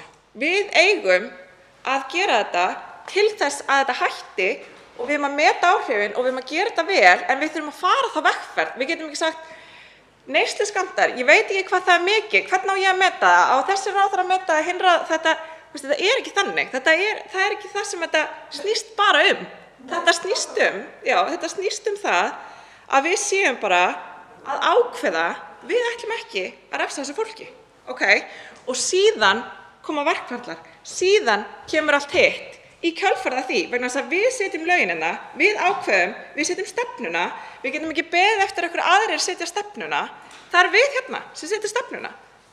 Þannig að við þurfum að ákveða þetta, við getum ekki sagt, ég veit ekki, hann er ekki sérfræðingur, finnum sérfræðinga, setjum stefnuna, skilurðu. Þannig að ef við tökum þetta skref, þá fylgir þjóðin á eftir. Ef við tökum skrefið að halda í þá vegferð að við ætlum ekki að refsa fólki, þá fylgja hinir eftir. Það á að vera þannig. Alla vegna eins og ég skil þetta. Við erum löggjafarvaldið hér. Þannig að spurning mín er bara, hvað leggur þú þá til nákvæmlega að þurfa að breytast til þess að þú myndir samþykkja þetta akkúrat núna? Þá svarar andsvari síðari sinni hv. þingmaður Berglind Ósk Guðmundsdóttir. Virðulegi forseti, já, bara við erum ekkert ósammála því að auðvitað setjum við stefnuna hér. Ég er bara að velta því fyrir mig hvort það séu einhver þrep sem við getum tekið áður en að þetta sé nákvæmlega það sem við gerum. Og ég jafnvel sagði í minni ræðu að við förum í þessa heildarendurskoðun á málaflokknum, þá gæti það jafnvel verið niðurstaðan að við ákveðum að lögleiða fíkniefni. Vandamáli mitt er það að mér finnst mataáhrifum ekki vera greint nógu vel í frumvarpinu. Mér finnst ekki hafa farið fram nægilega heildræð sýn eða einhvers konar bara stefna í þessum málaflokk önnur en akkúrat þetta, og þetta finnst mér bara allt og rýrt. Mér finnst þetta ekki ganga í þá átt að við séum alveg að fara að hjálpa fólki, að við séum að fara að grípa með fleiri meðferðarúrræðum.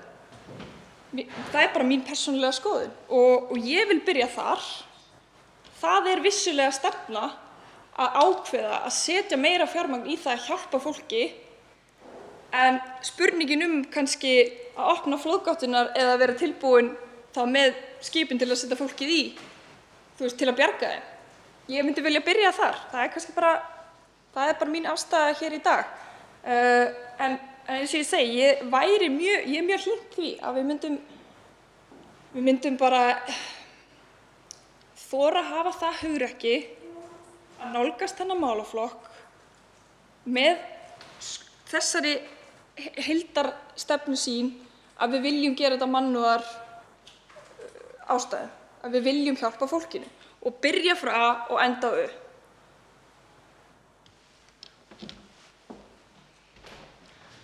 Andsvörum þá lokið og til máls tekur hv. 7. þingmaður Suðvesturkjördæmis, Eva Sjöfn Helgadóttir.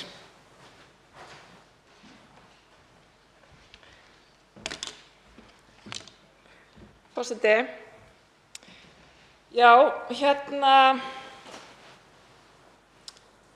það er svolítið undarlegt að standa hérna og hafa fylgst með þessari vegferð afglæpavæðingar í mörg ár og þetta sé ekki ennþá komið í gegn og það sé ennþá verið að tala heildarendurskoðun, það þarf að skoða þetta betur, það þarf alltaf að skoða betur. Það er hægt að skoða alls konar og það er það sem er svo yndislegt við menntun og annað, að þegar maður menntar sig og fer að skilja eitthvað þá fattar maður ég skil bara ekki neitt og ég þarf að vita meira. Það er alltaf hægt að vita meira og það er alltaf hægt að velta fleiri steinum. Það mun alltaf vera hægt.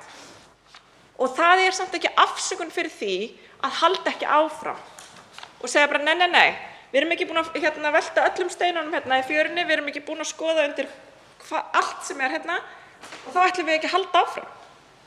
Það bara virkar ekki þannig. Þannig verða ekki framfarir. Það þarf hugrekki, það þarf leiðtoga og stefnu og það þarf, það er alltaf hægt að segja. Við þurfum að skoða betur. Ef allir myndu bara alltaf hafa skoðað eitthvað betur, þá færum við ekkert áfram. Við myndum aldrei halda áfram. En allavega, það sem við vitum hegðun og það sem atferlisfræðingar, það sem sálfræðingar og aðrir vita hegðun er að ef við styrkjum eina hegðun sem við viljum sjá, til dæmis, tökum sem dæmi, ef við styrkjum einhverja hegðun hjá einstakling, eins og það að eins og við erum með barn, til dæmis, tökum það sem dæmi. Við erum með barn sem við viljum að geti dundað sér inn í herbergi og leikið sér. Og hvað gerum við? Við hrósum barninu þegar það stendur sig vel. Þetta er bara svolítið svona, þannig að við erum að styrkja þá hegðun og þá viljum við fá þá hegðun. Þannig að, til dæmis eins og með fíkn, ef við styrkjum hegðunina og hugum að fólkinu okkar, ef við veitum þeim úrræði við hæfi, ef við styðjum þau í því sem þau eru að gera, út á vinnumarkað, í samskipti við fjölskyldu, alls konar svona hluti sem skipta okkur máli, tengst við fólk, ef við umvefjum þau og aðstoðum þau og hjálpum þeim upp, að þá ætti samkvæmt lögmálum hegðunar, önnur hegðun, svo sem eins og fíkn, að fjara út á endanum. Þetta er bara eitthvað sem er rannsakað og vitað og er notað, hvort sem það eru hundar, börn, fólk, umferðin, hvað haldið allir þessi ljós séu með brosandi mann, það er svona broskall og svo er eitthvað fílukall, þetta er bara, þannig verið að stjórna hegðun okkar. Við kunnum á lögmál hegðunar. Við vitum hvernig hegðun virkar og við vitum það eftir mörg ár, sama hvað allir segja, að það refsa fólki og jaðarsetja fólk virkar ekki. Það bara virkar ekki. Og við getum ekki sagt, já, nei, betur kannski virkar það, eða hvernig eigum við að láta það virka.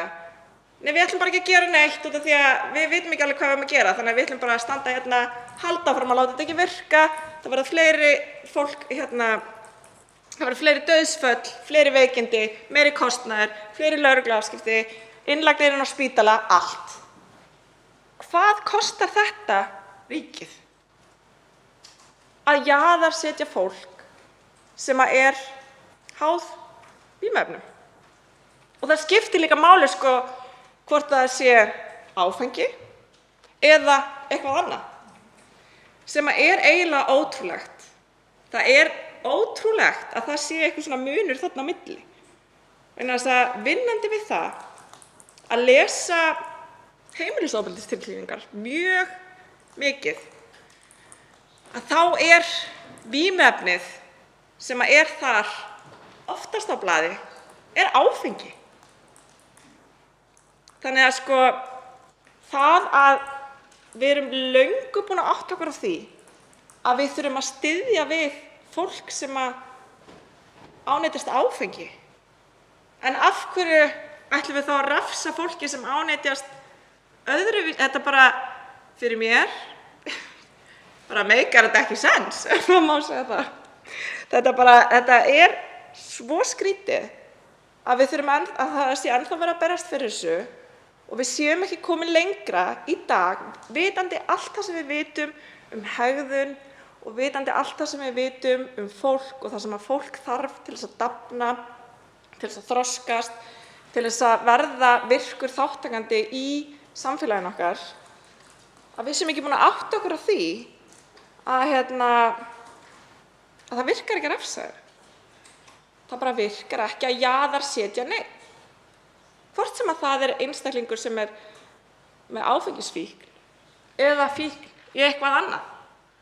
Svo er það ekki eins og svo að flestir sem eru með fíkn eru fíklar í eitthvað sem er ólöglegt. Svo er það bara allt önnur umræða, En það að refsa þessum oft unga fólki, ekkert alltaf, en líka ungu fólki, og verandi einstaklingur sem hittir rosalega mikið af ungu fólki sem er að fara út á brautinni og gerir mistök, alls konar mistök, og skömmin sem fylgir þessu. Ég held að fólk gerir sér ekki alveg grein fyrir því hversu mikil skömm er í því að ánýtast einhverju sem er ólöglegt.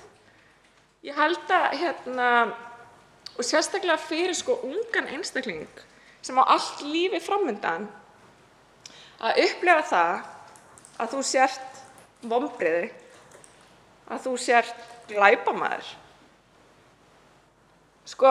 Pælum aðeins í hegðun, pælum aðeins í því að vera glæpamaður. Ég veit ekki hvort að þingheimur hefur heyrt mögulega einhverjir Stanford-rannsóknina. Í Stanford-rannsókninni þá var það þannig að það voru bara nemendur sem áttu annaðhvort að vera fangar eða fangaverðir. Og ef þú ert fangi þá ertu glæpamaður og ef þú ert fangaverður þá ertu sá sem passar upp á það að glæpamennirnir sé ekki að gera eitthvað sem þeir ekki að gera. Nema hvað, það sem gerist er að þessi nemendur fóru að haga sér, bæði fangaverðir og þeir sem voru fangar, á ótrúlegan hátt. Þannig að það þurfti að hætta rannsókninni vegna þess að þetta var orðið þannig að þetta var siðferðislega rangt að halda áfram með þessa rannsókn vegna þess að hlutverkið sem var búið að setja þau í gerði það að verkum að þau brugðust einhvern veginn við eins og þau héldu að þau ættu að bregðast við þessu hlutverki. Þannig að það sem myndi gerast ef ég myndi upplifa það að samfélagið væri búin að stimpla mig sem glæpamann, hvað er þá líklegra að ég fari að gera? Það er líklegra að ég fari að haga mér eins og glæpamann út af því að samfélagið sagði mér að ég væri það. Það er ekki það að ég sé það.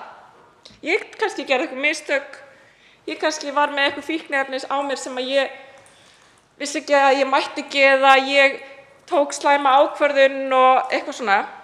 En það að samfélagið sé búið að stimpla mig sem glæpamann, það hefur miklu meiri áhrif á sjálfsmyndina mína heldur en fíkniefni sjálft. Þannig að þú veist, það hvernig við flokkum fólk, hvernig við setjum þau í kassa og hvort sem að við erum að gera það meðvitað og ómeðvitað, að þá gerir það sjálft. Vegna þess að það sem ég hef lært með því að vinna mikið með ungu fólki sem hefur ánetjast fíkniefnum, verið í glæpum, er að það skapar sjálfsmyndina sína út frá því hvaða línur við setjum og foreldrar þeirra og samfélagið. Þannig að ef að ég veit að eitthvað er ólöglegt og geri það samt, þá er líklegra að sem ung manneskja ég hafi minni trú á mér og ég hafi minni trú á því að ég á eftir að standa mig vel í samfélaginu. Og hvað þá ef að lögreglan hefur komið og það hefur orðið eitthvað svona uppþot eða eitthvað þannig. Þetta snýst nefnilega ekki bara lyf eða einhver efni. Þetta snýst ekki bara það.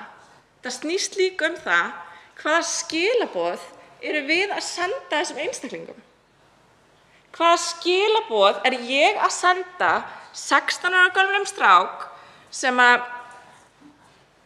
tekur kókaín eða eitthvað og allt fyrir uppþot og barnavernd kemur og það fer allt bara í gang og það er allir bara ókei og þetta er ólöglegt og þetta er bara hræðilegt og eitthvað svona. Þessi drengur, ef hann færi til dæmis á sakaskrá, málaskrá, eitthvað annað, að það myndar sjálfsmyndina hjá þessum einstakling. Og þegar þú ert ungur þá hugsar ekki bara, já, þetta er ekkert mál því þetta fer bara af sakaskránu minni eða málaskránu minni eftir 2-3 ár og það er enginn að pæla í þessu. Þú hugsar ekki þannig. Þú ert bara, ókei, ég er búin að valda öllum vonbrigðum, ég er bara glæpamaður, ég gerði þetta og þetta er bara hræðilegt og þetta er bara líf mitt í dag. Ég hugsa ekkert fram í tímann, 10 ár fram í tímann eða 20. Sumir upplifa bara lífið er þessi búið þegar þið eru 17-18 ára. Út af einhverju svona. Afskiptum lögreglu, að vera á málaskrá, að vera fíkill. Og hversu sorglegt er það? Getið þið ímyndað okkur að við myndum missa alla þessa krakka og allt þetta unga fólk sem að gera mistök. Við missum þau í glæpi og annað bara vegna þess að við erum að setja línunar og segja þú ert glæpamaður. Annars myndi lögreglan ekki koma og sekta þig eða hvað sem það er, að taka þetta af þér og allt þetta.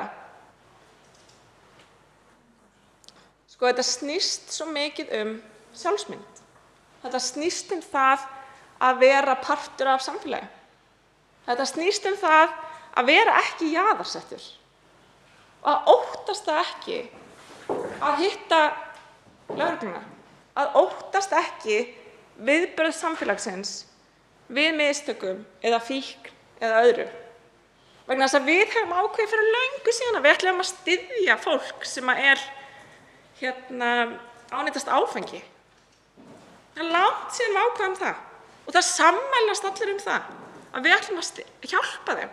Við erum ekkert ána með það. Við erum ekkert ána með það að fólk sé rosalega drukkið hér og þar og sé beita ofbeldi stundum og annað. Þú veist, auðvitað erum við ekki ána með þetta. En við hjálpum þeim. Við erum að hjálpa þeim. Þannig að fyrir mér er þetta svo borðleggjandi og þá sérstaklega vegna unga fólksins sem er að skapa sjálfsmyndina sína, sem er að máta sig inn í samfélagi, hver er ég og hvar stend ég í þessu samfélagi. Er ég bara eitthvað sem verður jaðarsettur og verð bara á jaðrinum og fer í glæpi og á ekki séns út af því að út af eitthvað sem ég gerði eða eitthvað sem þegar ég var bara ungur. Við ætlum ekki að senda þessi skilaboð og við viljum ekki vera að nota aðferðir sem við vitum að virkar ekki. Og þess vegna er það ótrúlegt að við stöndum ennþá hér í dag og erum að tala um eitthvað sem við vitum að virkar ekki. Og við erum ekki að refsa fyrir annars konar fíkn. Þannig að af hverju erum við að refsa fyrir mismunandi fíkn? Fyrir mér er það bara mjög skýrt að við þurfum bara að taka það sem við vitum hvernig hegðun virkar, hvernig tengsl fólksins í samfélagi virkar, hvernig skömm virkar og hvernig við mótum sjálfsmyndun okkar og hversu mikið samfélagi segir okkur hvernig við erum að hafa okkur með því að setja okkur í einhvers konar kassa eða glæpamaður, ef ég brýt lög þá er ég lögbrjótur og þar af leiðandi mögulega glæpamaður. Þannig að það er bara mjög mikilvægt að við tökum þetta allt inn í og sérstaklega til þess að vernda unga fólkið, börnin sem lenda í kerfinu út af nákvæmlega svona hlutum. Þá veitir andsvar, hélt ég. Hún er hér. Jú. Háttvirtur 7. þingmaður Reykjavíkurkjördæmis norður, Diljá Mist Einarsdóttir.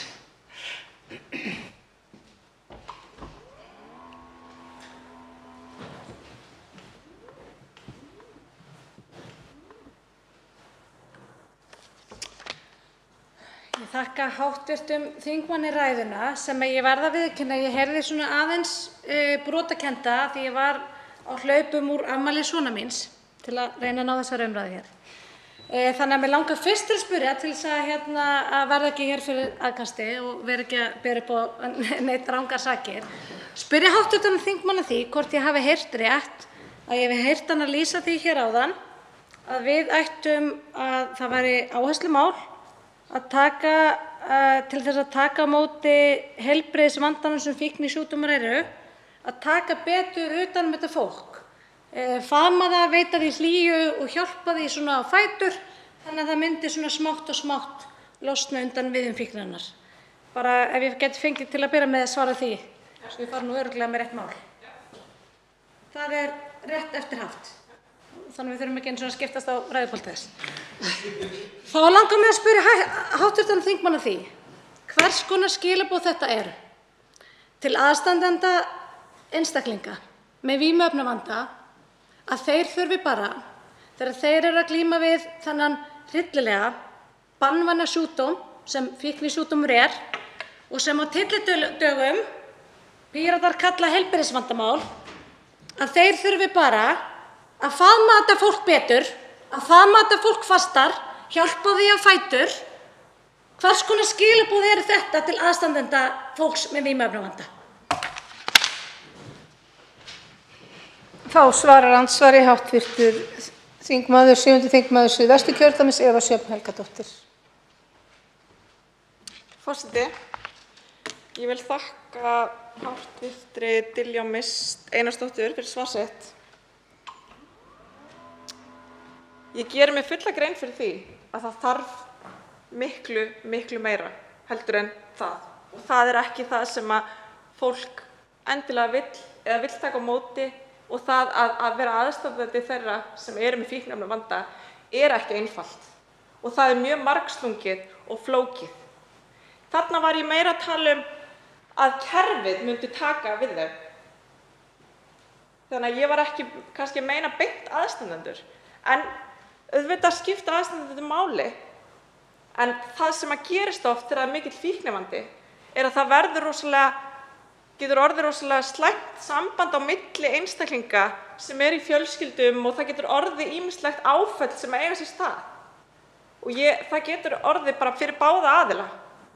Þannig að það sem að ég vil er að við tökum fólkið og segjum bara: þú ert ekki glæpamaður þó að þú sért fíkill. Það er það sem að er minn lokapunktur. Að þú ert ekki og þarft ekki að skapa þér þá sjálfsmynd að þú sért glæpamaður. þó að þú sért að díla við fíkn, að það sé ekki það sem við erum að tala um. Það er það að við, samfélagið, sé ekki að fara að refsa þessu unga fólki sem er bara oft mjög brotið og er kannski inn í kerfinu eða annað og er bara að vilja aðstoð, að ofan á það séu refsingar, séu sektir og annað. Það er eitthvað sem á alls ekki að líðast. Þannig að kerfið þarf einhvern veginn að hjálpa þeim upp og styðja við það í stað fyrir að refsa þeim. Það er það sem snýst um. Þá veitir andsvar síðara sinni hv. þingmaður Diljá Mist Einarsdóttir. Ég þakka hv. þingmanni svarið og ég er glöð að heyra það að þessi skilaboð voru ekki, að þeim var ekki beint til aðstandenda þessa hóps, heldur þá frekar til kerfisins. Og þá spyr ég á móti, sem aðstandandi einstaklinga með vímuefnavanda, af hverju gengur þetta mál þá ekki út á það að kerfið taki betur á móti þessu fólki? Því að það er það sem er að stráfella þetta unga fólk sem þú ert að vísa hér í. Það sem er að stráfella þetta unga fólk er ekki viðbrögð lögreglunnar eða óttinn við umferðarlagasektir eða sektir sem eru lægri heldur en umferðarlagasektir. Það er úrræðaleysi í kerfinu og ég sé ekkert í þessari tillögu þess efnis að við ætlum að breyta kerfinu, heilbrigðiskerfinu, til þess að taka betur á móti þessum hópi. Vandamálið er kerfislegt eins og þú bendir á, eins og hv. þingmaður bendir á. Það sem ég óttast, það er það, þegar ég hlusta á svona umræðu sem ég því miður heyrði bara aðeins brotakennda og ég hef hingað komið til að hlusta betur á. Það sem ég óttast er það að þegar ég heyri þetta tal um að taka betur og þessa áfallasögu og annað, þá bara blossa upp á mér þessar tilfinningar það sem við aðstandendur höfum svo oft upplifað, að við séum ekki að glíma við alvöru heilbrigðisvandamál. Það myndi enginn tala svona við krabbameinssjúkling. Við þurfum bara að faðma þetta fólk fastar. Það þarf bara að hjálpa því á fætur. Nei, þetta fólk þarf að fá læknisaðstoð. Heilbrigðiskerfið þarf að taka þessu fólki opnum örmum. Það þarf að takast á þennan vanda innan heilbrigðiskerfisins. Og út af það ættu allar góðar tillögur að ganga. Í það minnsta ætti það að fá að fylgja með. Þá svarar andsvari síðari sinni hv. þingmaður Eva Sjöfn Helgadóttir.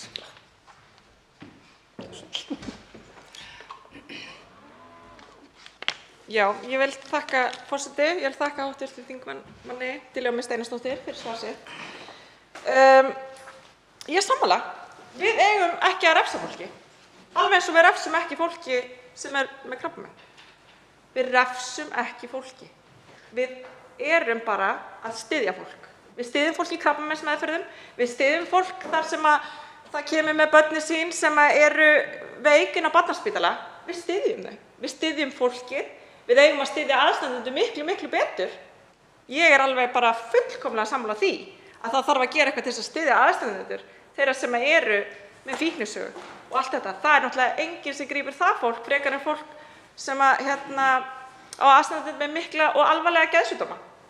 Það veit ég vel. Okay? En það sem þetta snýst um er að þegar að ég hitti, vegna þess að ég hitti líka, og við skulum aðeins pæla í því, það að vera með fíknisögu, það eru allir ólíkir. Það er ein manneskja með fíknisögu, hún er allt öðruvísi en næsta manneskja með hliðina. Þetta er allt einstaklingar með sína eigin sögu, hvernig sem hún er. Alveg svo í öllu öðru. Þú getur alveg verið með einstakling sem lendir í svakalegu áfalli bara við það að vera tekinn af lögreglunni. Það er áfallið sem gerði það að verkum að þau fóru í neyslu. Það er til.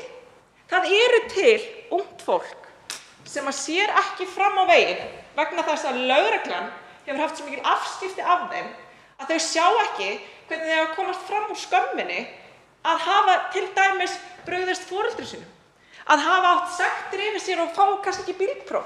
Svona hlutir fyrir unga manneskju eru gífurlegar.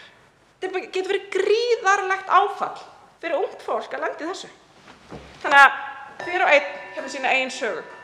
Þess vegna þurfum við alltaf að mæta þeim bara sem einstakling, ekki sem hóp. Andsvörum er þá lokið og til máls tekur 10. þingmaður Norðausturkjördæmis Jódís Skúladóttir. Frú forseti.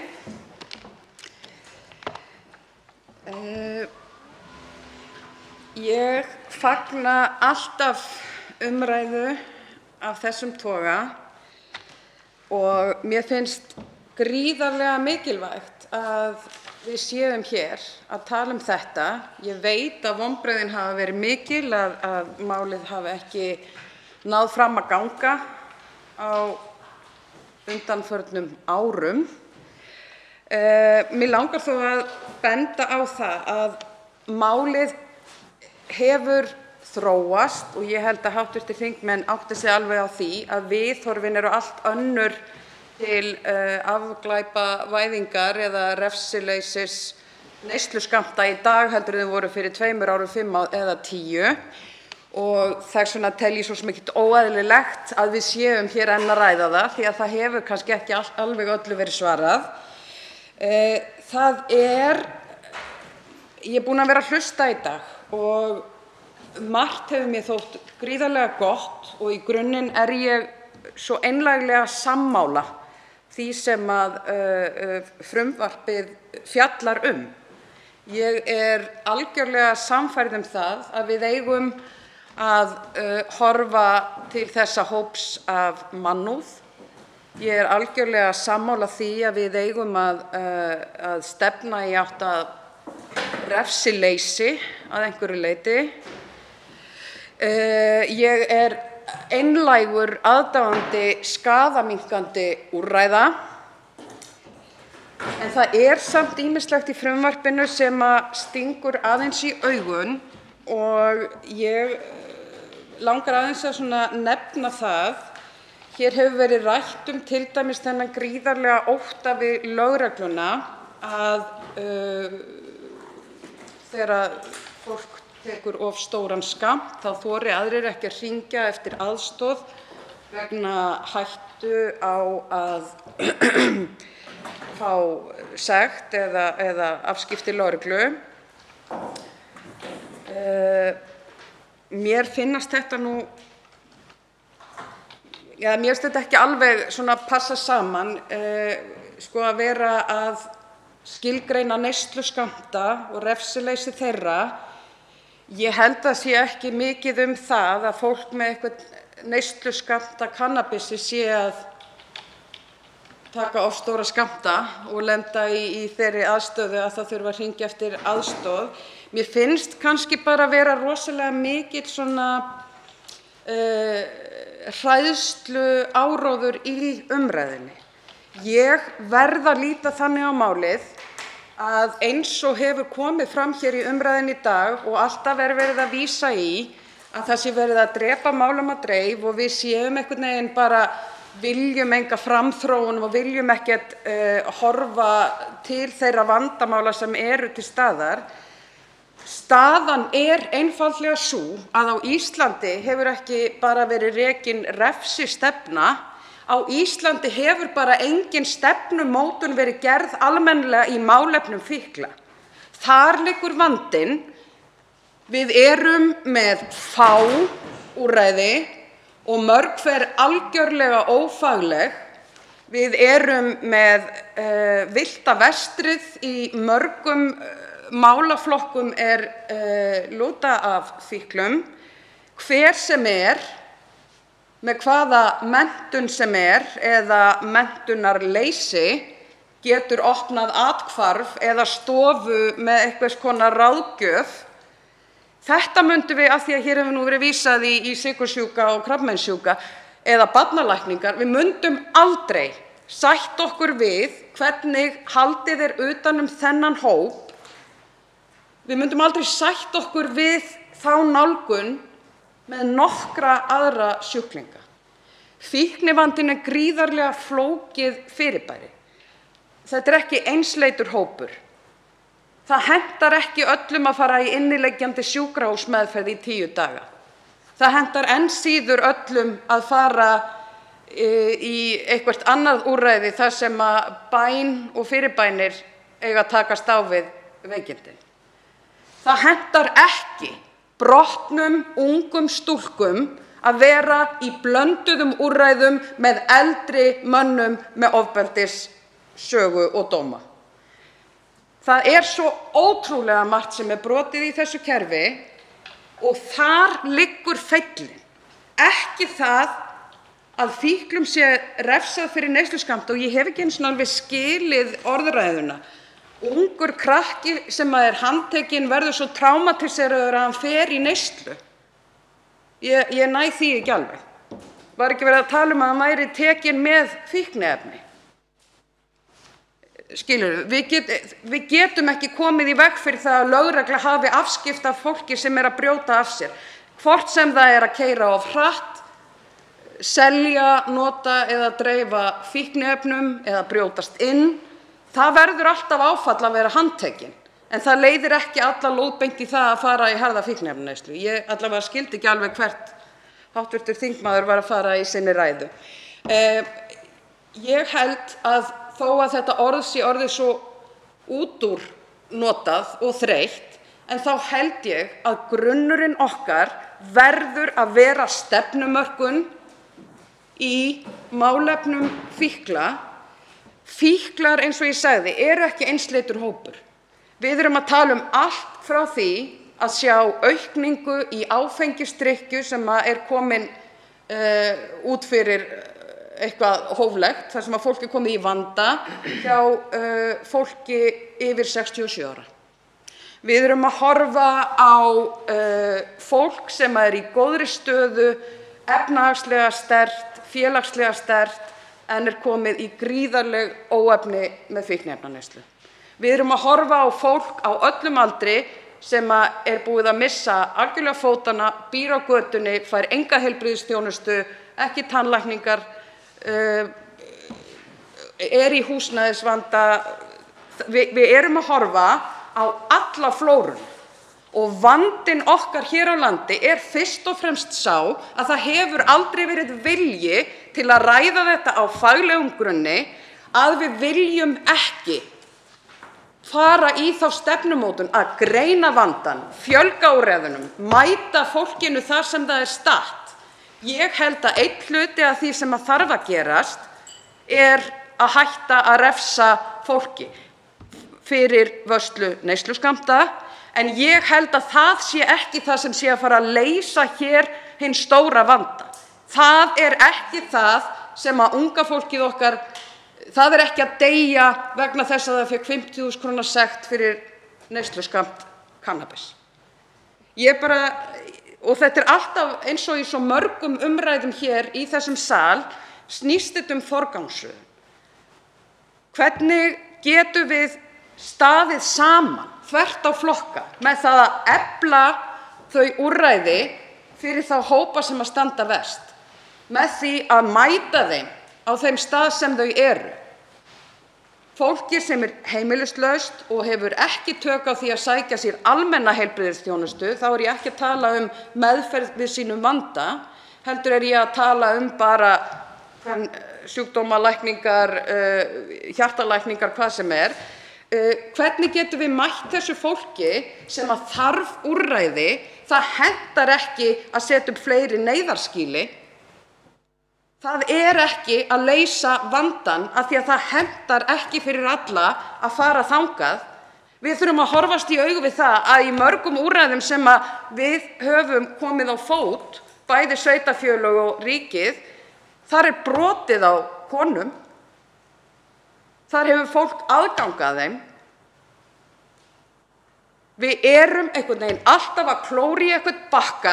Ég efast ekki það að öll sem láta sig málefni þessa hóps varða gera það að heilindum af því þeim umhugað þessa einstaklinga. En ég held að feillinn okkar sé sá að við höfum ekki sem samfélag látið ríkið taka ábyrgð á þessari heilbrigðisþjónustu. Ríkið hefur ekki farið í þessa stefnumörkun. Hér var sett á stað af síðasta heilbrigðisráðherra sem sagt vinna við greiningu, en ég hef ekki af henni frétt síðan eftir kosningar og hef þó tvisvar spurt hana hér í þingsal og þar held ég að vandinn liggi, fyrst og fremst. Þið heyrið alveg að ég heit í þessari umræðu. Ég og fleiri hér í þessum þingsal sem að höfum staðið í þeim sporum að missa nákomna ættingja og hafa einhvern veginn ekkert geta gert, alveg sama hvað við föðmuðum fast eða hvað við hringdum oft eða hvort við þekktum eitthvað sem hafði eitthvað með biðlistan á Vog að gera, það var ekki það sem að þurfti í þeim tilfellum. Málið að ég ætla að halda því fram að ég mun alltaf standa í lappirnar þegar það kemur að því að vinna að betri umönnun fyrir þennan hóp og ég mun gera það á öllum vígstöðum eins og ég hef alltaf gert. Ég held að afglæpavæðing sé það sem að koma skal. Ég geri athugasemdir við, mér finnst óljóst í frumvarpinu stærð neysluskammta. Mér finnst það óljóst. Ég veit, þetta eins og séríslenska gæludýraofnæmið, að við getum ekki leyft hunda í strætó vegna þess. Þá erum við með þetta greinilega séríslenska skammtastærða vandamál sem ekki hægt að finna út úr, eins og var bent á hérna áðan.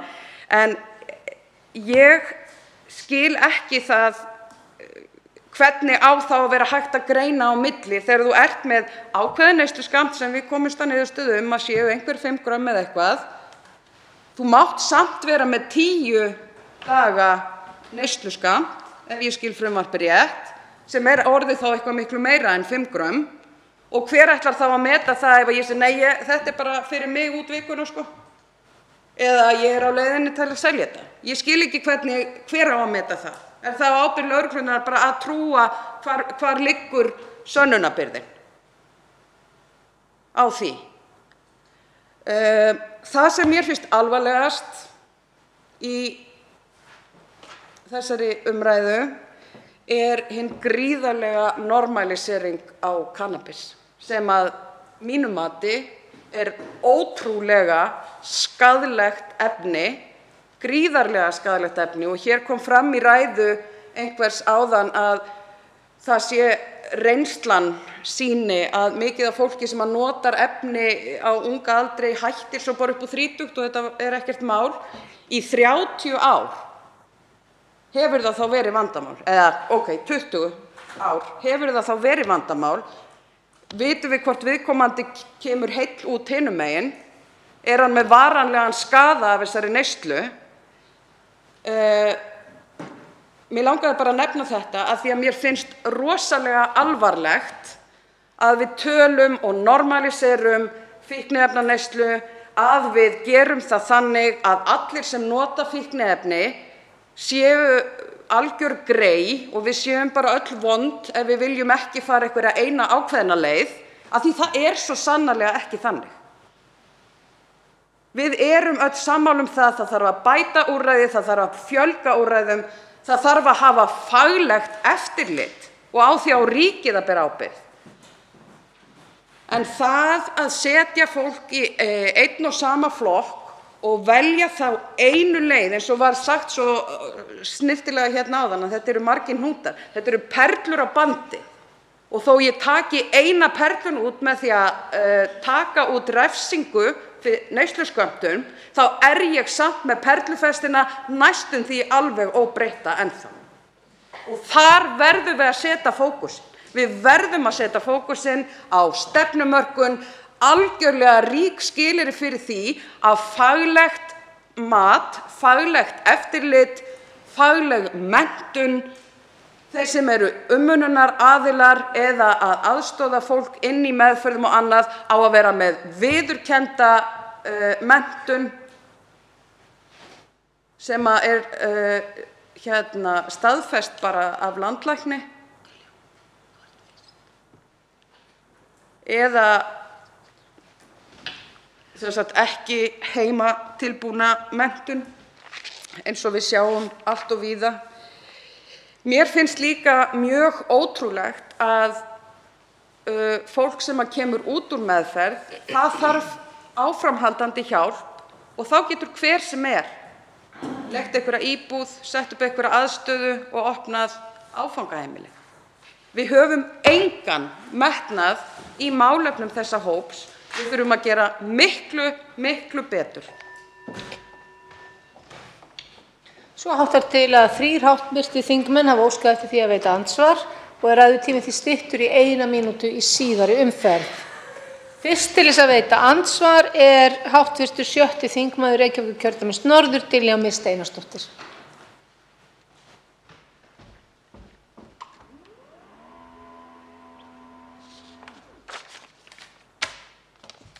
Virðulegi forseti, ég þakka hv. þingmanni Jódísi Skúladóttur kærlega fyrir ræðuna. Mér láðist að heyra, svo ég geri það bara hér með heyr. Það var bara ótrúlega margir góðir punktar í þessari ræðu og ég hef stuttan tíma.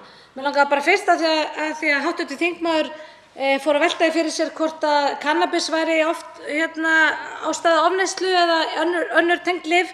Ég er bara með þetta fyrir fram að mig, það er ekki kannabis, það eru lyf eins og oxycodone, albaproxalam, gabapentin, tramadol, buprenorfín, pregabalín, morfín. Ég er örugglega ekki að bera þetta fram rétt, en ekkert af þessum lyfjum á undir þetta frumvarp sem hér er til umræðu. Þessi lyf sem valda ofeitrun og andláti. En mig langaði til þess að spyrja hv. þingmann að því hún nefnir lögregluna og svona ummæli í hennar garð og hennar þátt í þessari umræðu sem hefur verið mjög hávær undanfarið, hvort að hv. þingmanni þyki lögreglan njóta sannmælis í þessari umræðu.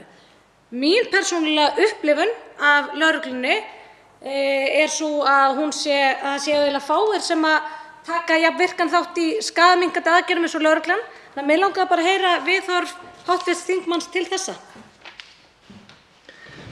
Þá tekur til máls, þá svarar andsvari hv. þingmaður Jódís Skúladóttir. Já, ég þakka hv. þingmanni Diljá Mist Einarsdóttur fyrir andsvarið. Spurningin sneri að lögreglunni, upplifun minni af þeirri umræðu. Ég hef þá trú að það sé gríðarlega algengt að við heyrum neikvæðar sögur úr heilbrigðiskerfinu.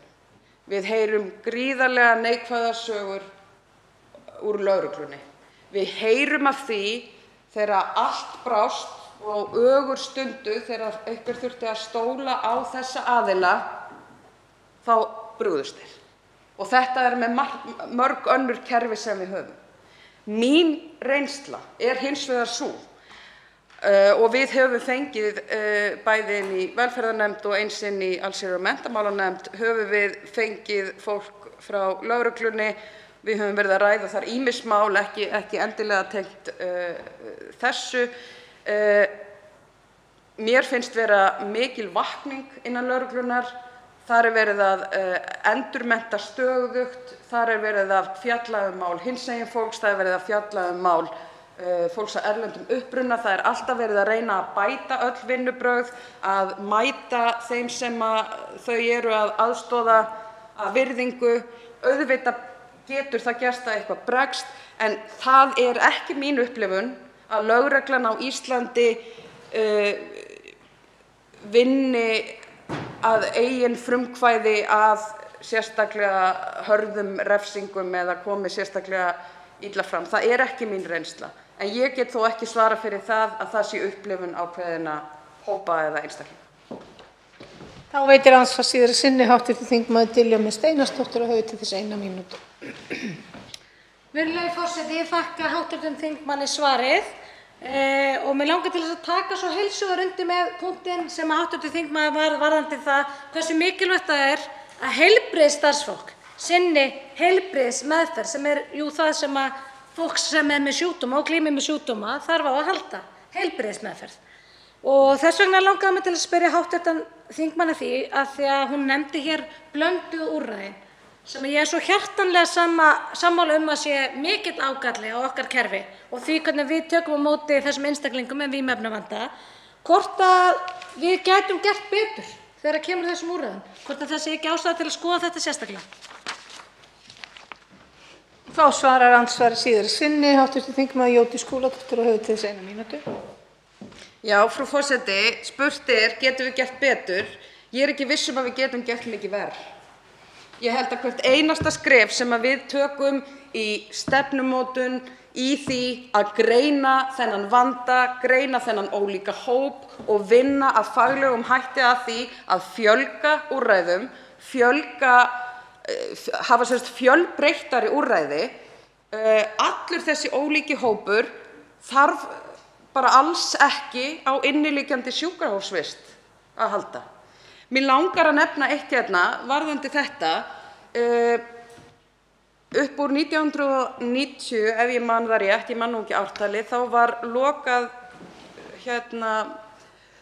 því sem var kallað drykkjumannahæli ríkisins í Gunnarsholti og þá var sagt, þegar það var gagnrýnt mjög mikið, þetta fólk fer bara í meðferð. Það bara fullt af fólki sem mun aldrei ná bata og þess vegna verðum við líka að vera með úrræði fyrir þau. Þá veitir andsvar hv. 3. þingmaður Reykjavíkurkjördæmis norður, Halldóra Mogensen.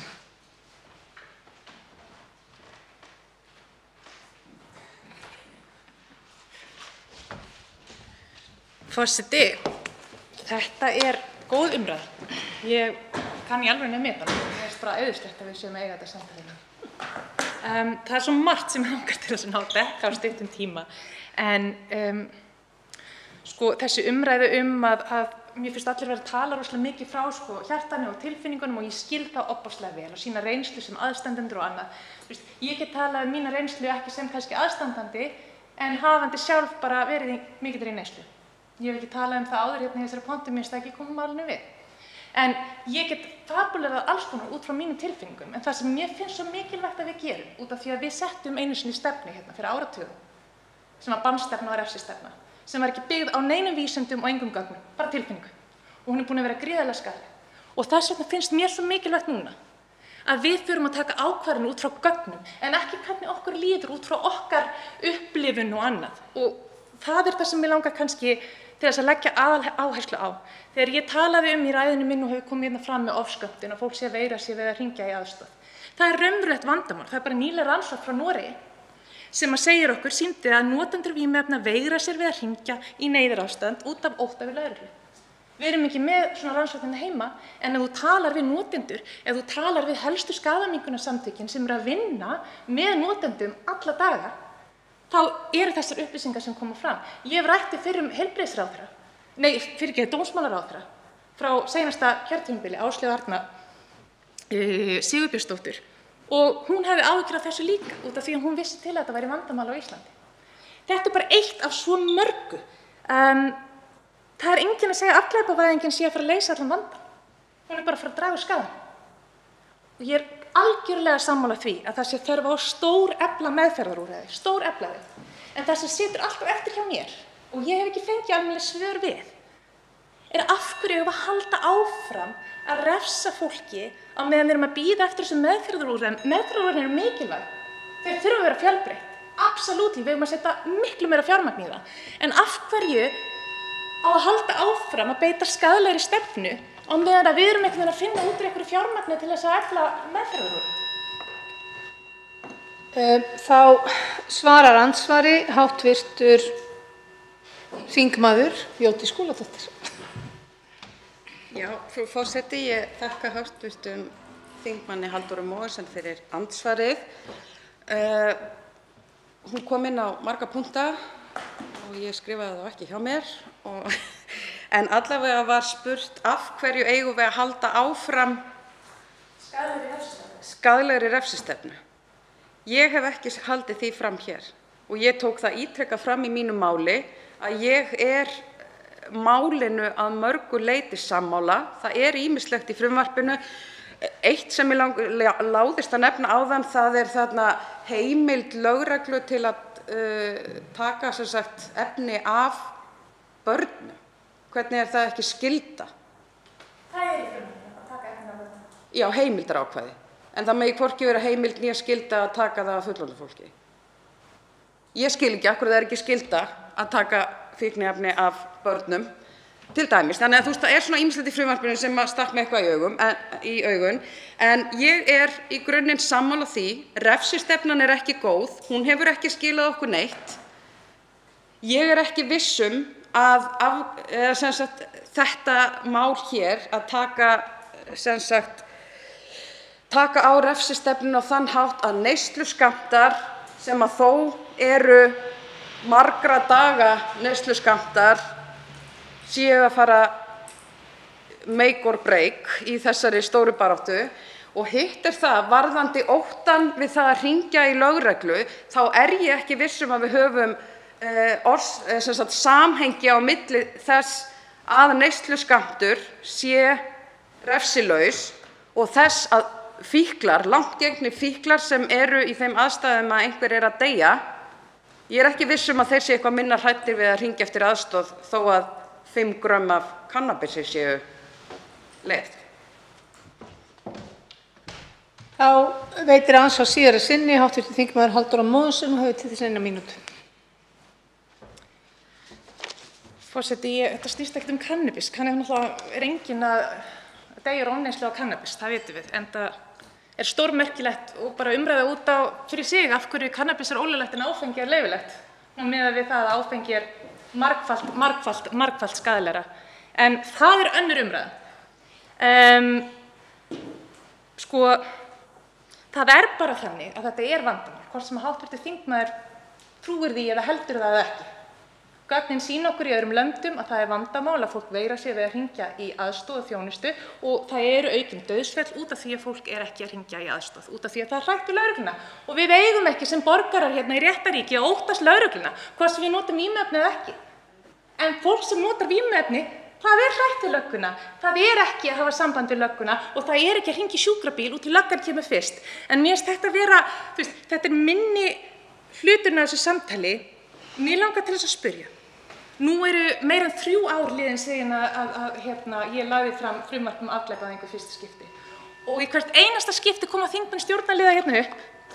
Stjórnarliðar koma upp og segja við þurfum að efla meðferðarúrræðin. Við getum ekki gert neitt fyrir að skoða þetta heildstætt og efla meðferðarúrræðin. 3 ár, af hverju er ekki búið að gera það svo við getum loksins farið að hætta að refsa fólki fyrir að nota vímuefni? Af hverju eru þið ekki búin að þessu? Verður þetta endalaust afsökunin fyrir að halda áfram að refsa fólki og auka á bara þjáningu þeirra?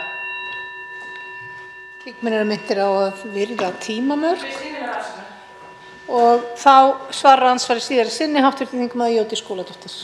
Frú forseti, já, af hverju? Kannski af því að við erum hér að tala afglæpavæðingu, kannski að við myndum öll sameinast það að setja allt okkar púður í það að efla meðferðarkerfið, efla forvarnir, takast raunverulega á við vandann sem fólkið er að deyja úr. Kannski verðum við þá lengra komin þar, ég veit það ekki.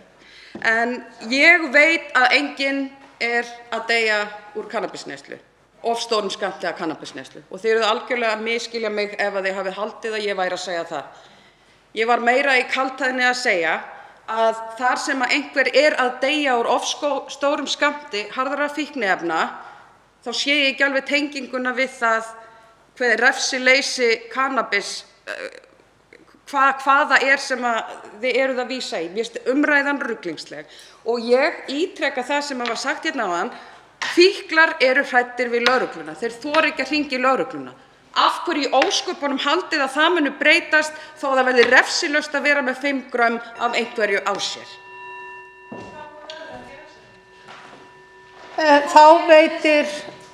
Þá veitir andsvar hv. 7. þingmaður Suðvesturkjördæmis, Eva Sjöfn Helgadóttir. Forseti, ég vil þakka Jódísi Skúladóttur fyrir hennar ræðu. Já, ég vil fyrst byrja á því að árétta þann misskilning að þarna þegar ég var að tala hvernig kerfið tæki á þessu mikla vanda og refsingum, að það er misskilningur að ég hafi verið að tala aðstandendur. Það eru margir aðstandendur inni í þessum sal, meðal annars ég, og ég veit að það virkar ekki að taka bara utan fólk. Bara svo það sé alveg á hreinu, og þetta var ekki ætlað til aðstandenda eða aðstandendur, þetta átti að vera kerfið og það var misskilningur hjá mér. Þannig að þetta snýst það að við séum ekki að refsa. Þetta snýst bara það. Þetta snýst bara það að þú hafir ekki óttann að fá einhverja refsingu. Og sko þó að hv. þingmaður Jódís Skúladóttir sé ekki sammála og skilji ekki hvernig ég gæti komist að þeirri niðurstöðu að ef lögreglan hefur einhver afskipti af þér þegar þú ert ungur, að það geti haft áhrif á þig það sem eftir er lífs þíns. Og það allt í lagi að þú skiljir það ekkert endilega, en sko hv. þingmaður skiljir það ekki endilega, og það er ruglingslegt vegna þess að hver og einn hefur sína vegferð, skilur. Þannig að þú veist, ég get ekki sagt, já, þessi einstaklingur mun fara í harða neyslu út af þessu eina atviki, en ég get sagt það að þetta atvik var ekki til bóta. Þetta atvik var eitthvað sem hafði þau áhrif sem kannski kom hræðsla, kannski kom eitthvað atvik þar sem þér leið illa, skilur. Þannig að þetta er ekki þannig að það verði alveg pottþétt til þess að einstaklingurinn verði rosa mikilli neyslu. En þess vegna vil ég spyrja, finnst þér áfengisneysla þá ætti að vera refsiverð fyrst að það er refsað fyrir aðra fíkn?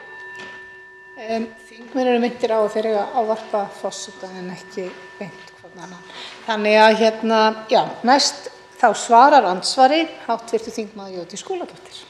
Já, frú forseti, hér er mikill misskilningur í allar áttir. Ég átta mig alveg á því að handtaka lögreglu við ungan einstakling getur verið mjög valdið tráma og getur fylgt einstaklingnum, en ungt fólk getur líka verið handtekið fyrir allt mögulegt. Við getum ekki bara afglæpavætt samfélagið. Það var það sem ég var að meina. Viðkomandi er að gera eitthvað sem ekki má. Við erum að tala um barn, við erum að tala um eitthvað sem er 17 ára, sem er að undir áhrifum, sem er að brjótast inn. Það verður alltaf áfall að vera handtekinn, en ég sé ekki að lausnin sé endilega að þá verði bara að taka brotið og gera það löglegt til þess að fólk fari ekki í tráma vegna samskipta við lögregluna. Ég held við þurfum frekar að vinna þá í því að lögreglan okkar nái betur til fólks og við getum einhvern veginn unnið á þessum mikla ótta sem hér er verið að lýsa. Spurningin var svo sneri að áfengi, hvort ég vildi að það væri neysla og varsla áfengis væri gerð refsiverð. Frú forseti, held að ég hafi verið spurð að því. Nei, sjálf nota ég ekki áfengi, sjálf vil ég ekki sjá áfengi í verslunum, sjálf vil ég ekki auka aðgengi að áfengi. Ég er mjög meðvituð þann skaða sem áfengisneysla landsmanna eins og öll önnur fíkniefnaneysla hefur. Sumir ráða við neysluna sína, aðrir gera það ekki. Fólk verður virkilega veikt. Ég hef ekki stillt upp efnum og þegar ég minntist hérna á kannabis áðan þá var það því að mér finnst talað af allt of mikilli normaliseringu það. Þannig að svarið er nei, ég vil ekki gera það. Ég vil ekki gera það refsivert en ég vil hafa lög og reglur það. Þá veitir andsvar síðari sinni hv. þingmaður Eva Sjöfn Helgadóttir og hefur til þess 1 mínútu. Forseti, ég vil þakka Jódísi Skúladóttur fyrir Jódísi Skúladóttur fyrir sitt svar. Já, þetta er ekki auðvelt og ég held að allir geri sér fulla grein fyrir því að þetta er bara brot af því að takast á við vandann sem við stöndum frammi fyrir. Þetta er bara pínulítið brot og það getur alls konar komið upp. En þetta snýst það að fólk treysti sér til þess að vera með fíknivanda og eiga ekki hættu á að vera refsað fyrir það. Þetta snýst bara það. Og þess vegna hver sem fíknin hvort hún sé áfengisfíkn eða önnur fíkn, að þá finnst mér að við eigum að tryggja það sem samfélag að það sé þannig að það sé ekki gert. En hvað þyrfti að breytast til þess að þú myndir samþykkja afglæpavæðingu? Það svarar andsvari síðar sinni hv. þm. Jódís Skúladóttir og hefur til þess 1 mínútu. Já, frú forseti, mig langar nú bara að minna hv. þingmann á það að við erum bara að tala afglæpavæðingu eða refsileysi neysluskammta. Fíkniefnasala, innflutningur og varsla stærri skammta verður enn ólögleg. Óttinn við lögregluna verður áfram til staðar. Fólki mun verða refsað áfram og það verður meira að segja mjög flókið út frá þessu frumvarpi að meta það hvort þetta neysluskammtur eða ekki, af því að það kemur fram í frumvarpinu að þetta eigi að vera neysluskammtur fyrir 10 daga.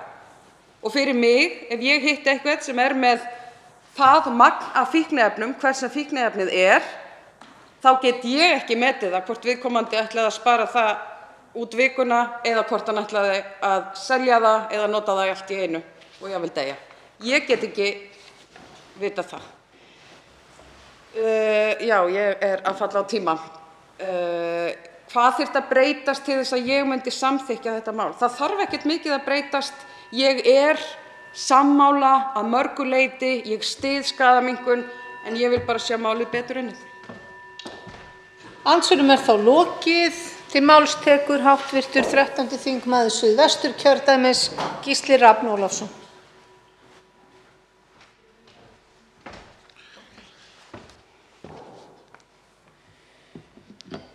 Frú forseti, vímuefni hafa þekkst í árþúsundir og hafa orsakað ýmis félagsleg og samfélagsleg vandamál.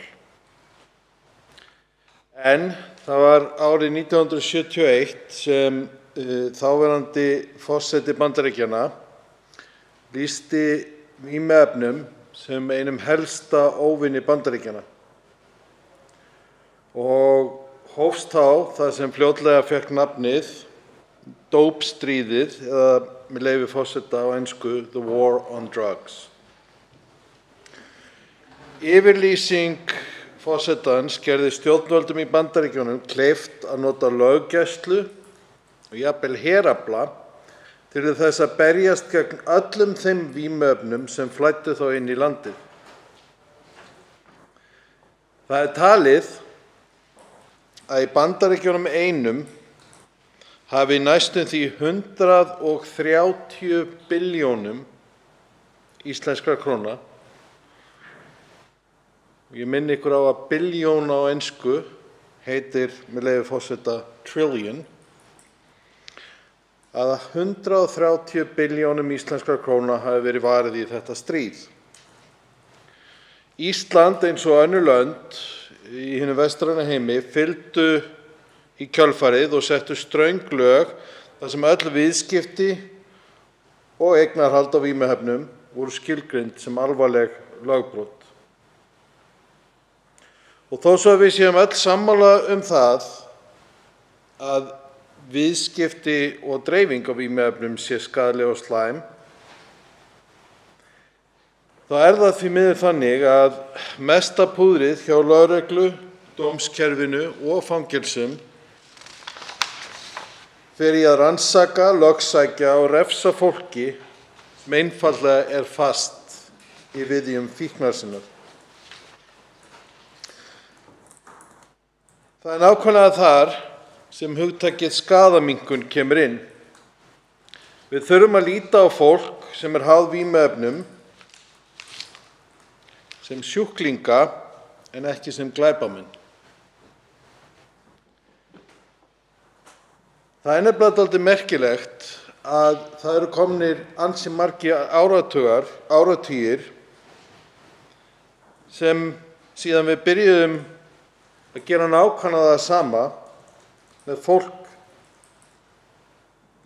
sem háð vímuefni sem hefur verið lögleitt frá því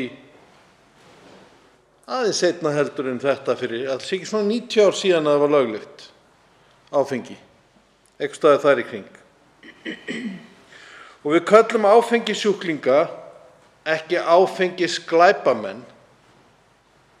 Og við sem samfélag höfum byggt upp ákveðið stuðningsnet og þjónustu fyrir þau sem vilja losna undan verstu einkennum áfengissýkinnar.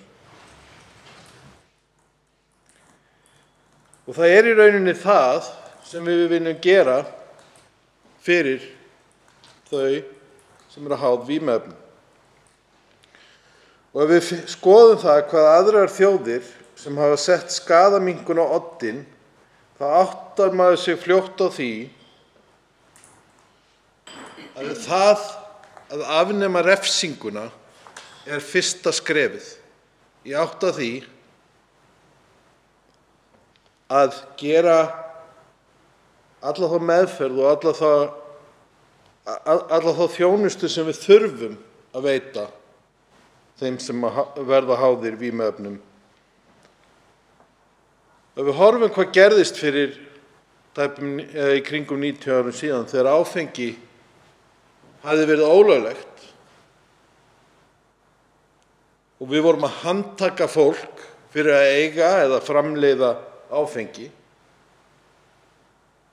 Og svo hugsaum út í það hvað við erum að gera núna, eða þurfum að gera núna, sem er það að byrja á því að hætta að refsa fólki og jafnvel, eins og hv. þingmenn Sjálfstæðisflokksins hafa svona rætt hér, jafnvel lögleiða eitthvað af því. Það eru skatttekjur þar, það fer ekki á milli mála. En áður en við hugsum út í allt það, þá þurfum við að hugsa út í það hver þessi stefna okkar er. Og fyrsta skrefið í stefnunni er að fjarlægja refsinguna. Það er enginn að segja það að það þurfi ekki að fara í betri meðferðarúrræði. Það er enginn að segja það að við þurfum ekki virkilega sem kerfi, sem ríki að hugsa þetta fólk, styðja ekki bara við fólki sjálft, heldur svo sannarlega líka við aðstandendur. En við megum ekki bíða endalaust með það að taka fyrsta skrefið bara því við erum ekki búin að öllu hinn. Þegar ég bjó í Washington fylki í Bandaríkjunum fyrir áratug síðan, þá tóku þeir skrefið, held ég annað eða þriðja fylki í Bandaríkjunum, til þess að lögleiða kannabis. Þeir gerðu það með þjóðaratkvæðagreiðslu, vegna þess að það er hægt að gera það í sumum fylkjum Bandaríkjanna. Og þeir tóku það ákvörðun að lögleiða, en lögleiðingin, hún gerðist ekki bara á einni nóttu. Það var ekki bara þannig að leið og var búið að samþykkja það að kannabis yrði löglegt, að það væri orðið löglegt daginn eftir. Heldur var ákveðinn tími gefinn í innleiðinguna á þessari lögleiðingu.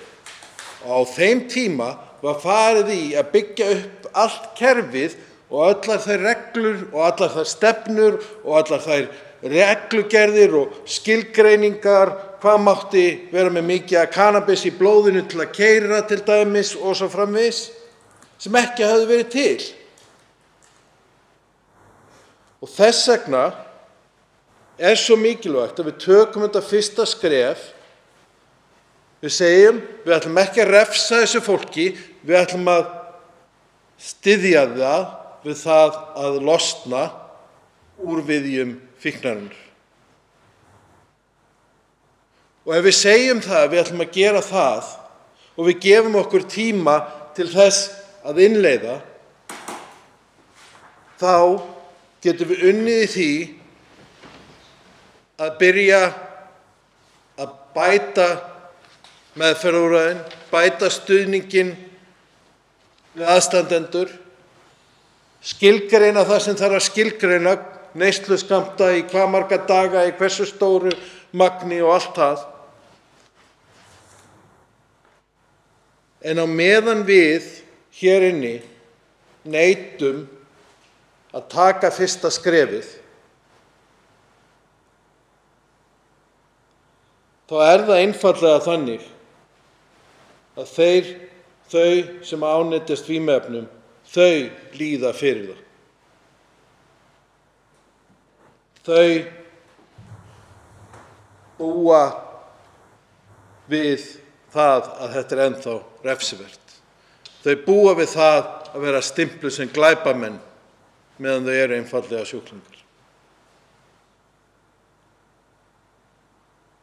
Og það einfaldlega kominn tími til þess að við sem samfélag, nú ætla ég að nota myndlíkinguna sem hv. þingmaður Eva Sjöfn Helgadóttir notaði. Það kominn tími til þess að við faðmum fólk og styðjum það sem kerfi, sem samfélag, ekki sem einstaklingar. Í stað þess að setja handjárnin á.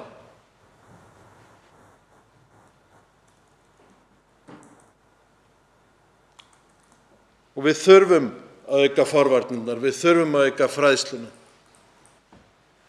Við þurfum að gera allt það, en á meðan við skýlum okkur bak við það að það þurfi að gera þetta allt saman í einu, það þurfi að klára þetta allt, þá gerist það aldrei. Og meðan mun fólk deyja af því að við erum ekki að sinna því. Og ég er svo hjartanlega sammála þeim sem hafa komið hérna upp í ræðustól í dag og talað það hvað við þurfum að gera mikið þegar kemur að forvörnum, meðferð, stuðningi og öllu þessu. Og ég hvet alla þá sem hér inni sitja, ekki bara þau okkar sem eru hér inni núna, heldur öll 63 okkar sem sita hér á Alþingi. Og nú skulum við setjast niður og móta þessar stefnur. Ef það er ekki að koma frá ríkisstjórninni, þá getur velferðarnefnd gert þær. Ef það kom ekki frá velferðarnefnd, þá getum við sem hér inni sitjum gert þær.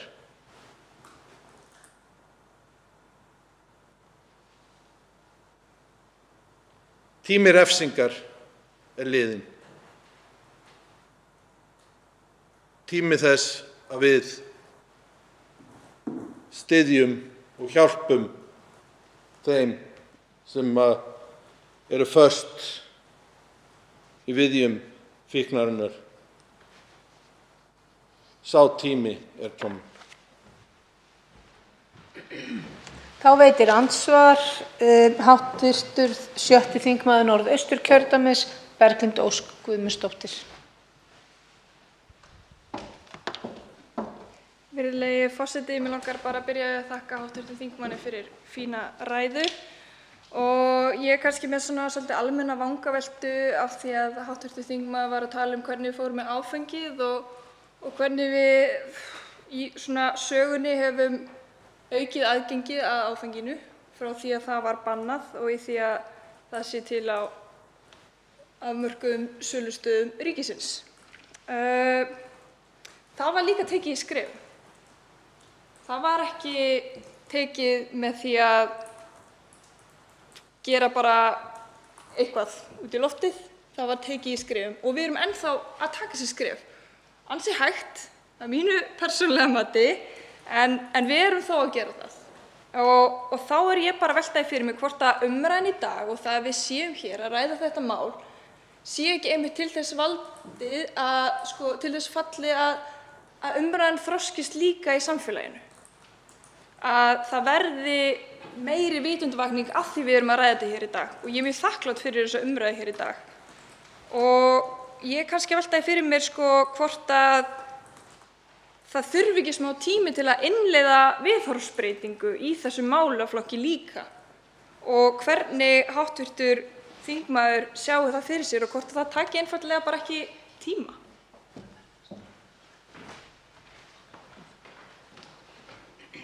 Til máls tekur hv. 13. þingmaður Suðvesturkjördæmis, Gísli Rafn Ólafsson. Frú forseti, ég þakka hv. þingmanni Berglind Ósk Guðmundsdóttur fyrir góða spurningu. Við þurfum að sjálfsögðu að taka þetta í skref. Og það sem við erum að ræða hér í kvöld er fyrsta skrefið. Og munum við vera með akkúrat rétta skilgreiningu og akkúrat rétta aðferð hér í þessu frumvarpi? Kannski komumst við að því eftir 2-3 ár að eitthvað mætti gera betur og eitthvað annað mætti gera betur. Og við eigum ekki að halda að við þurfum að koma með fullkomin lög og fullkomna aðferð í upphafi. Nákvæmlega eins og hv. þingmaður benti á, við byrjuðum á því að afnema refsinguna á því að drekka áfengi. En við töldum að það væri nú ekki gott fyrir fólk að drekka áfengi, en við til dæmis leyfðum ekki bjór í einhver 50 ár eða eitthvað. Nú við reyndum líka að gera það þannig að það sem var selt í áfengisverslunni var eiginlega ódrekkandi hlutir, en fólk drakk það nú samt. Nú svo man ég alveg eftir því þegar ég var tvítugur, þegar bjórinn var fyrst leyfður. Við tókum þetta allt í skrefum, já, hér er fyrsta skrefið, nákvæmlega sama fyrsta skref og tekið var þegar var ekki lengur bannað að drekka áfengi. Og síðan höldum við áfram á þessari vegferð og áttum okkur á því hvernig við getum virkilega tekið vel utan fólk með fíkniefnavandamál eitt skref í einu. Þá veitir andsvar síðara sinni hv. þingmaður Berglind Ósk Guðmundsdóttir. Já, forseti, hv. þingmaður talar að þetta sé fyrsta skrefið, en það nú kannski bara einmitt málið að sumum finnst of mikið í húfi til þess að þetta sé fyrsta skrefið, af því að það ekki allir sammála vinnubrögðin eða hversu vöndu vinnubrögð eru við þessa lagasetningu eða þetta frumvarp.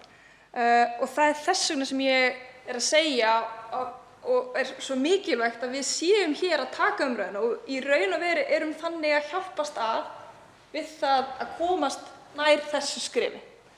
Og ég held að það sé eitthvað sem sé dýrmætt og skiptir gríðarlega miklu máli í þessu lýðræðislega samfélagi sem við búum í.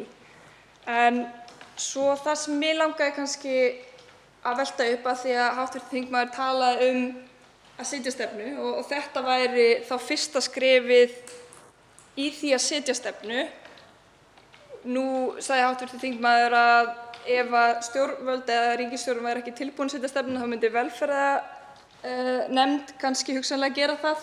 Og mig langaði kannski bara aðeins að fá meira frá þingmanninum hvernig hann sér fyrir sér að við förum í það að móta þessa stefnu ef við byrjum ekki bara á því að fara í heildarendurskoðun á málaflokknum frá A til Ö, þannig við vitum hvar við byrjum og hvar við ætlum að enda og hvert markmið og við sammælumst það og að stefna stjórnvalda verði skýr og skili árangri. Þá svarar andsvari síðara sinni hv. þingmaður Gísli Rafn Ólafsson. Frú forseti, við erum reyndar búin að vera að taka þessu umræðu og umræðan hefur þróast mjög mikið, bæði hér inni og í samfélaginu. Fyrst þegar hv.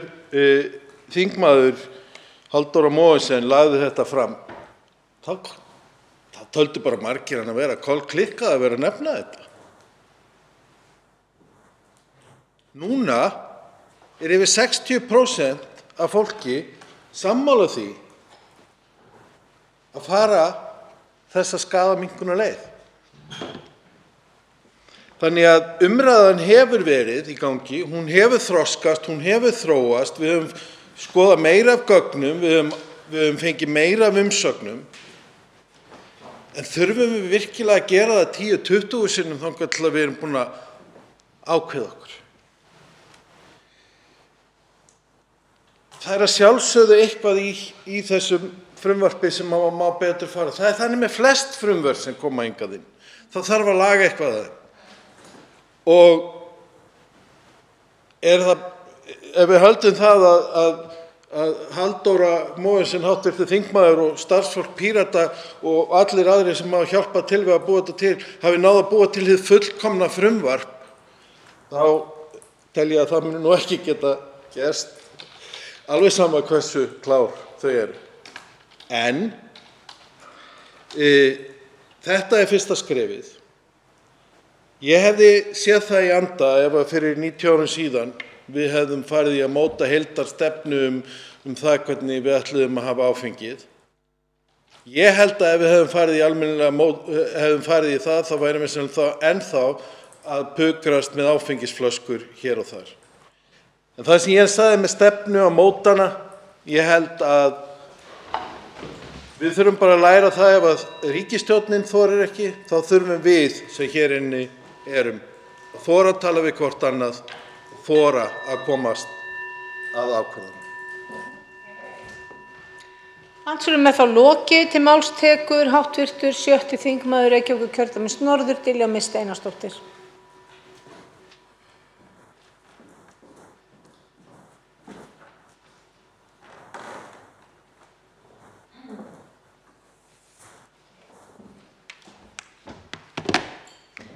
Virðulegur forseti, ég þakka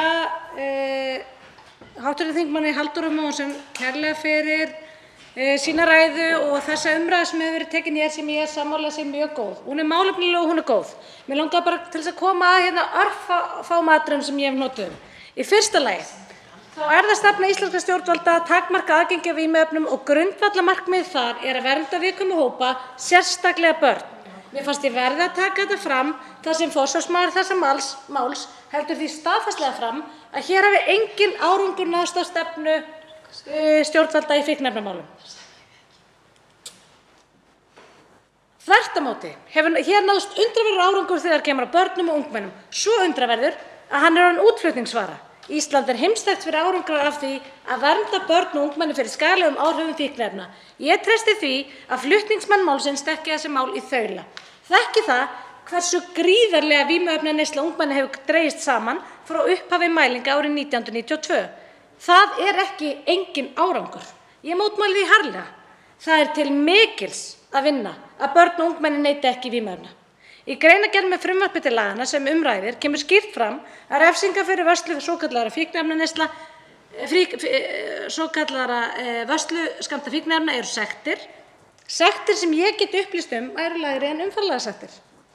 Þá kemur þar sömuleiðis fram að brot fyrir vörslu fíkniefna komi ekki fram á sakavottorði. Því skýtur það skökku við að hlusta á flutningsmenn frumvarpsins fara yfir það hér í þessari umræðu að fólk sitji jafnvel í fangelsi fyrir vörslu neysluskammta. Það er kolrangt. Sömuleiðis hefur fengið lögð fram gögn hér á þinginu sem sýna að 84% þeirra sem lenda í refsivörslukerfinu fyrir vörslu neysluskammta gera það í tengslum við önnur brot.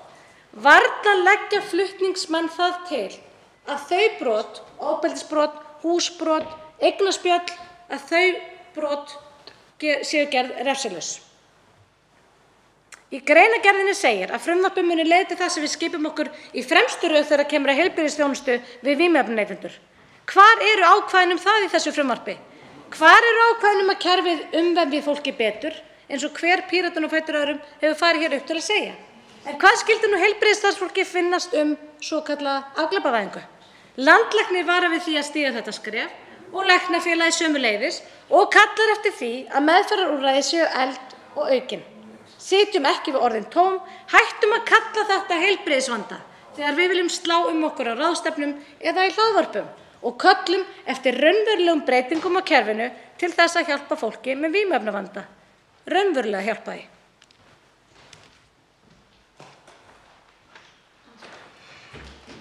Þá veitir andsvar hv. 3. þingmaður Reykjavíkurkjördæmis norður, Halldóra Mogensen. Forseti, ég veit að við höfum lítinn tíma, þannig að ég skal bara vera mjög snögg.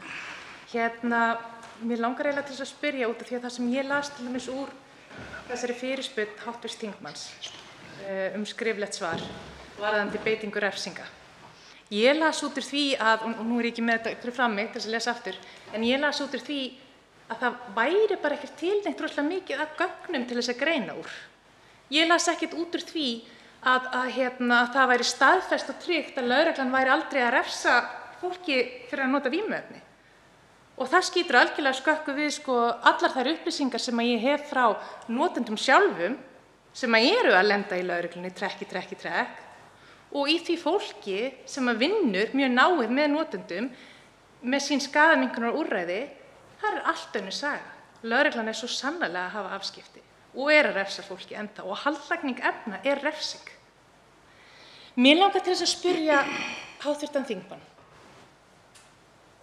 Hvaða árangri sér hún að við erum að ná með refsingunum? Hvað er það sem réttlætir það að við höldum áfram að refsa fólki? Þá svarar andsvari hv. þingmaður Diljá Mist Einarsdóttir. Ég þakka hv. þingmanni andsvarið og til þess að koma að fyrri hluta fyrirspurnarinnar varðandi það svar sem ég fékk hér og var lagt fram í þinginu. Vissulega þá skorti mikið upp á gögn til þess að greina úr, en ekki varðandi það sem snýr að nákvæmlega því sem ég var að tala um. Það er að segja, það eru til gögn sem sýna það að 84% þeirra sem eru í kerfinu, sem lenda í refsivörslukerfinu okkar vegna vörslu fíkniefna, eru það sömuleiðis í tengslum við önnur brot. Þau tengjast öðrum brotaflokkum. Og við nánari eftirgrennslan þá brotaflokka, þá er að ræða umferðarlagabrot, ofbeldisbrot, eignarspjöll, húsbrot, brot gegn friðhelgi einkalífs og þar fram til götunum. Þannig að það var önnur gögn, til dæmis varðandi sakavottorð og annað sem ég gat ekki fengið kölluð fram einhver hluta vegna og verð að koma þá inn á seinni hlutann í síðar andsvara mínu. Þá veitir andsvar öðru sinni hv. þingmaður Halldóra Mogensen.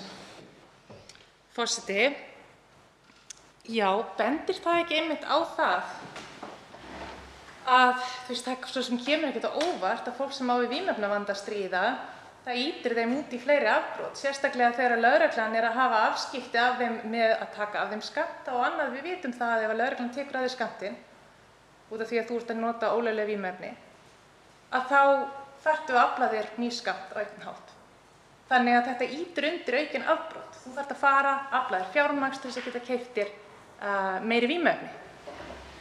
Eða þú fær sekt. Þú þarft að brjóta af þér til þess að afla þér fjármagns til þess að greiða fyrir sektina. Spurningin mín er þessi. Hvað er það sem samfélagið græðir á því að halda áfram að refsa fólki? Það er eiginlega bara, það er eina spurningin sem mig langar í svar við. Af hverju eigum við að halda áfram að refsa fólki? Hvað erum við að græða því? Hvað er að koma út úr því? Hvernig er það að hjálpa? Hvernig er það að koma í veg fyrir þennan vanda, þennan fíknivanda sem við erum að sjá fram á að aukast? Þá svarar andsvari síðar í sinni hv. þingmaður Diljá Mist Einarsdóttir. Ég þakka hv. þingmanni síðar andsvar. Af hverju, já, nú er maður farin að drífa sig svo mikið. Af hverju verið að refsa þessu fólki? Ég taldi okkur vera sammála um það að það væri ekki hægt að komast hjá því að refsa fólki fyrir að minnsta kosti önnur afbrot og í miklu meirihluta sýna gögnin okkur, að minnsta kosti 84%, þá eru þessi brot fyrir vörslu fíkniefna í tengslu við önnur afbrot.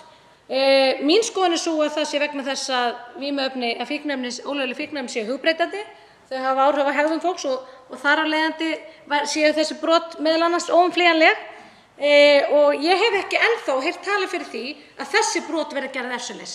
Umferðarlagabrot, ofbeldisbrot og líkamsmeiðingar, eignarspjöll og þess háttar. Hvað varðar árangurinn, þá fór ég ágætlega yfir það í ræðu minni hér áðan og þá er ég að vísa til þess árangurs, undraverða árangurs sem hefur náðst á Íslandi varðandi neyslu ungmenna, barna og ungmenna á fíkniefnum sem hefur stórlega dregist saman frá árinu 1992 þegar mælingar hófust. Nú er umræðu þetta mál frestað og þá tekið af dagskrá, auk dagskrármála 5-7. Útbýtt er á fundinum þingskjali 50, vextir og verðtrygging og fleira frumvarp, flutningsmaður Ásthildur Lóa Þórsdóttir og fleiri. Þingskjali 52, breytingar á aðalnámskrá í grunnskóla, þingsályktunartillaga, flutningsmaður Eyjólfur Ármannsson og fleiri. Þingskjali 56, kaup á nýrri Breiðafjarðarferju, þingsályktunartillaga, flutningsmaður Eyjólfur Ármannsson og fleiri. Þingskjali 59, fasteignalán til neytenda og nauðungarsala, frumvarp, flutningsmaður Ásthildur Lóa Þórsdóttir og fleiri.